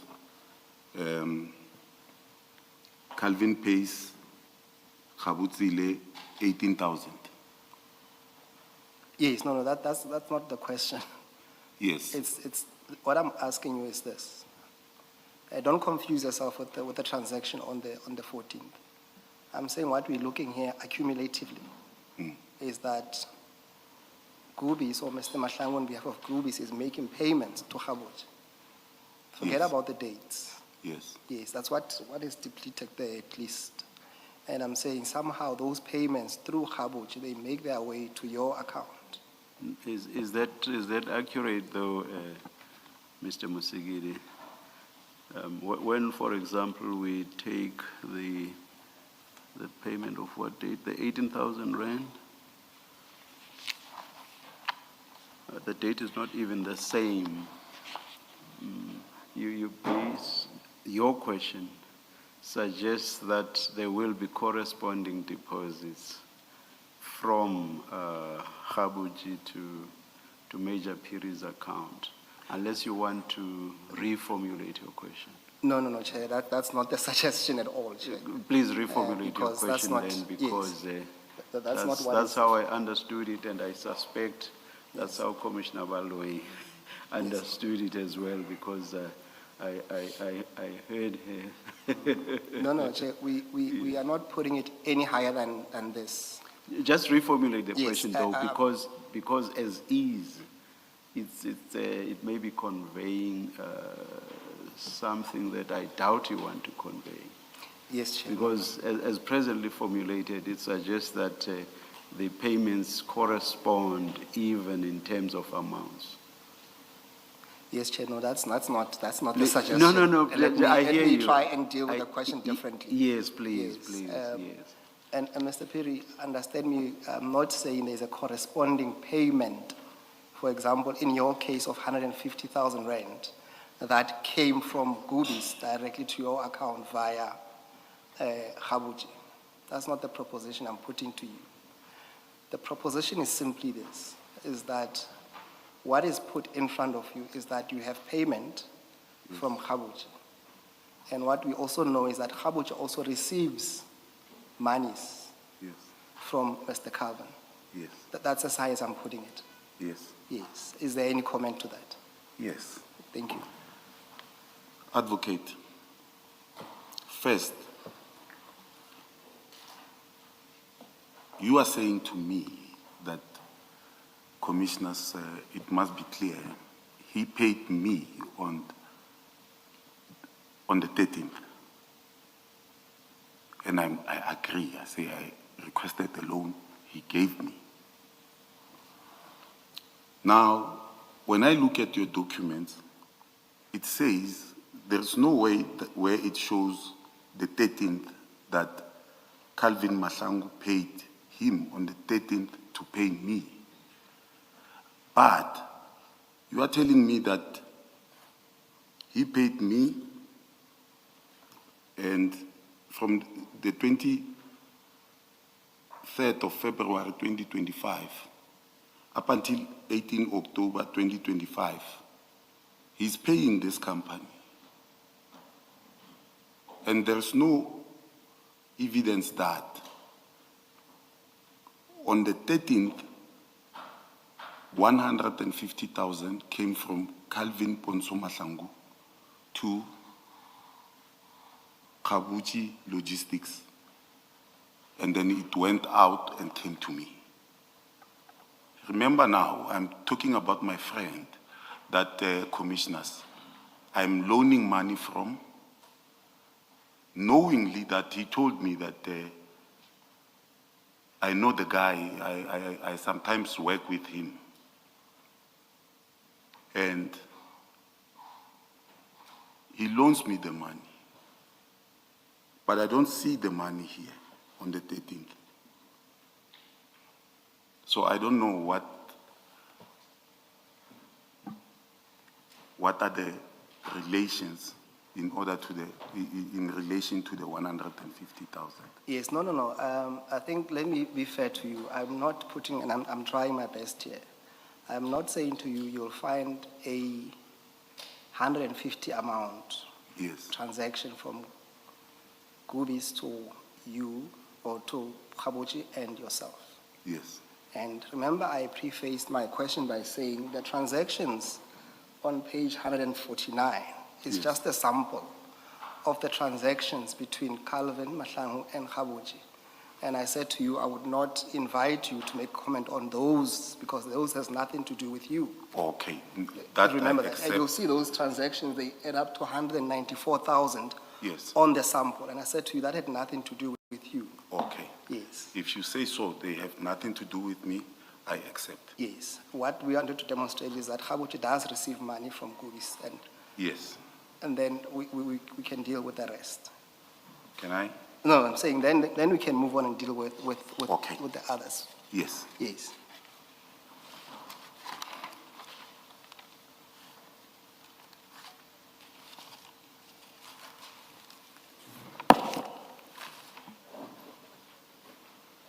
There's another payment or group of payments Yes. that we we also discussed this morning, Yes. and these relate to Sorry to interject, Yes. Advocate. Chair, I would like to know that the 150,000, we are clear on it. we'll come back to it when we put all the at least propositions to you, Okay. as we are still dealing with what we will at least make submissions on to say that these are the benefits from Gubis. Okay. But we're still dealing with some of the amounts that we are saying are linked to Gubis. To Gubis, So yes. they will all tie in, including the 150. But for now, yes, you can move on from 150. Let's deal with the 35,000 rands. Yes. In fact, when you asked me the first question, I wanted to tell you that the best way to start is to start at the 35,000. Let's get to 35,000. Yes. Clearly, you are prepared for that one. Yes. Hopefully, then we can find common ground on the 35,000 rand. Yes. Yes. Thank you.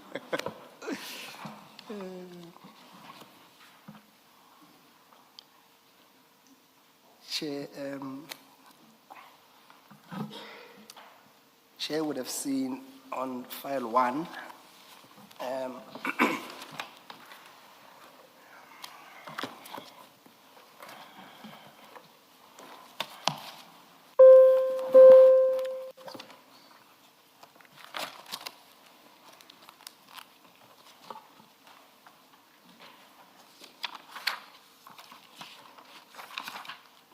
Where should we go there, Mr. Musigidi? Yes, Chair, just give me a sec to find my footing.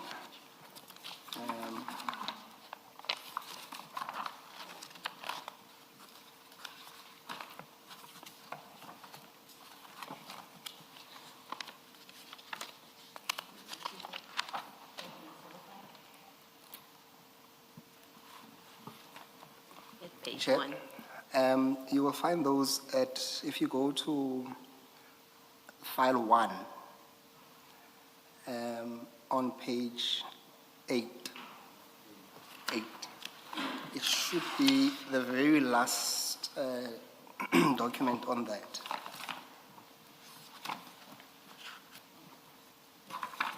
It's tab number LA05. Yes. Okay, so then.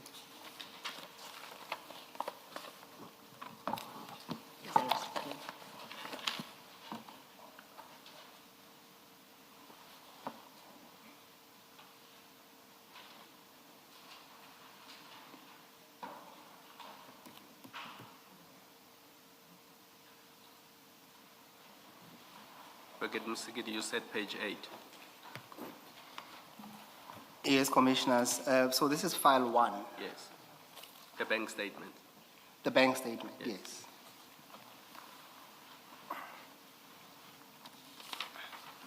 Are you there, Commander? I'm After the definitely last there. tab, yes. Yes. Yes. Now,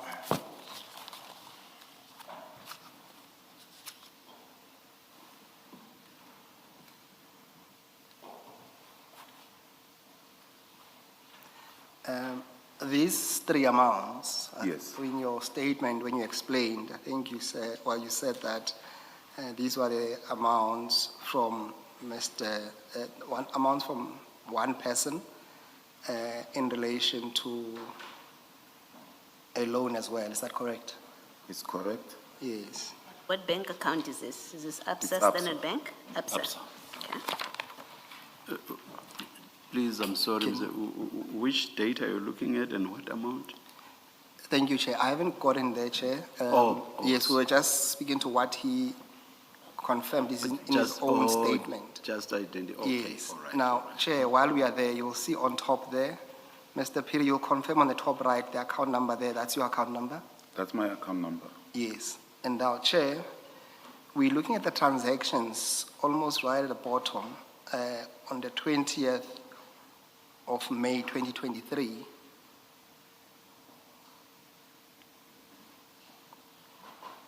And then Chair will see that there's 3 payments that makes up the 105 payment.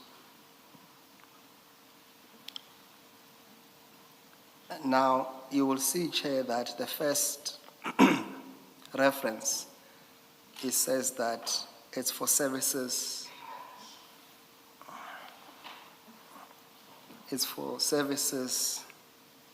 rendered, or at least the word render will be missing the last few words, but it will be read as service rendered. And then the second item, the reference will say first rent papi, and then the last payment will also say first rent papi. And just Chair, on the score, when the witness was asked in examination chief, he testified that these amounts are from a person called Papi Mkhwanazi. Is that correct, Major? Yes. Yes, Chair. Now, Chair, we have also conducted the same exercise where we subpoenaed the bank in an attempt to trace where these amounts originate.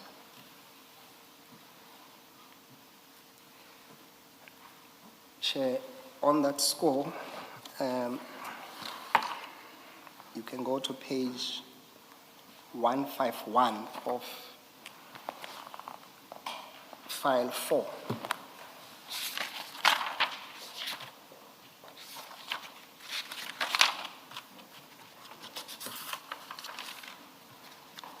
One 151. 151, thank you. I'm there, Chair.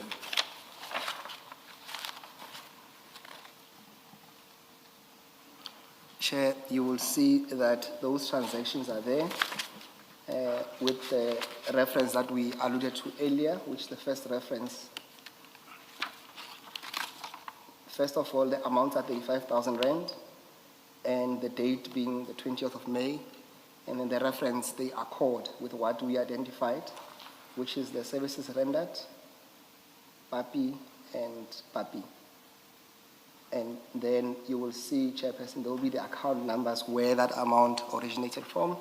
And then on the far right, you will see it says the companies or the names of the company and the individuals whom this amount would have came from. This will be on the last row, which says inflow, Chairperson. Now, Chairperson, I would like to deal with the first transaction, and I want to focus, Chair, on the last column. The second last column says Papado and PTY Ltd. PTY Ltd, Chair.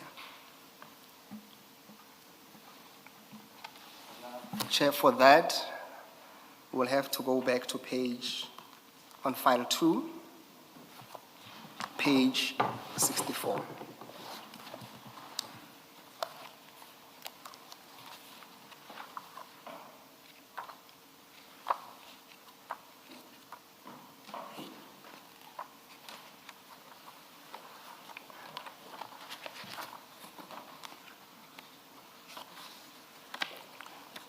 And Chair will see that on that page again, this will be a document where it gives a summary of, or a profile of Mr. Moshupe's profile. And Chair would see that under directorship, the second last company there, Chair, it's Papado. What that depicts, Chair, let me check with Mr. Phiri, are you there? I'm there. Yes. What this depicts, Chair, simply is that Mr. Moshupe is a director of Papado. And Commissioner Baloyi has already canvassed the relationship between Mr. Phiri and Mr. Moshupe as the director of Papado. So here, Chair, we're saying that it's the second company, which we will deal with later on, making payments to Mr. Phiri under the directorship of a Gubi's employee, being Mr. Moshupe.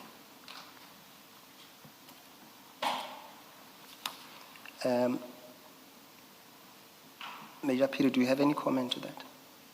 A comment? Yes, if any.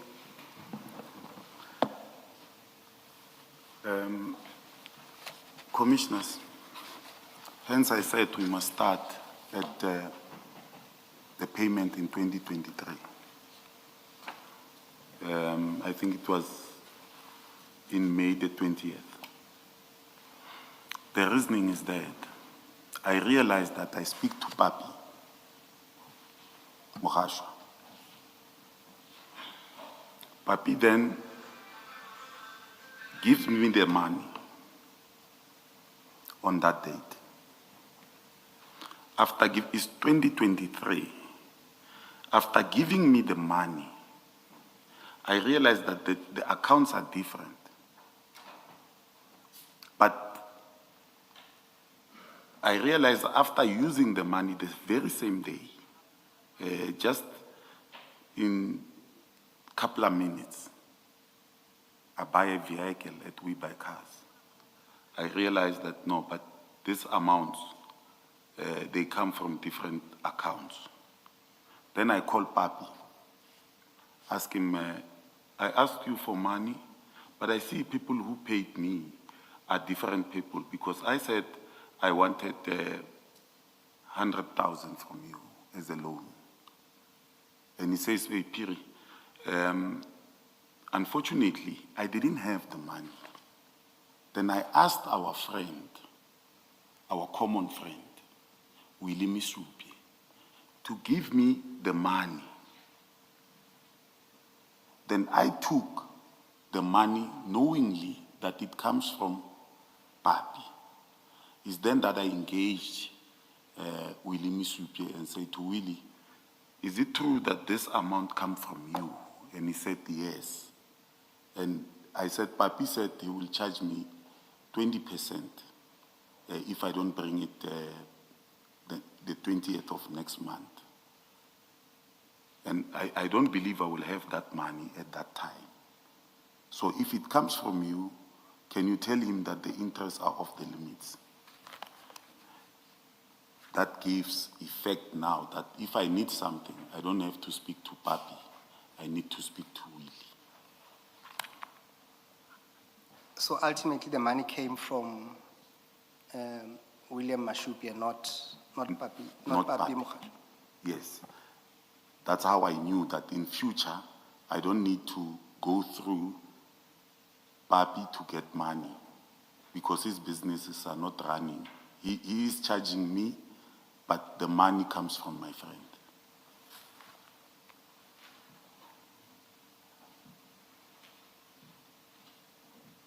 Okay, and then if we go then again, back, Chair, to the same on page 151, the witness was now speaking to the first transaction, which is the first 35,000 rand, which made reference to Papador.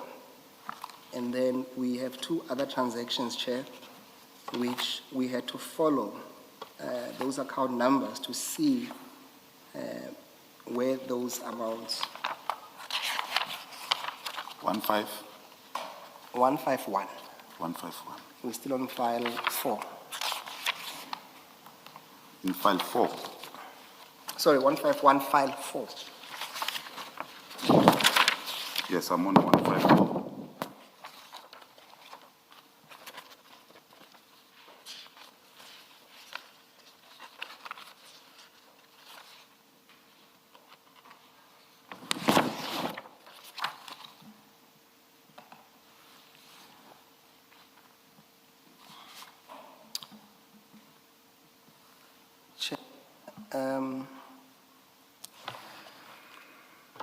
On that score, Chair, we discovered that the last two transactions come from individuals which I am not going to mention their names, which I don't think is necessary at this stage, Chair. But Chair would see, and the witness has this in his possession, Chair.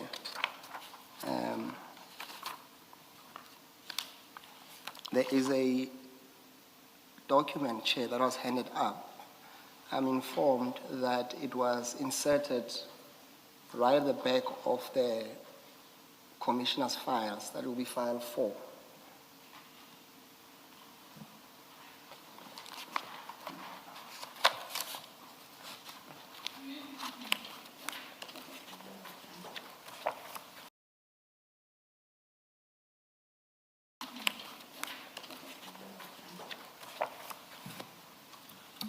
Commissioner? My file 4, the last document is a transcript.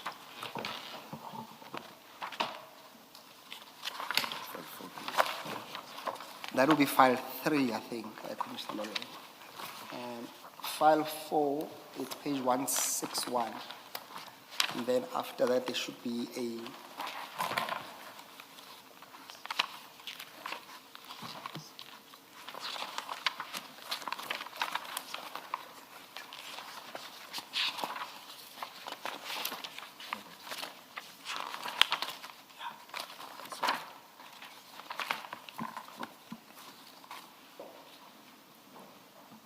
Is that the one marked 1 at the top? That's correct, Chair, yes. I'm told it does in fact come after the transcript file.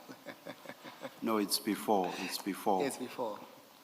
Thank you, Chair. We're not going to make... If we have the correct document, Yes, but it also that's what- has Goobies on the left column, or not?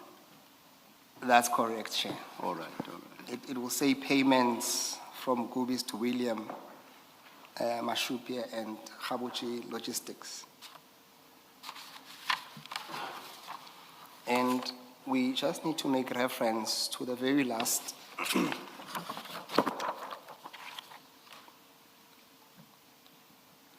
page on that document, Chairperson.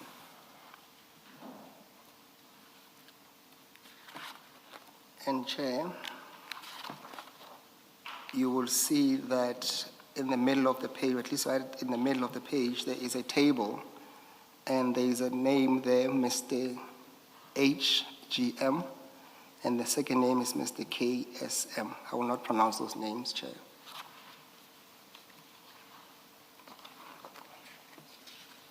Now,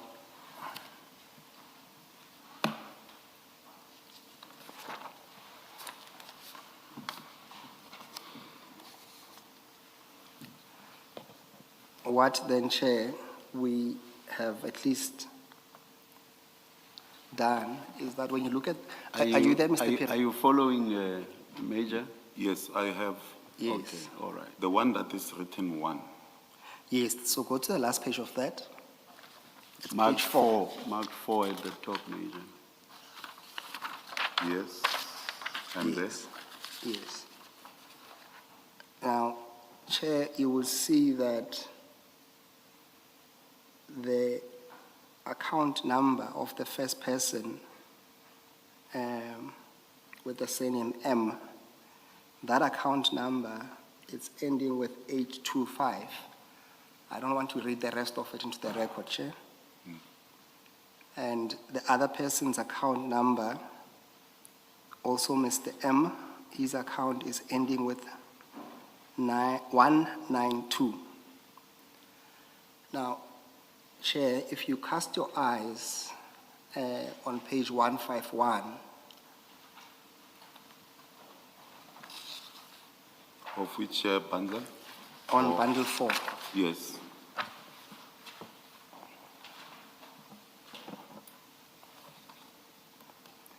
now those account numbers, Chair, we will submit that they accord with what is seen on page 4, Chairperson, in terms of the account numbers. So it is quite clear, Chairperson, we submit that those two people, Mr. M and Mr. M, made those payments because we have linked those accounts. Do you see that? Clearly. Yes, thank you. Now, ordinarily, Chair, would not have difficulties with that transaction on the face of it. What gives us difficulties is if you go back to page 4, Chairperson, the one that we're looking at, the one with...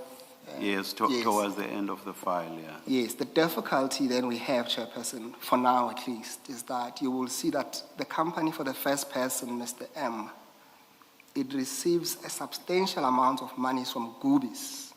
In this instance, you will see that there's an amount of, if you look at the third row, just on that, you'll see there's what we call, there's a payment, or at least a transaction between this individual and Gubis of 10 million rands. It's 10.8 million rands, Chairperson. And you will see that, again, on that transaction, on the transactions to the Mr. M, you will see that on the names, customer names, there's also the name of Mr. Calvin, where there's also an outbound amount of 100. Are you still following, Major? I'm following. Okay. Thank you. You will see that there's also an amount of 105, Chairperson. And then on the second person, Chairperson, we have the same difficulty, Commissioners, which is that on the fourth column, there's an amount of 3.9 million. Again, that comes from Gubis.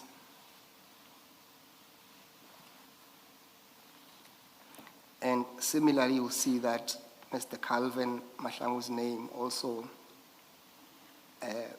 features. And lastly, Chair, you'll also see quite clearly that Papado, which also made payment to Mr. Phiri, also received, at least on the face of it, 5.9 million, or at least there was an exchange of 5.9 million between Papado and Goobies. Do you see that, Mr. B? Yes, I do. Thank you.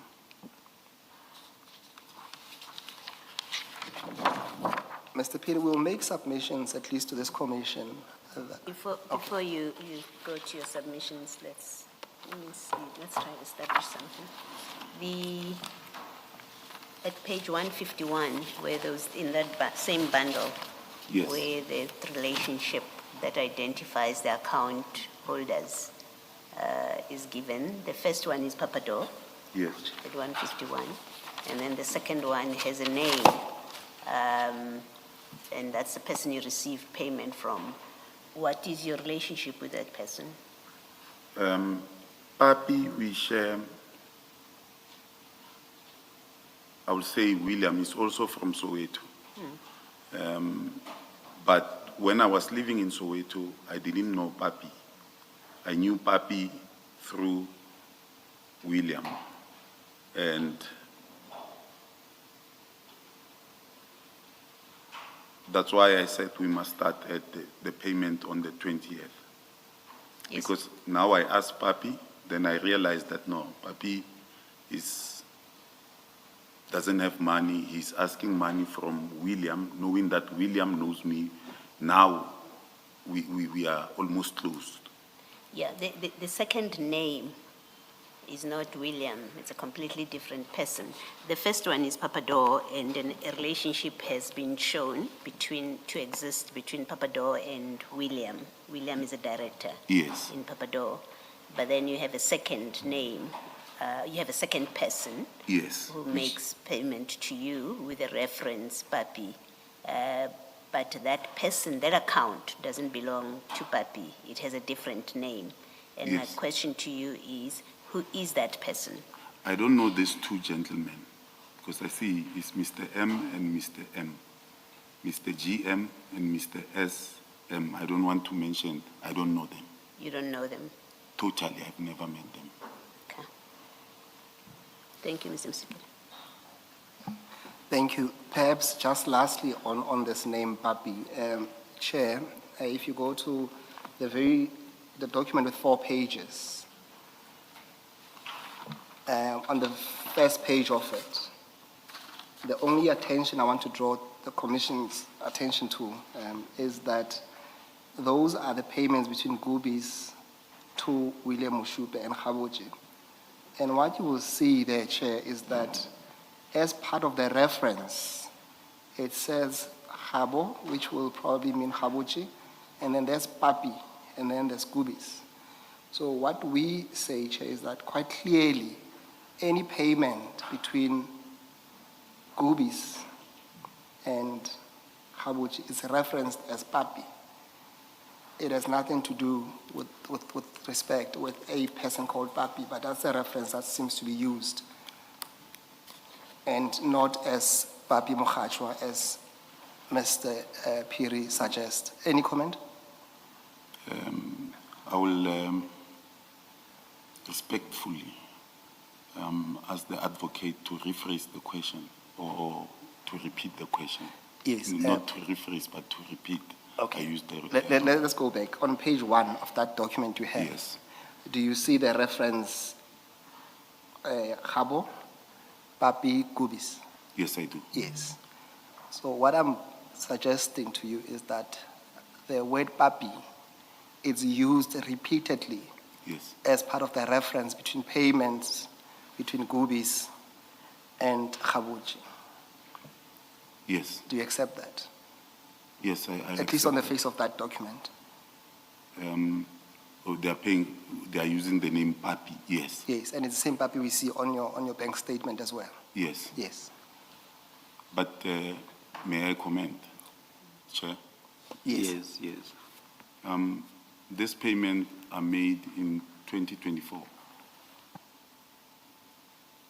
Yes, what's your point? My point is, I don't know the relationship between Papi and Goobies and William Mushupe. They might be doing their own thing somewhere.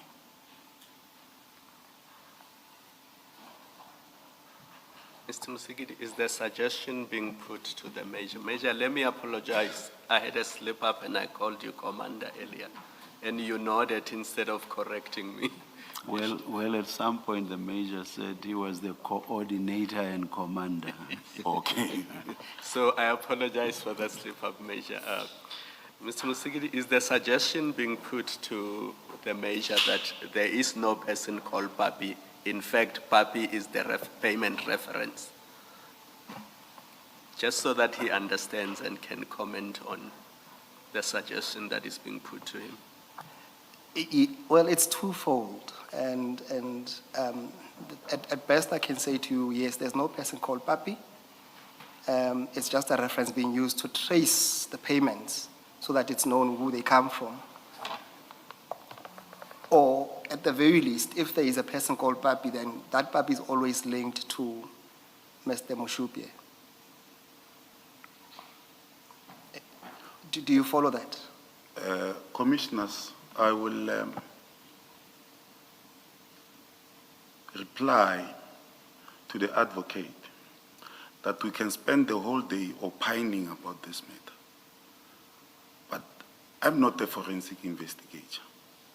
I'm not. I will know why Papi is mentioned on these papers. But I will know that I asked Papi.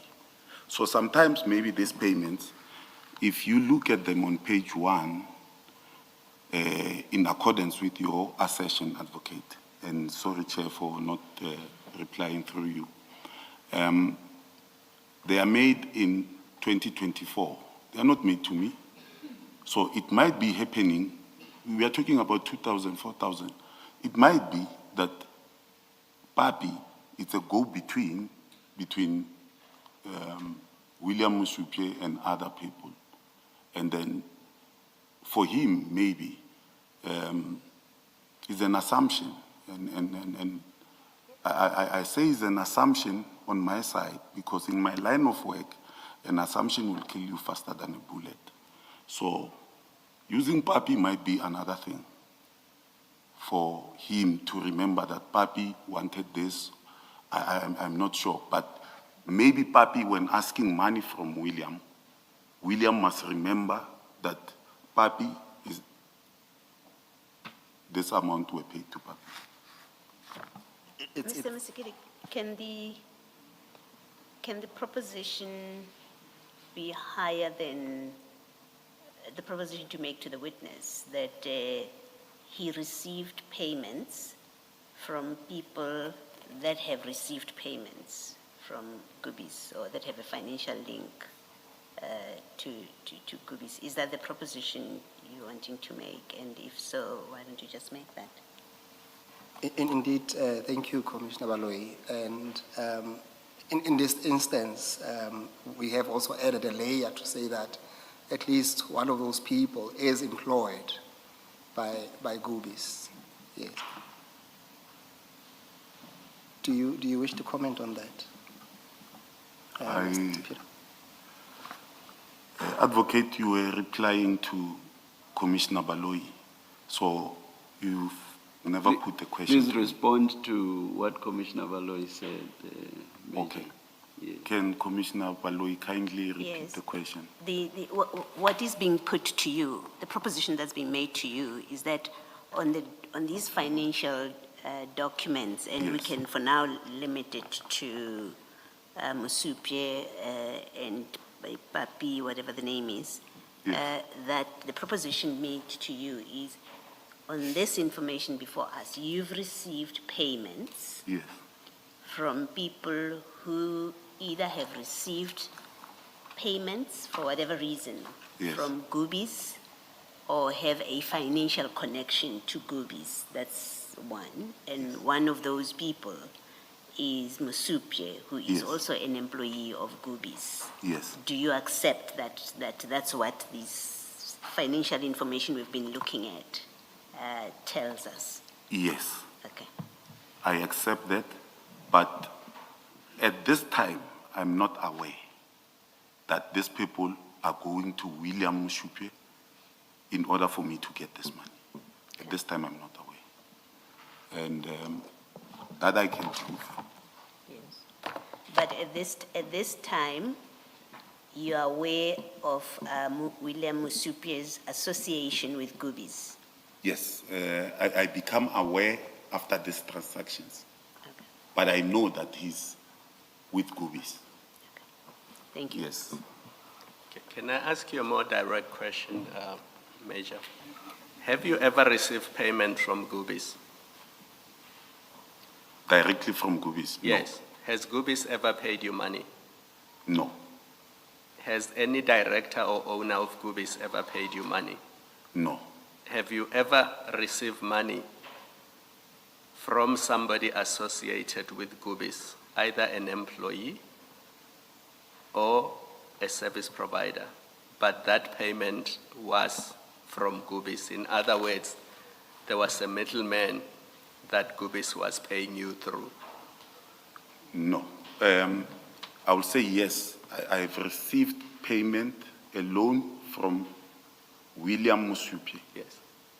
but he didn't say to me it is from Goobies. It's from Goobies. Yes, because he's a businessman. Yes. Yes. Now, did you pay that back? Yes. How did you pay it back?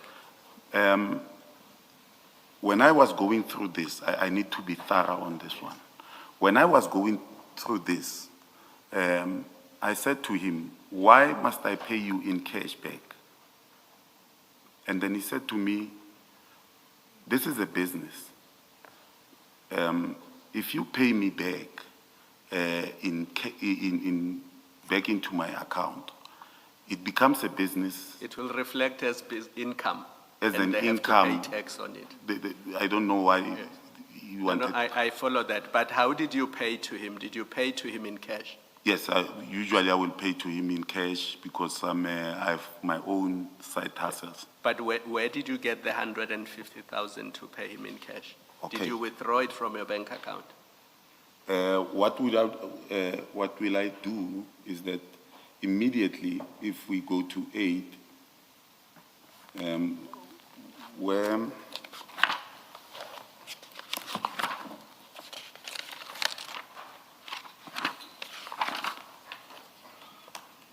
in A2 of bundle 1, Yes. immediately after he paid me the 150,000, Yes. Commissioner Kumar, immediately after he paid me, I was in need of money at that moment. But immediately after he paid me, I sold my vehicle. Just pause there. It's file 1, A2. Yes, So he pays you on the 13th of May, 2025. yes, He pays you 150,000. yes, There's a second tick on that page. That's where we see the deposit of 150,000. yes. Yeah, take it from there. The second tick shows you that the very same day Yes. I sell my vehicle at We Buy Cars. Yes. And they pay you 145,000. They pay me 140. But it comes into your bank account. It comes into my Yes. bank account.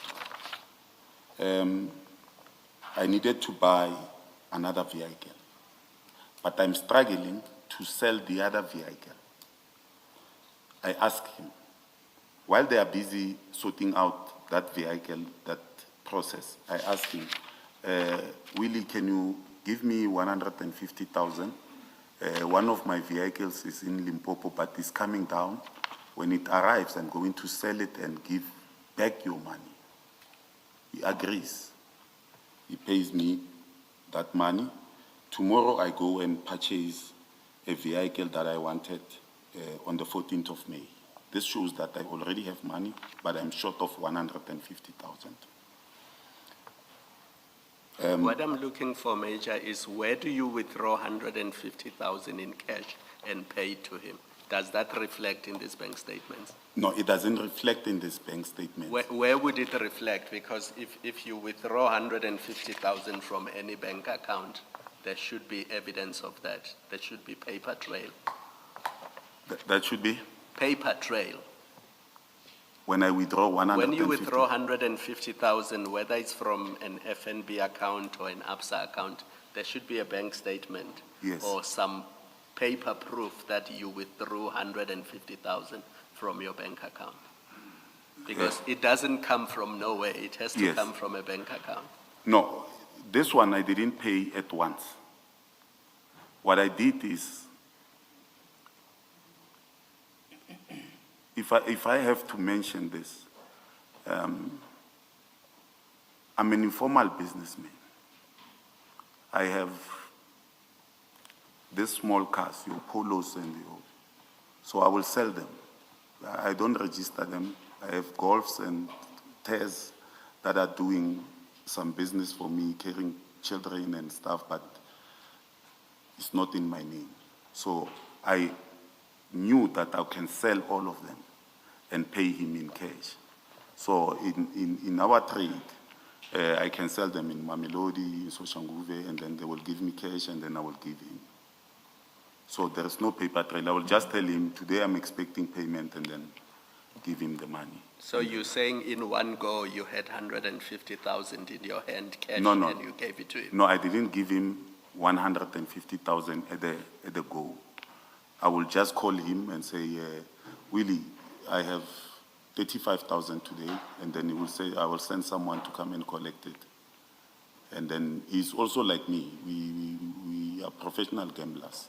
So I will know, maybe I will meet him at the main lane or he will send someone to use that money. Okay, thanks.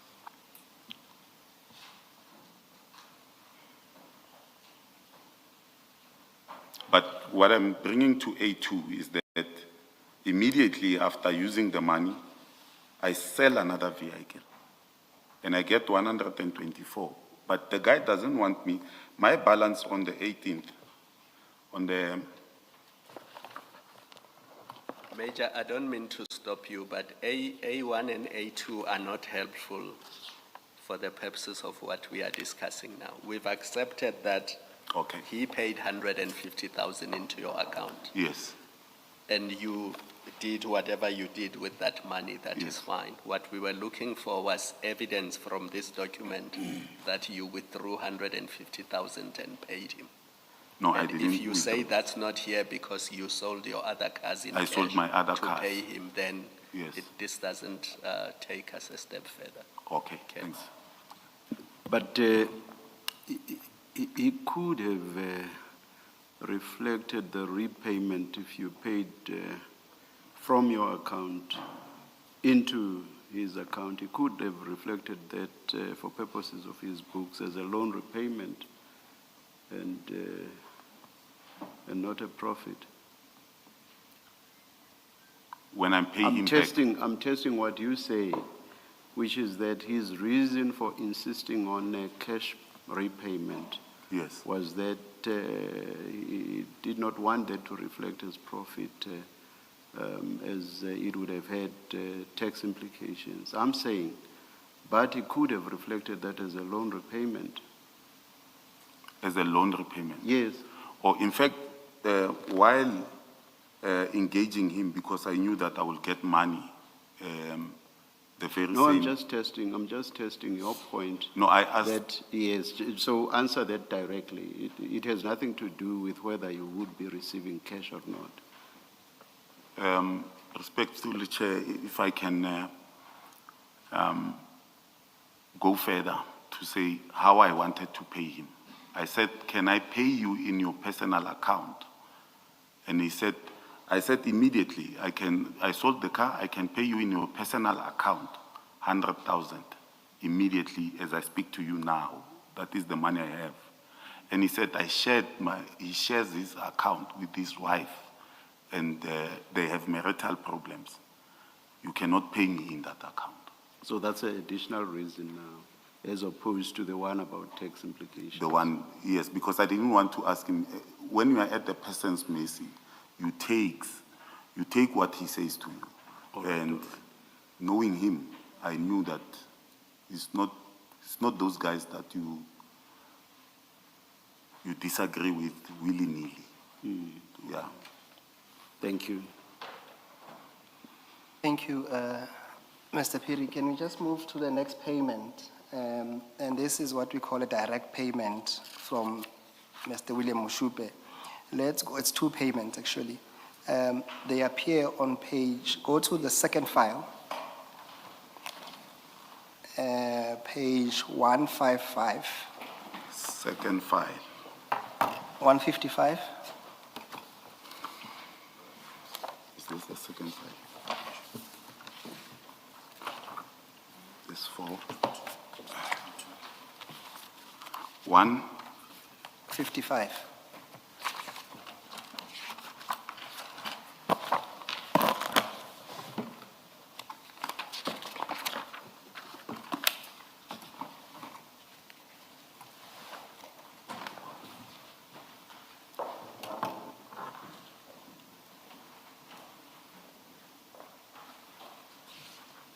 Yes.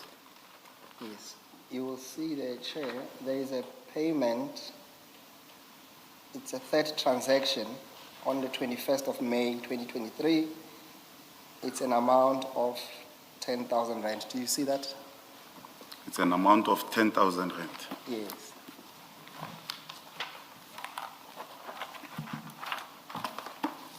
Yes, I see it. Yes. Now, in the interest of time, I want you to take that amount and read it with the next, on the next page. On the There's next page. Yes, so it's 156.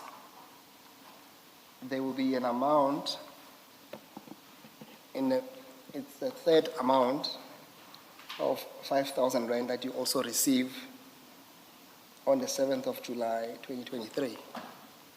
2023. Yes, you see that. Yes. It says immediate transfer and there's a reference there. So it's page 156. Yes, I see 156. Yes, so this amount, together with the one on 155, Yes. we have traced them. And if you go to file 4, Chair, on page 152,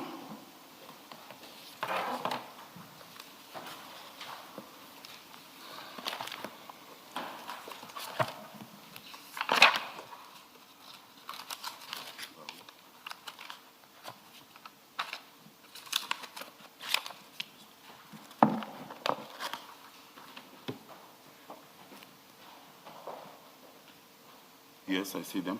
yes, and you will see that at least our contra reveals that those payments, we've cross-referenced them.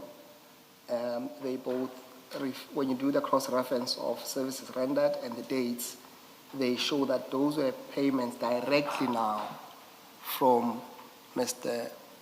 William Mashupia. Yes. Yes. So at least on the score, you'll accept that you have received direct payment from someone who's at least attached to Kubis.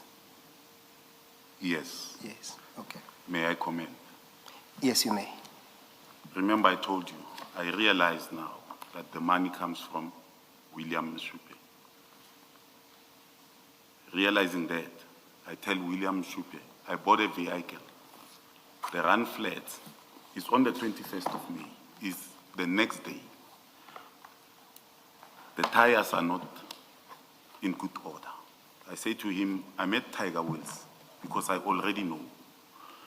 Can you, because now we have already spoken on that day, even phone records can show you that after this, I speak to him and then I say, can you further loan me 10,000 because Papi was lying to me. He gives me on the 21st of, it is the next day, he gives me the 10,000. If I'm not wrong. But the other one you said is? 7th of July. The 7th of July. Yes, I need another money. And I say to him, send me money. And then I will pay you back. And then he sent it back. He sent it there. And I've already used what he sent to me. And then I use the money. And I don't want to tap into my own money The reason I'm using ABSA, I'm using Standard Bank for salary, to receive my salary. But because at Standard Bank, constantly I'm being hacked, and I'm forever at the police station writing affidavits.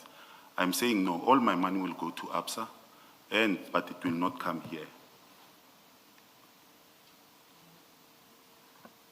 Mr. Phiri, these two payments, but also the first payment that we have established comes from Papador, the 35,000 rand. Yes. And these two last ones, why would the reference be services rendered if these are loans between you, Papi, and William?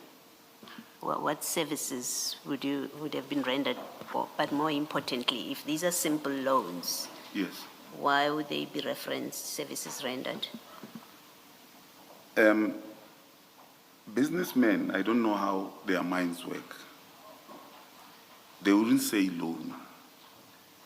I think it's a matter of them maybe claiming that for tax. I don't understand how they do it. But if you ask them for money, if they pay you through a bank, it will never say it's a loan. And in hindsight, I've never thought of asking them, why when someone asks you for money, you don't say it's a loan. You say something else. I've never asked that. But it is not, I've never rendered a service for Papador. I've never. Thank you.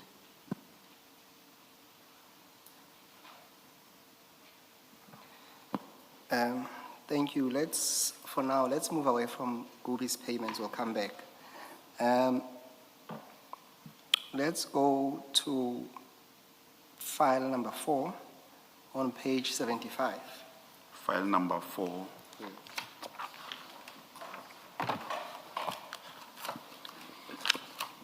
Mr. Sigidi, Chair.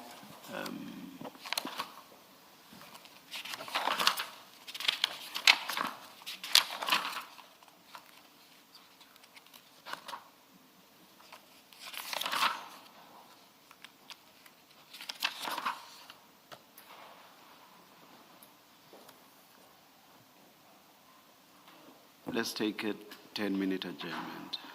Thank you, Chair.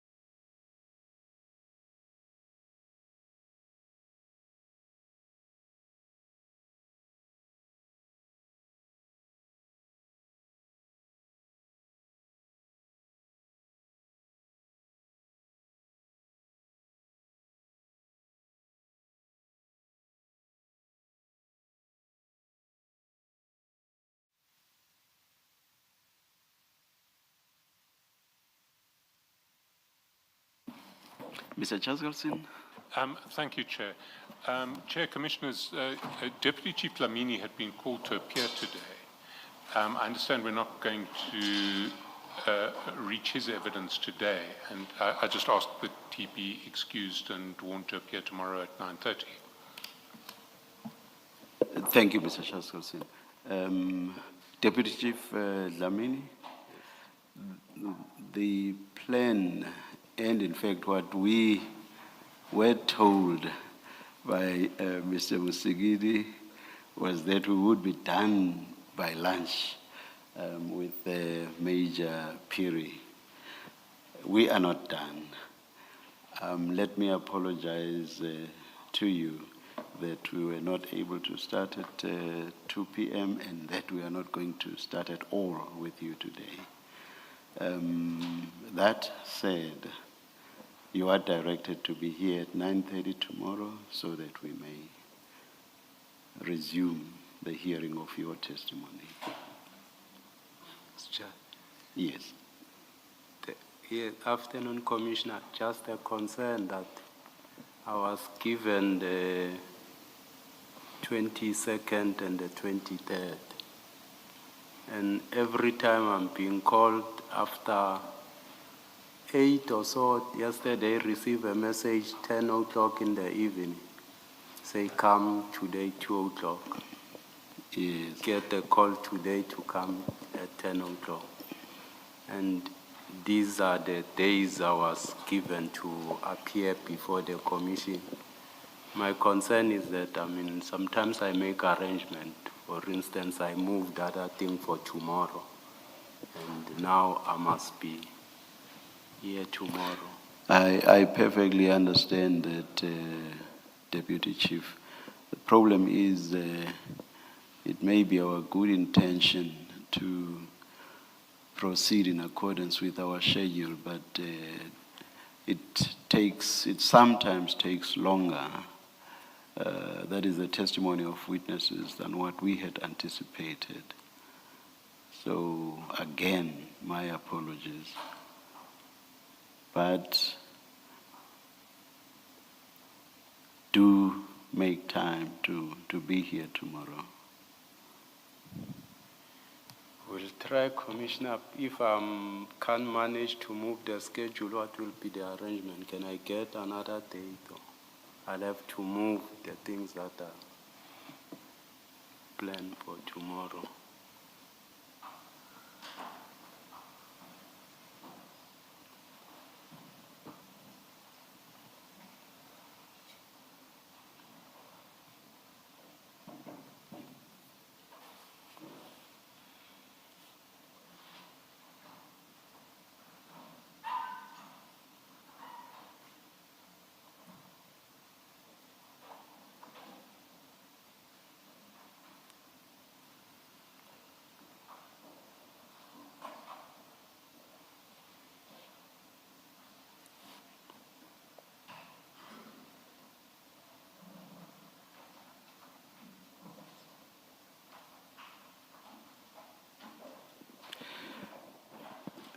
Deputy Chief,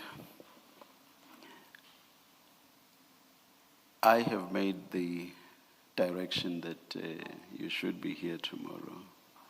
So let us see what happens tomorrow. If you are not here, there would have to be exceptional circumstances for you not to be here tomorrow. We'll try so, Commissioner. You are excused. Thank you very much. Thank you, Deputy Chief.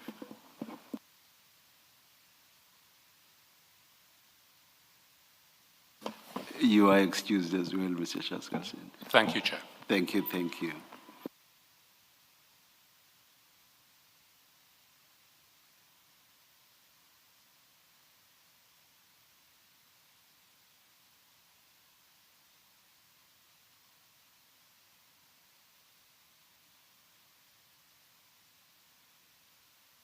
Yes, Mr. Musigidi.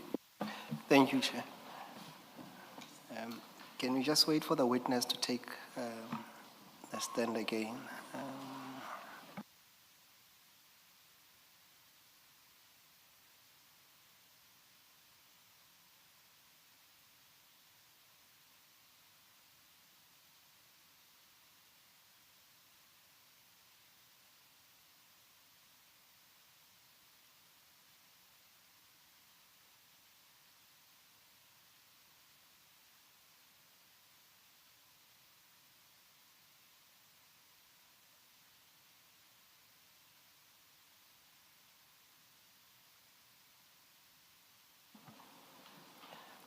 Major, can we then go to file 4 on page 75?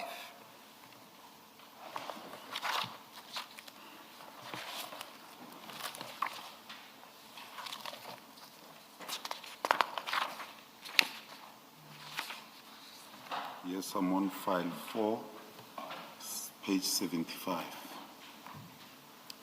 Yes, that should be your Capitec account. Yes. Is that correct? Yes. Yes. Now, you will see that on the 9th of August 2025, you receive an amount of 300,000 Rand where it says money in. File 4. Yes. Yes, 300,000 Rand.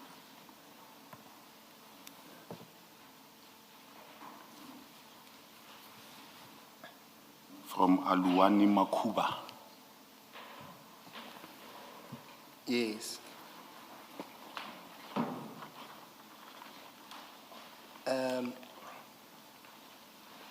Do you want to explain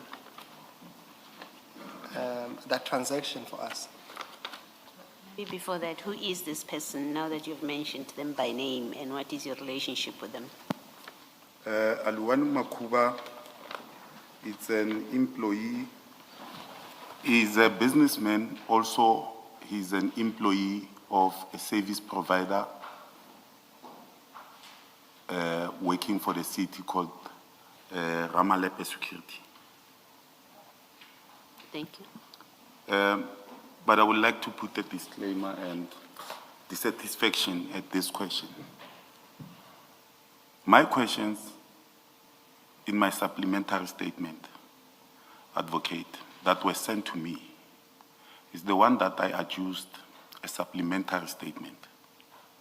And this bundle comes to me on Tuesday night, Mr. Mbao. Tuesday night, today's Thursday, I get an opportunity because the hearing is rescheduled for Wednesday, 2 o'clock. But in the financial transactions, this is not mentioned. I get the questions that I answered on file 1. Those were the questions. But I'm not saying I'm not going to answer these ones. I'm going to answer them. And to be fair to you, I think to an extent that you might want to give a supplementary again to bolster your answers. No, in fact, And if you want to take that opportunity, that will be provided to you. advocate, it will be rather peculiar to write another supplementary statement because I have proof now. I took a liberty to answer to that, and then I made copies. I wish I can find them and show why he is paying me this money. So I just want to be sure. You are saying, despite your complaint, that this document or these documents were given to you only this week, you are in a position to respond in the manner in which you would have wanted to respond even if you had received these documents much earlier. So you are comfortable to respond. Yes, if I can find them, I seem to have misplaced them. But I can give, I have the files because I borrowed this person money.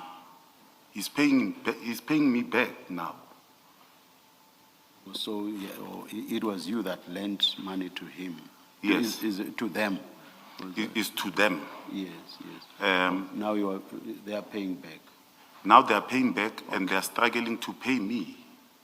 And they are paying me in drips and drops. And while I paid them, I came with the file here, but I don't see it for some reason.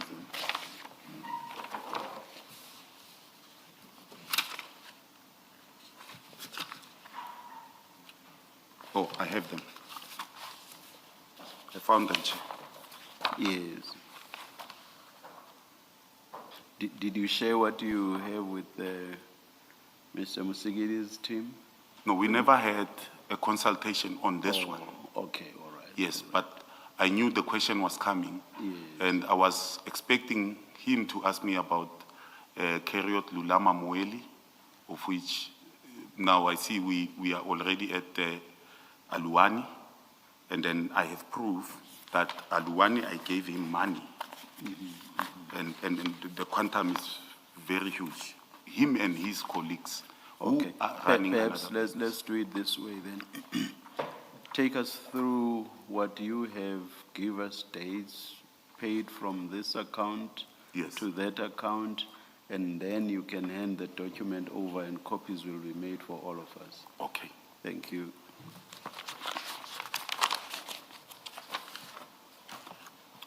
We are on page 75. Aluwani pays me on 08/08/2025.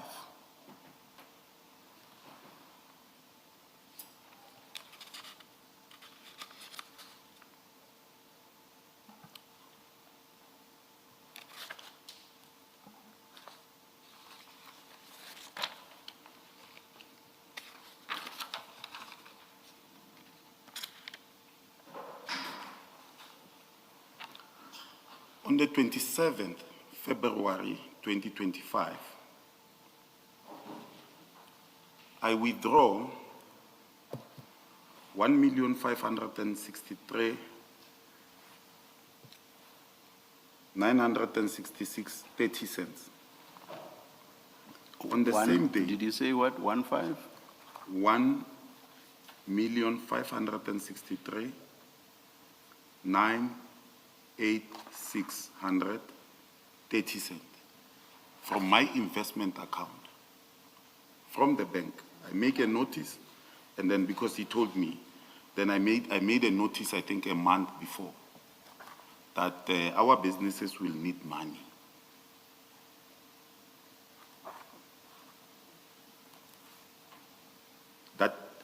But I give them the money on the 27th. Now, it's the first amount that I give them is 200,000 the same day. And they say another one is need 300,000, I give them. We agree on the amount. And then the point person is Aluwani Makuba and Stanley Maluleka. And I made a mistake, I should have not mentioned those names. I gave them the money. On the 28th, they say, no, but can you borrow us another? Sorry, 200,000 on the 27th to? 200,000 on the 27th, 300,000 on the 27th, 500,000 on the 27th. It's 1 million. I give it to them. I'm borrowing them. They are known to me. I've known them for a very long time. And these amounts are paid to them how? Is it into I'm a bank paying to them account? from my account, my ABSA account. Already I have money, I made a notice. On that day, I know I must pay them. Initially, they told me they needed 1.5 million. So already I have money from my other sources. And you pay into a bank account? I pay into their bank accounts. Okay, thank you. And I also tell them, I'm not like you guys. When I ask money, you want it in cash. So you will have to pay it back into my account.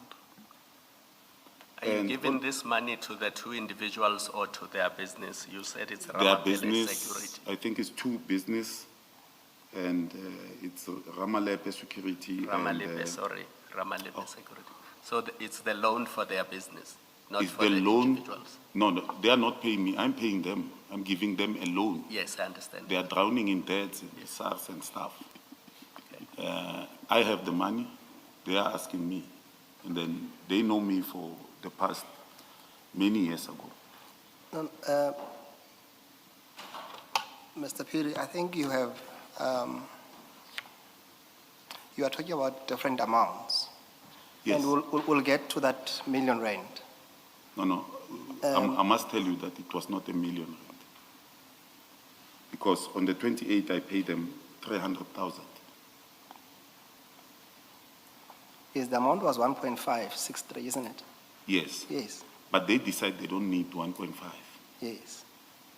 I can use it as I wish. It's my No, no. money. I understood you to say you made 3 payments to them, No, 4 payments. okay? Yes. Give us the numbers, because I have 3 payments that make up R1 million, maybe correct? 2, 3, and 5. That's and what, three. that's what I also have. It's 2, no, on the 27th, it's 3 payments. Of 2, 3, and 5. Yes. Which And is on the $1 million. 28th of Feb, it's 1 payment. They are calling me saying, no, we made a mistake, give us 3. And then because it's in the account, I was not intending to use it. So it's 1,300,000 Yes. finally, okay. And I think Commissioner Khumalo had asked whether the money was paid in cash. or No, no, into it bank. was paid from my account to their account. Oh, no, so he had asked a different question. Is this a loan to individuals that you have mentioned or to the company itself? It's, these individuals, they have companies. So you paid to the companies, Yes, I paid to the companies and Aluwani. okay? Yes. In fact, let me. Yes, Aluwani. I paid to Aluwani. And the businesses, Mboka, Acha, and what I'm at a bank, and the bank advises me that this is the way to do it. And because I don't have trust issues with them, I give them. And what you are referring to, advocate, the 300,000, he's paying me back. And this is where I paid him.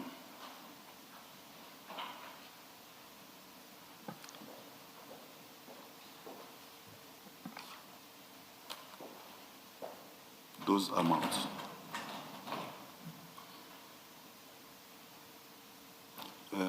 Advocate Mkhwanazi, disregard the 100,000. It is not paid to them. That you paid to yourself or something to that effect, or you transferred to your own account or something, or someone called Phiri.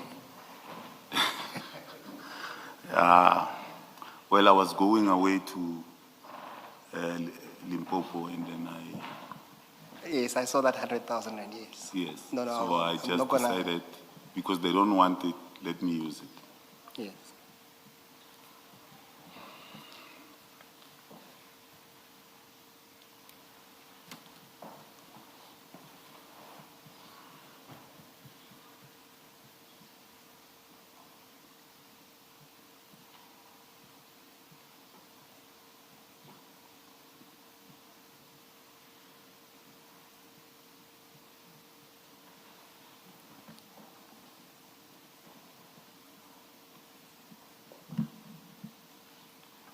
Chair, perhaps to assist, those transactions would appear on page 101 on file 4. Also, we already have We already have that. just repeat page. So it's 101 on file 4. File 4. Yes. I'm still on 5.4. It's 101. Yes. Yeah, well, isn't the what is this documented 101 vis-a-vis the document that he has given us? Because It's Commissioner Baloyi, it's the same document. He just extracted that page. You will see that at the bottom of 101, If you go 1, 2, 3, 4, 5 transactions up on the 27th of February, there is that amount of 1.563 million odd. Yes. That comes. No, I'm not asking about the amounts. We've got a document that looks like a page from a bank statement, which is what he's given us. And I'm asking you whether it is exactly the same document or this is a different source document, if you understand what I'm saying.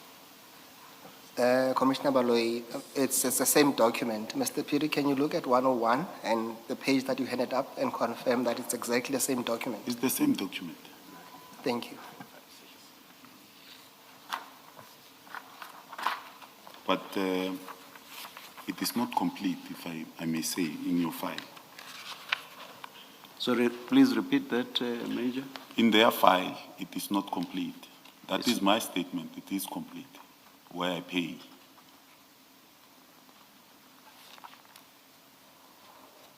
What is missing? Because if you go from 101 Yes. and then you go to 102, you will see that there is.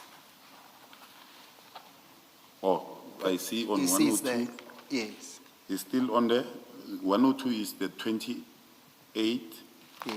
and on the 27, I see 500 that you highlighted in red. Oh yeah, they are all here. It is complete, yes. Yeah, in your file they are complete. No, Thank I you. was not wearing my semi eyes. The transaction are there, it's just that the format in which the statement is printed. But the transactions that you wanted to highlight Yes, are are here. on 101 and 102. Yes. Yes.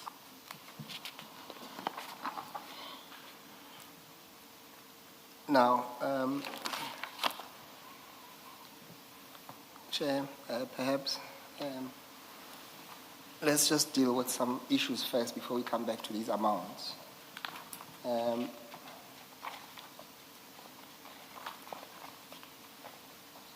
If you, Chair, on, on file 4,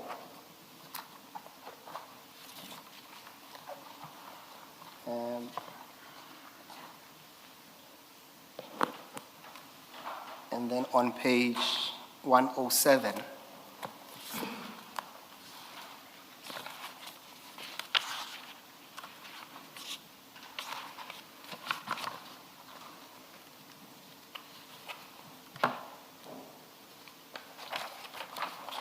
now, Chair, on 107, on the face of that document so that it makes sense when you read it, it's a profile of one Mr. Aluwali Makuva. You will see that on page 104, just so that we are not confused. On 103.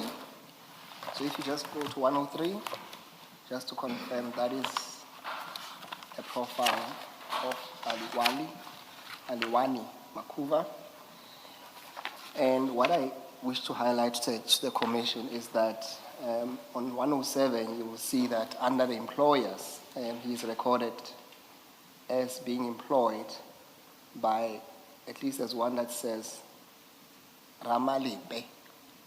And I would later on say to the chairperson, Ramalipe is a security company. I will come to that now. But the witness also confirmed in his testimony that indeed Mr. Aluwali is an employee of Ramalipe Security Services. Yes. Is that correct? Yes. Yes, Chair.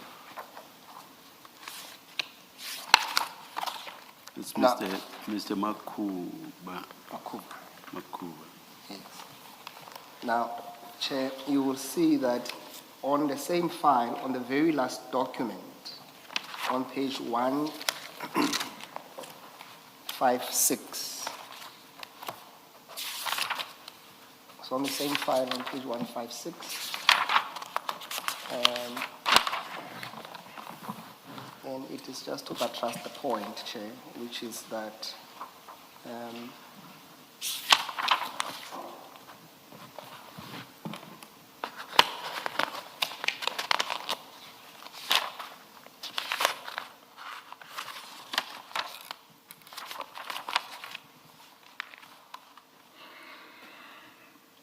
So what you see there, Chair, it's a list of employees. Those will be the employees of, you will see that the red logo with the water on, it says Ramalepe Security Services.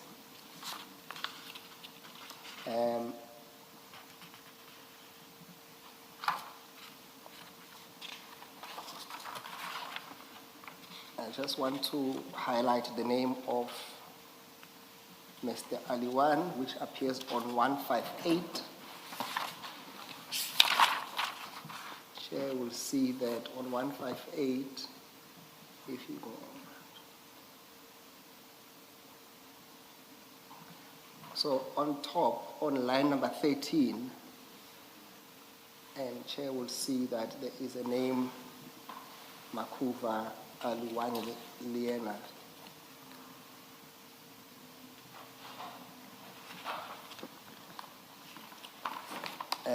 Mr. Phiri, It's reflected at least twice. I don't know whether there's any significance in that. Or it's different. There is few Makuvas, Chair, there. So there's Okay, Peter Makuva as well. Okay. And Chair, what we also, yes, Chair.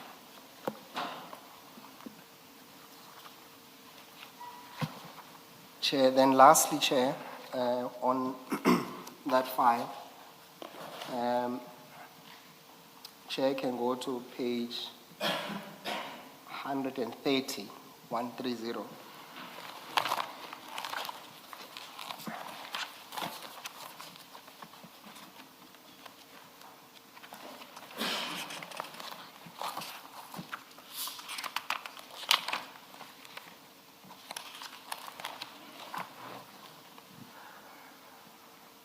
Chair, are you there?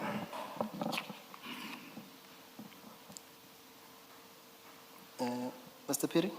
Yes, I'm there. Thank you. Now, on page 130, Chairperson, this is a letter from the City of Tshwane, dated the 1st of February 2022, addressed to Ramalepe Security and Cleaning Services.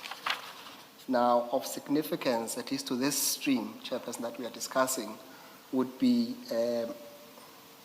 at paragraph 1, if you go to the middle of the page, where it says, the sentence is broken, but in essence it says this: your tender has been accepted by City of Tshwane in terms of the court order in respect of the TMPD 02-2016-2017 tender. And that, Chairperson, I have to pause and say that is a tender in question. And what it means, Chair, is that if the commissioners can remember from the evidence of DC Spies, Paul Hayes, there were 22 companies that were named, and Ramalepe is one of those service providers. And correctly so, it says that as per appointment by the court order, Chairperson. Then that, Chairperson, would have probed then our inquiry, because if you go to then the transactions that we're dealing with,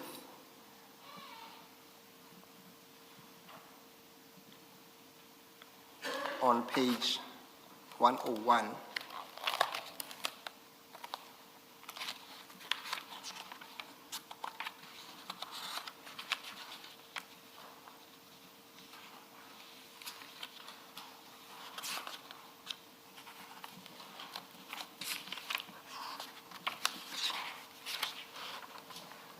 the Chair would have seen what the witness referred to as at least one of the transactions. It's a payment where he pays what we say a service provider. That's a transaction recorded on the 27th of February.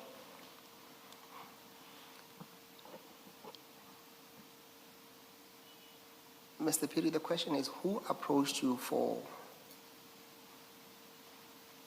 a loan? Was it Mr. Aliwali in his personal capacity, or was it Ramalepe Security Services? I want to refer to a list where you pointed the name of Aluwani, where you said this page. The list, yes. That's the page employees. 158. 158. Yes.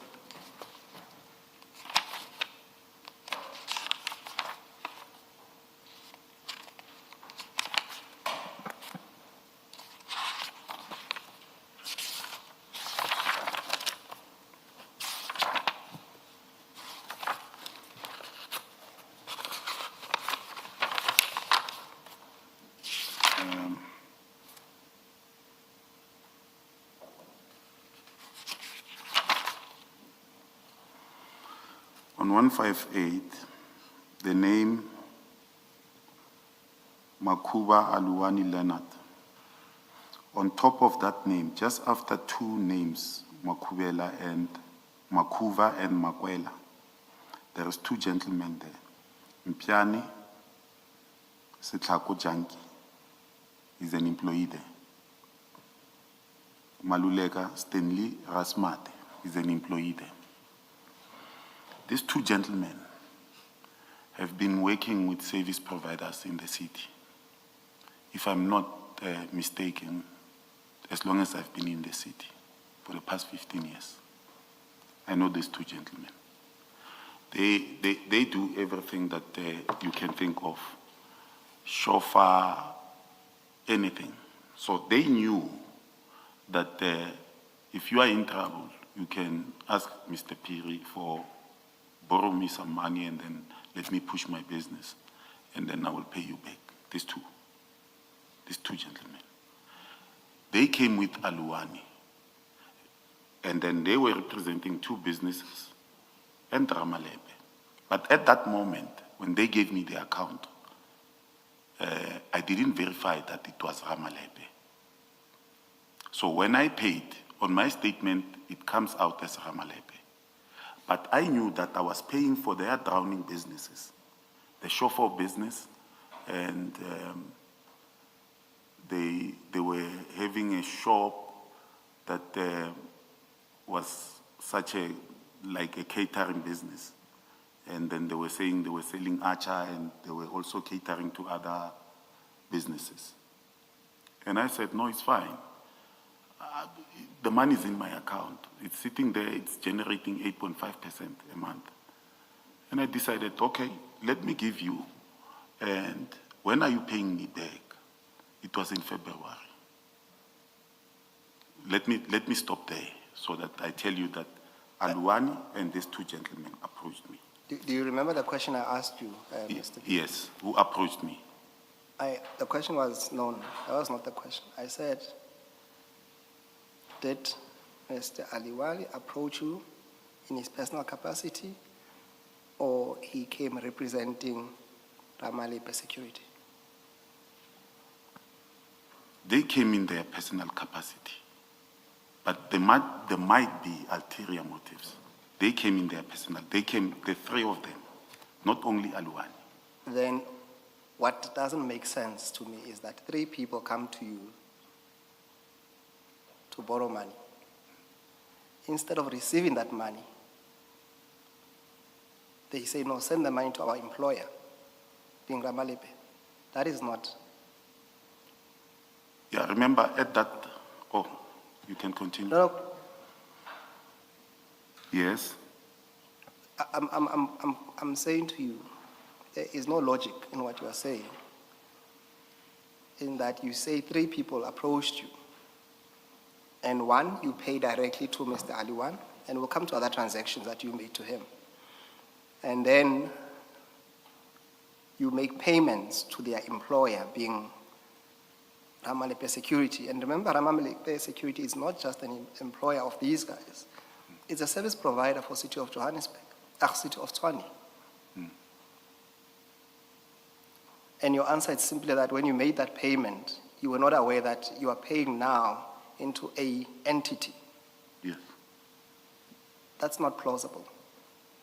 And I'll tell you why. When you make a payment, you don't just use an account number. You use an account number and the name. So you would have had to put Ramalepe Security. Again, Can you speak to that? again, advocate, I will say we might opine about this, but my last word is that I paid them through my phone and I used the account. I didn't even need to verify them check. I paid them on that date and I was sure that they won't do anything. Are you saying as you made the transfer, you did not have to reflect the name of the account holder? Yes, what I will do is I will go into my app, type the account that you gave me. You mean account number? Account number, yes. Yes. And then pay. And then, So you don't... these guys are sitting next to me. They are sitting here. Yes. In fact, we are sitting outside the bank, and I'm doing it. And they say, yes, it's reflecting.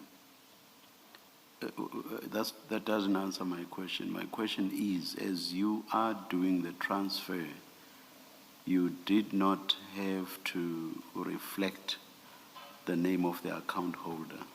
Yes. Remember, I'm sitting with them here, and then they say you are paying Aluwani.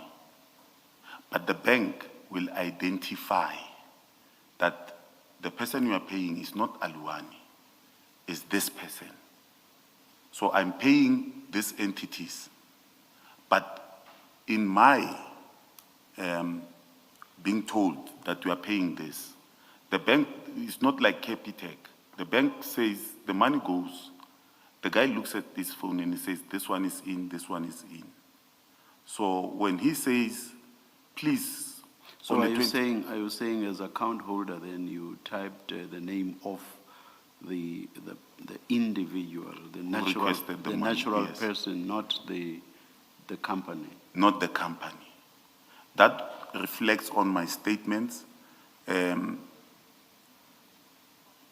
fact, after paying them, I realized, I think, when they start making payments, because now these two gentlemen tell me Aluwan will be making payments, and then the rest of the money that comes in drips and drops, whenever we have money, we will pay you maybe 15,000, 10,000. These people, I've borrowed them money before.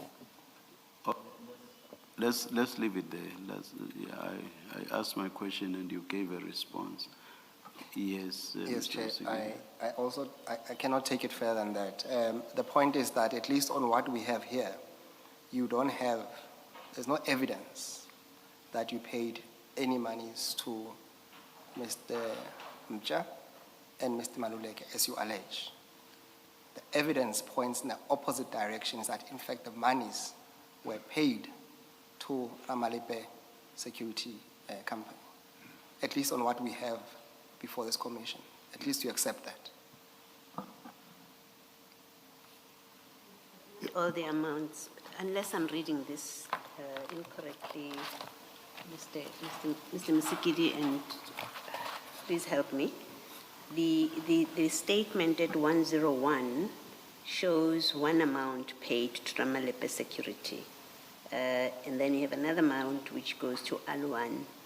And then I've heard the witness speak to another company, Archer, and you've got two payments to that company, and I thought he listed them as part of how you disbursed that 1.3 million. Yes. The other company. So I think if you make that statement, it has to be qualified that so much of that total amount, only so much went to Ramalepe. That is correct, because in addition to that, at least 500,000 have gone directly to Mr. Aliwali anyway.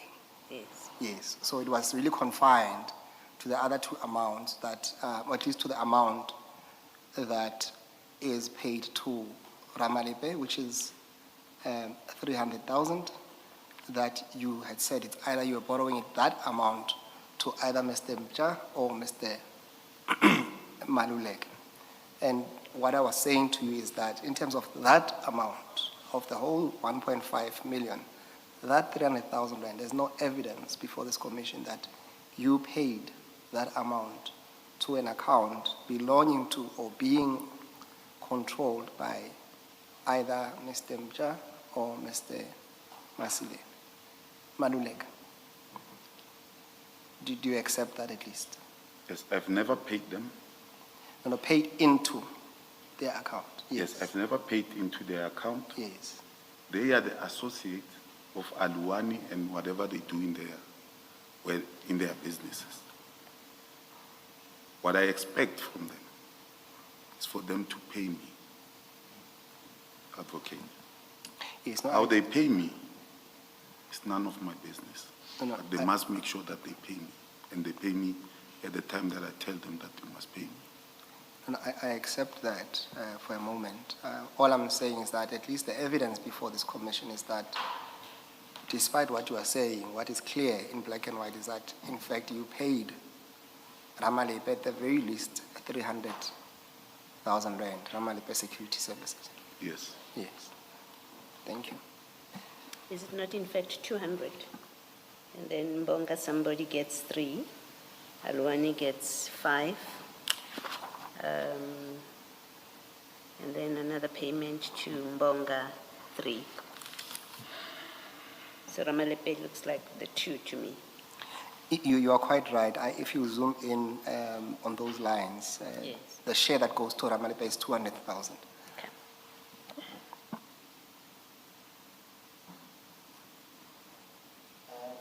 Can we then go to page 9.3 of the same document?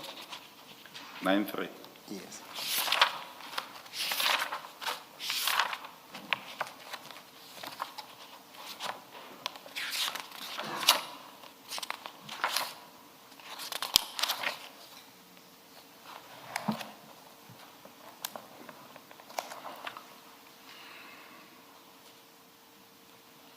Yes.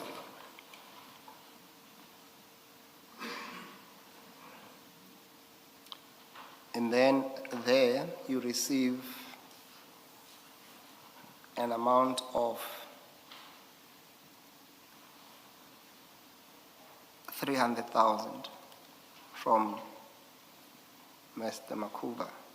Yes. Yes. And what's your explanation to that amount? Why is Mr. Makuba paying you? Makuba is representing he came to me with this gentleman. Maybe he's a finance guru for their company or whatever they are doing. He pays me back my money.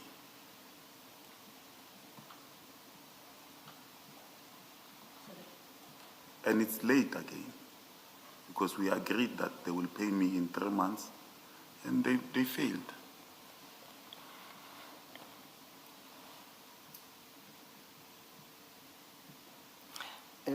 How much did you borrow Mr. Aliwali, according to you, directly him?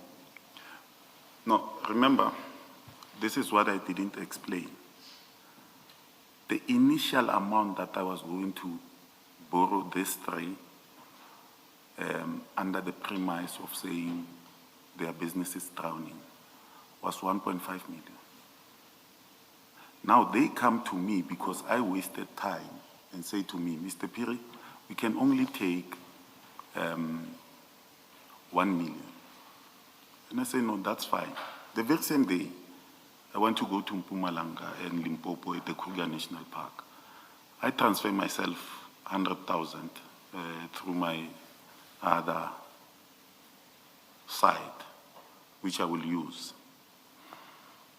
But then they realized that we made a mistake. They call me the next morning, say, Mr. Phiri, we made a mistake.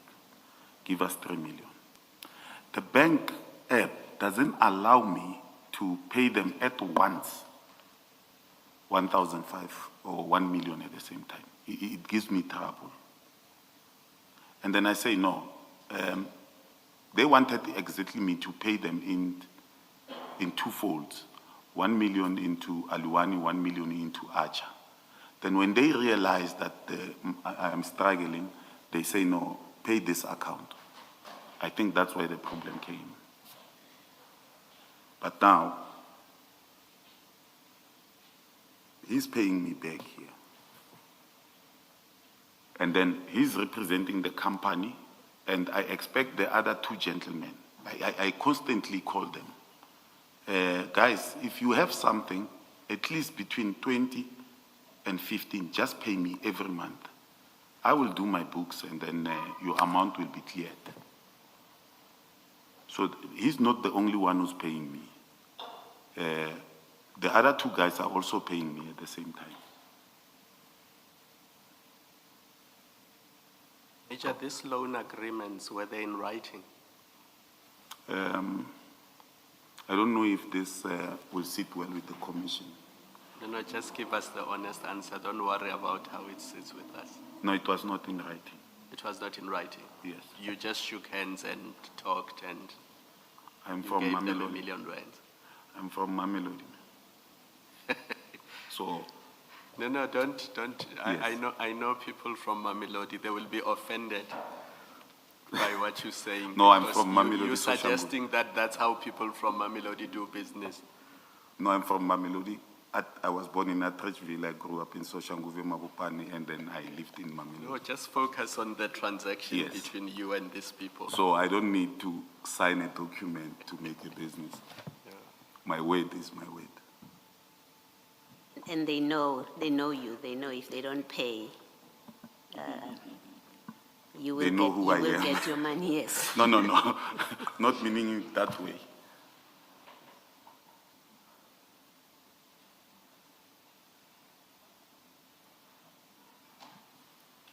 Then go to,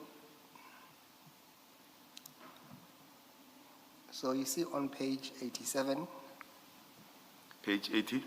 87,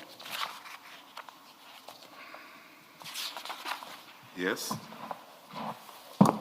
you receive an amount of 500,000 Yes. on the 19th of September. Yes. That amount is from Akuva. Yes. And then if you go further down, Yes. you receive 100,000. Yes. The same amount is, that amount is also referenced as a Makuva.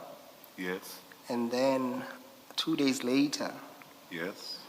you receive another 100,000. Yes. And your explanation is that this is in relation to the loan that you have borrowed them. The amount that you Not are the loan. receiving, it's a loan repayment from It's Mr. not a loan repayment, it's the money that I borrowed them. I don't have a loan service business. I don't have any business.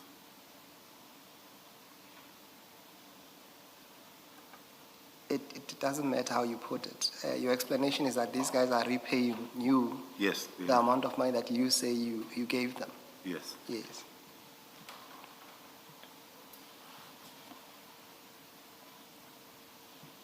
Mr. Msikiri, isn't the point made with this sample, we know the answer is going to be the same. Yeah. And maybe we get to a point where you make the proposition that you want to make.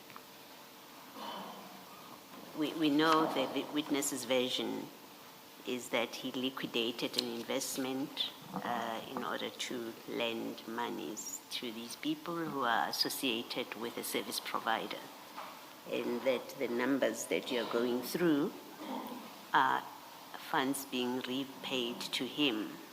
I don't think it gets better, your answers that you're going to get. You may as well get to the proposition.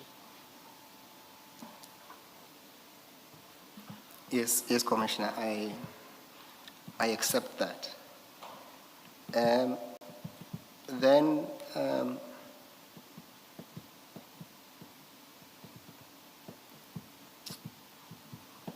is a transaction when you go back to your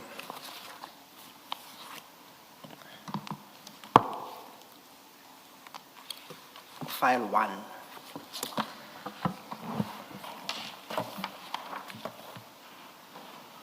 On page,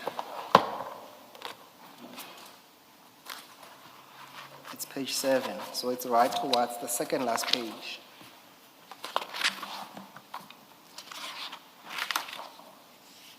Page 7 of file 1, File 1, yes. second last page.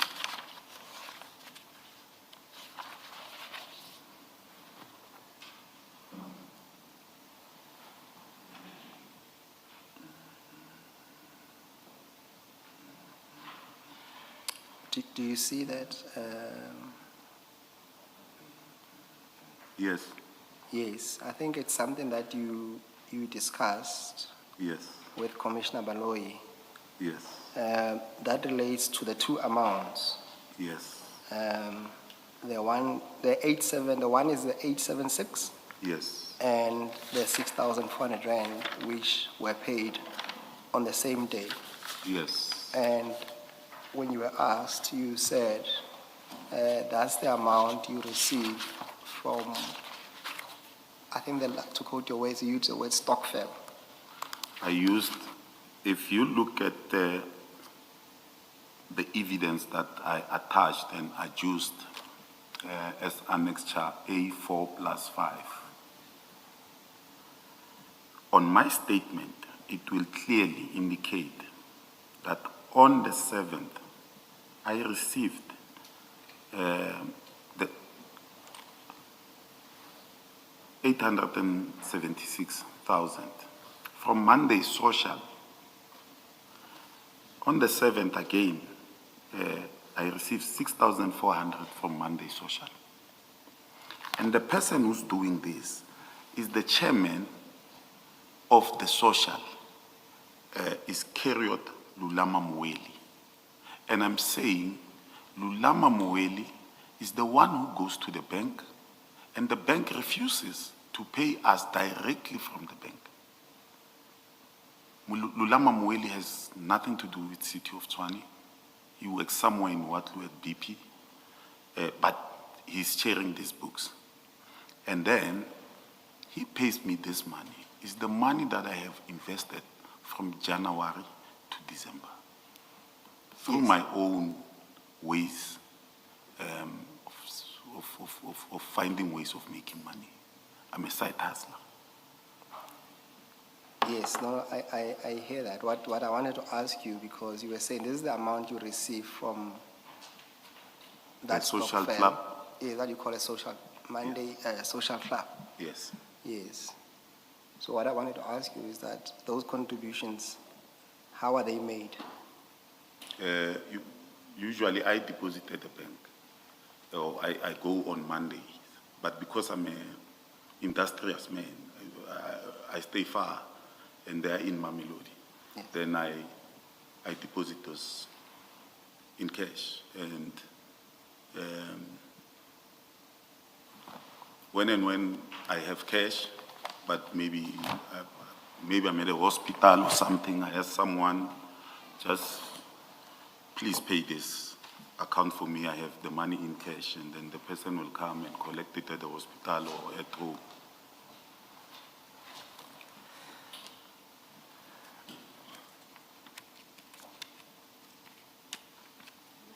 Let's ask about that payment.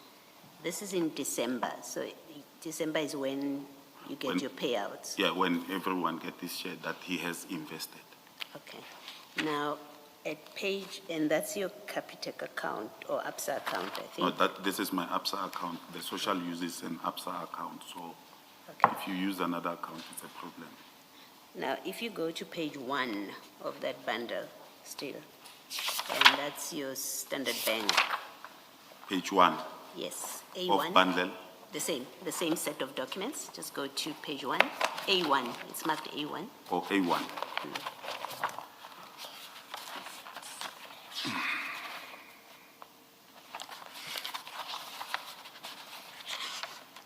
that seems to be your Standard Bank account. Yes, no, A1 is still ABSA.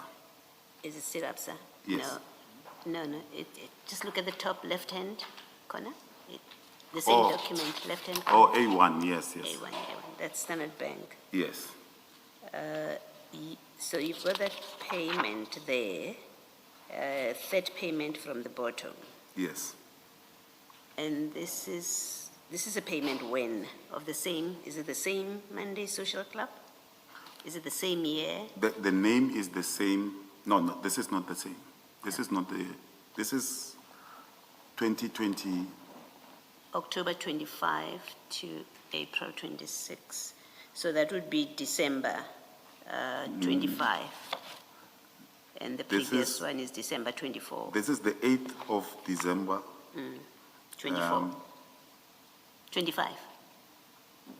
2025. 2025, yes. Okay. All right. But this Monday social, I ticked it because the name here is the same social, but this one is for Tuesday. So it's year end, we are being paid, and then here I'm paid directly to Standard Bank. You said something about it being for Tuesday. Yes, we have two socials, although I don't have two. I have many. There are many, Homo Social. But this one is a Standard Bank one. Yeah, where I will just put whatever is left, or I will borrow from on Monday and bring the money here and pay it back on that one, so that I have something to cover me when I need something. Okay. Thank you. This is-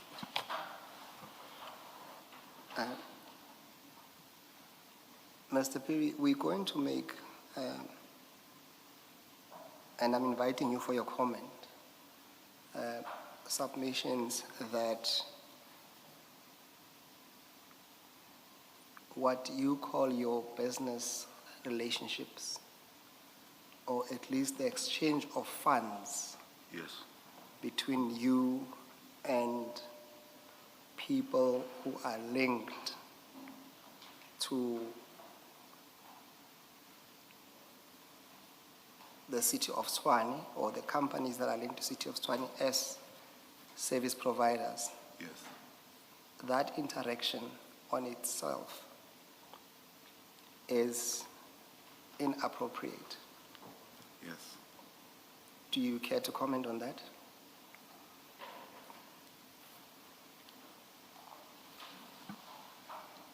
Let me take my breath so that I give you a correct answer. I'm an employee of Tshwane, but overall, I'm a member of the public. And I'm not saying being a member of the public, when people come to me and say, commissioners, I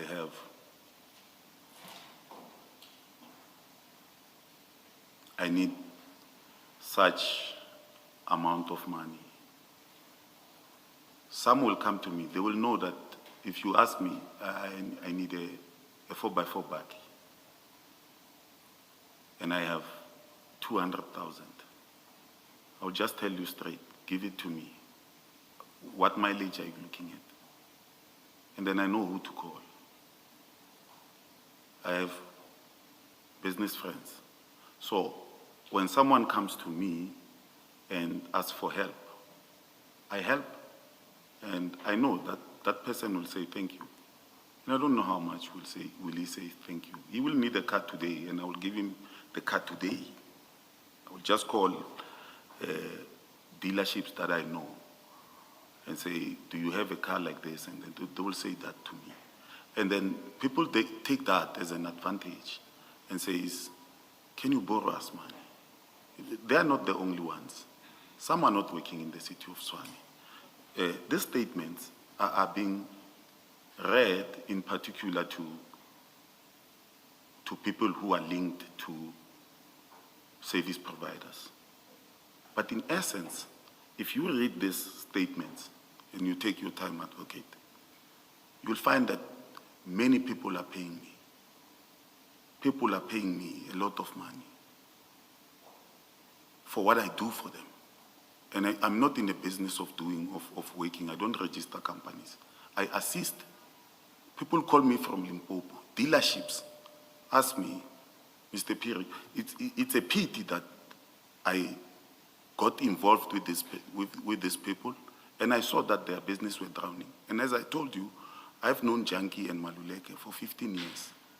They didn't start working. They worked at Ramalepe when Ramalepe got a contract. The court order gave them a contract in 2022. But they were already in the system in 2015 already. I'm saying in 15 years prior. In 2010, they were already working here. So I know them.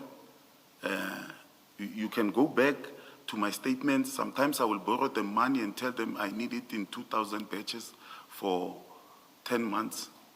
Well, I've given them 15,000, and then they will comply. And I have no nefarious intentions of borrowing someone 1 million. In fact, if it was the other way, them borrowing me 1.3 million at my salary, I think that is an anomaly. But here, they are coming to me, and if I can go in detail into these statements of mine, you will see that people are paying me a lot of money. And it's got nothing to do with the city of Tshwane. But these are picked because, like Lulama Mweli, when you sent me a question, I looked at it and I said, it means the bank didn't explain. They didn't tell them that the money comes from this account to Lulama Mweli and to Mr. Phiri. What's your final answer to my question? I'll Mr. say no. Phiri? I'll say no. I regard them as friends. And we will also make submissions that for a person in your position, as you at least testified earlier on, where you are somehow in possession, or at least in a position where you can control the distribution of work to the service providers within the city of Tshwane, that makes it even worse for you to be having any financially linked relationships with the individuals who are linked to the service providers. What's your comment to that?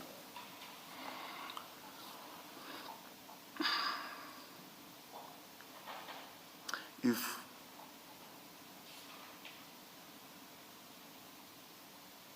my seniors came here and said, I'm a junior officer,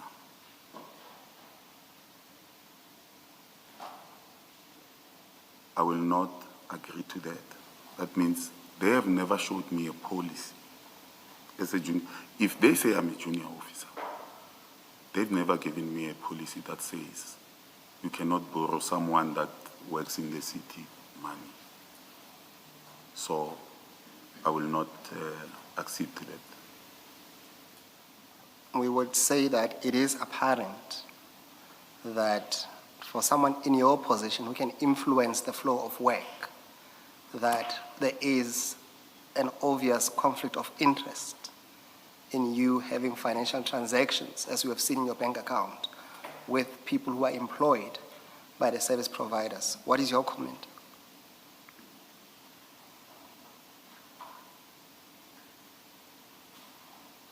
Can you please repeat the question? The question is simply this. It says that there is an apparent conflict of interest for someone in your position who can influence the flow or non-flow of work to these service providers, to be having any financial transactions with them or with the people who are employed by the service providers, because at least we know that directly some of them are employed. and we're saying that poses an apparent conflict of interest. What is your comment on that? I will say, to my knowledge, commissioners, it is incorrect, but it needs to be tested. In other words, you're saying you see nothing wrong?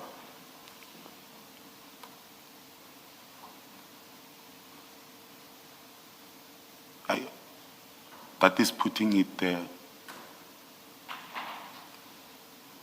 malicious, with due respect, advocate. I don't say I see nothing wrong. I will say, no, it's incorrect, but it needs to be tested. Because when we look at the policies, I've never read the policy where they said, I must not be engaged in such. And it's a pity because you asked me this question before going to my hearing. And now you have given someone who is sitting in an office somewhere who can't even type to come and ask me the very same question. But it is what it is. Mr. Phiri, we are going to make submissions and ask the commission to make findings. Yes. That you came before this commission and in an attempt to explain amounts in your account, either coming in or out, and some of your answers did not accord to the obvious description of those amounts. For example, a lot of amounts, or few amounts coming into your account, they clearly reference service provided. And your answers to that, we're going to submit that they are unsatisfactory.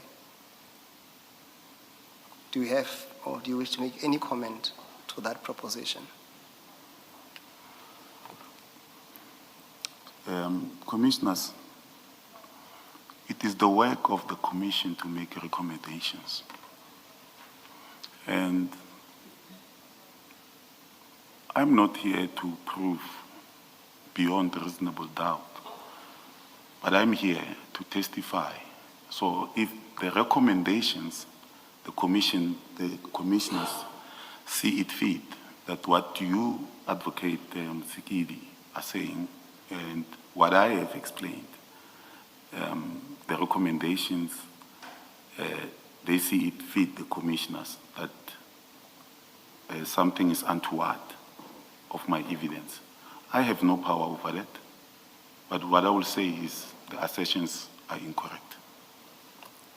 We agree. The thrust of the question is that your responses with regard to the issues Mr. Mkhwanazi is referring to were not satisfactory, and that they will submit to us that that is the case.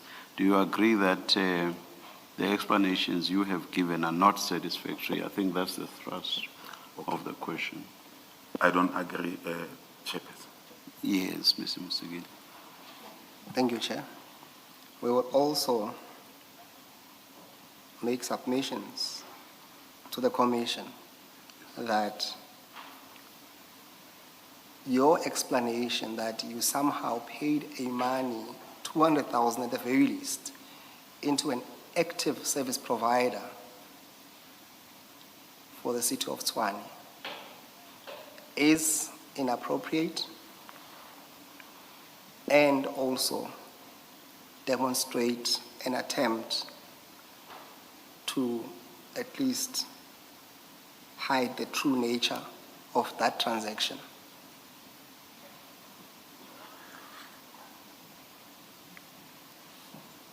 I don't agree, You don't because I gave an explanation that, And I think an antecedent question, Mr. Mkhwanazi, is what is that true nature? Because in my own mind, I've been thinking what we are to make of payments the other way, as it were, because ordinarily one expects the service providers as a gratification to pay an employee of the organ of state consent, not something the other way around. So what true and I've been wondering in my head as to what could possibly be happening here if it is not what Major Phiri is saying. And I don't have an answer to that question. So you would first have to tell us, and indeed Major Phiri as well, what you consider to be the true nature of these transactions. Chair, we won't take it further than that to say, simply put, for example, an answer to him paying 200,000 rand into a service provider's account. Clearly he says, well, he had no knowledge of that. We say that kind of answer is untenable. But no. Yes. No. Here's the point. You are putting a suggestion to the major, or rather, implicit in what you are putting to the major is that there is some true nature that you are aware of, and which you are suggesting that the major is not explaining or telling us. So we don't know what that true nature is. You have not told the major what that true nature is. So to put that question and to be fair to the major, you would first have to tell us what you suggest is that true nature. Do you get my point? I accept that, Chair, and I would not take it higher than that, as much as I'm tempted to make propositions to him or to the Chair in respect of those transactions. What I am putting to him is that the answers that he provided are not satisfactory. That's the penultimate point you made. Yes. And then you moved on to the one about the true nature. And I think that's where you are now. You are past the one about unsatisfactory explanations. And the major has responded to that and said it doesn't agree with you. So now I'm engaging you on the last point, which is about the true nature. So it is that I say is not fair to the major when you've not told him what that true nature is. I accept that, Chair. I'll move on from that point, at least for now. Yes. Thank you, Chair. Mr. Phiri, do you have any relationship with Mr. Bonzo Modise?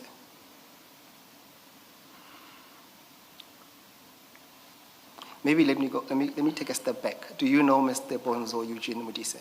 Yes. Do you have any relationship with him? I know him as a deputy mayor, as a regional chair of the ANC. I grew up in Mabopane, Winterveld. I know him from Mabopane. And when I came to work in Tshwane, I met him here. He was not a deputy mayor, he was not a chair. He was a director of a company called Triotic Protection Services. Then before becoming the deputy mayor. Are you guys in contact? By that I mean, do you call each other? Yeah, because as I told you, I've known Bonzo Modise from Mabopane. I grew up there. I know him from there. Even, you know, when you are from a place and you know someone, you can speak to him. People will speak to him as deputy mayor, and I will also speak to him as deputy mayor. But at the very same time, I will call him Brabi. What is the nature of your interaction with him? Do you interact with him as a friend? Do you interact with him as a brother, as a neighbor, because you are all from Winterfeld?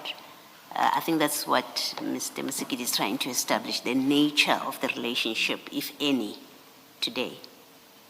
Or is he a comrade, is he a chairperson of your branch? That's what he's trying to determine. I don't know how to explain this, but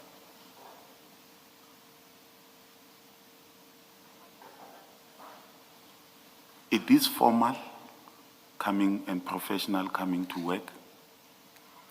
And because I know him, I will just speak to him at any moment. Sometimes I will even call him. I'm just passing through your office at Tshwane House. Are you there? Outside of work or outside of the business of Tshwane? Yes. The city of Tshwane. Do you have any interaction with him? No, I don't. Any dealings with him? I want to put it truthfully. I will go to Mabopane. I don't stay in Mabopane anymore. And we will meet at a certain place and we will just greet each other. He's always with what you call protectors. We'll just greet each other. They won't allow you very close to him. And then we just greet each other and speak in our language, strict language. So you don't socialize with him? I don't socialize with him. Do you have any business relationships with him? I don't have any business relationship with him. I've never had, unless managing when he was still at Triotic, coming to directors' meetings and stuff, and then we meet there. But Thank you. Mr. Msikili. Do you know Mr. Joel Sibanyoni? I know Mr. Joe Spanioni when I see him on TV. But if he can come here, I cannot point him. I've never spoken to Mr. Joe Spanioni, and I don't believe I will speak to him because I'm not interested in taxis.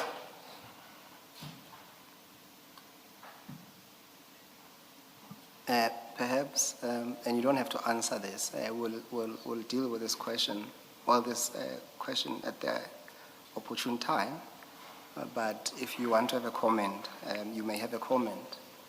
What we have at least gleaned over from the telephone calls between yourself and Mr. Modise is that on a number of occasions, after calling you, or at least on the same day, there seems to be a pattern where he calls Mr. Sibanyoni. But I accept that that's not your telephone record to comment on. But if you want to comment, you may. Please. Are we going to have that evidence?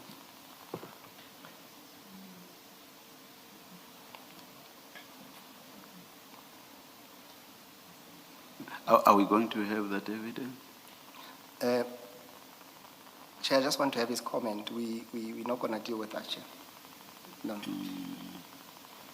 Perhaps not then, if as you say, we are not going to have that.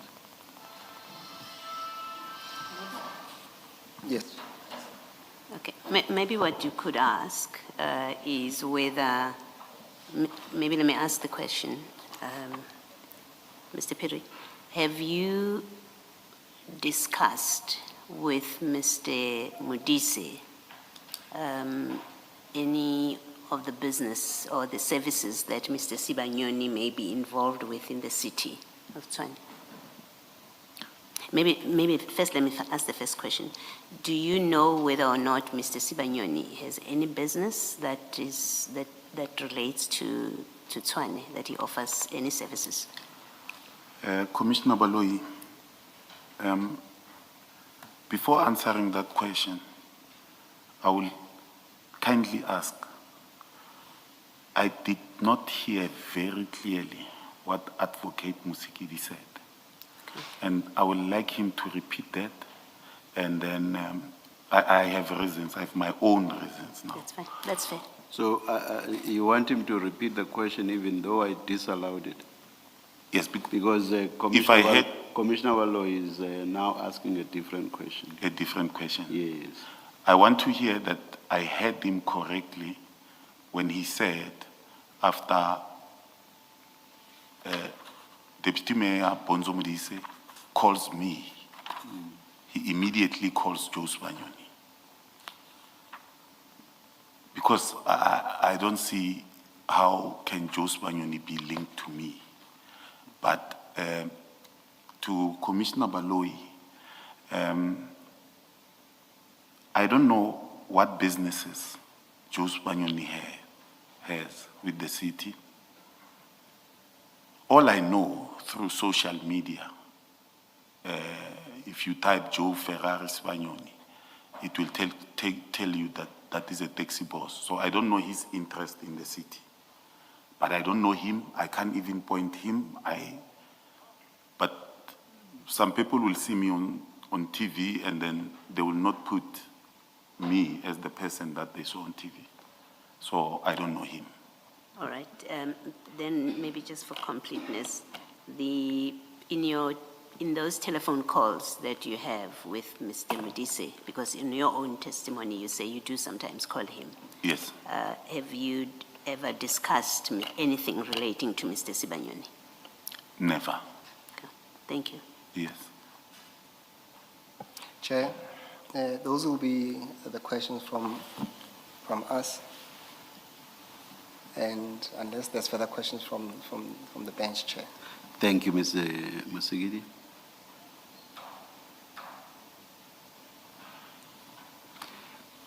None from us. Thank you very much, Major Phiri. Yes. You are excused. Let's resume at 9:30 tomorrow. Let's adjourn.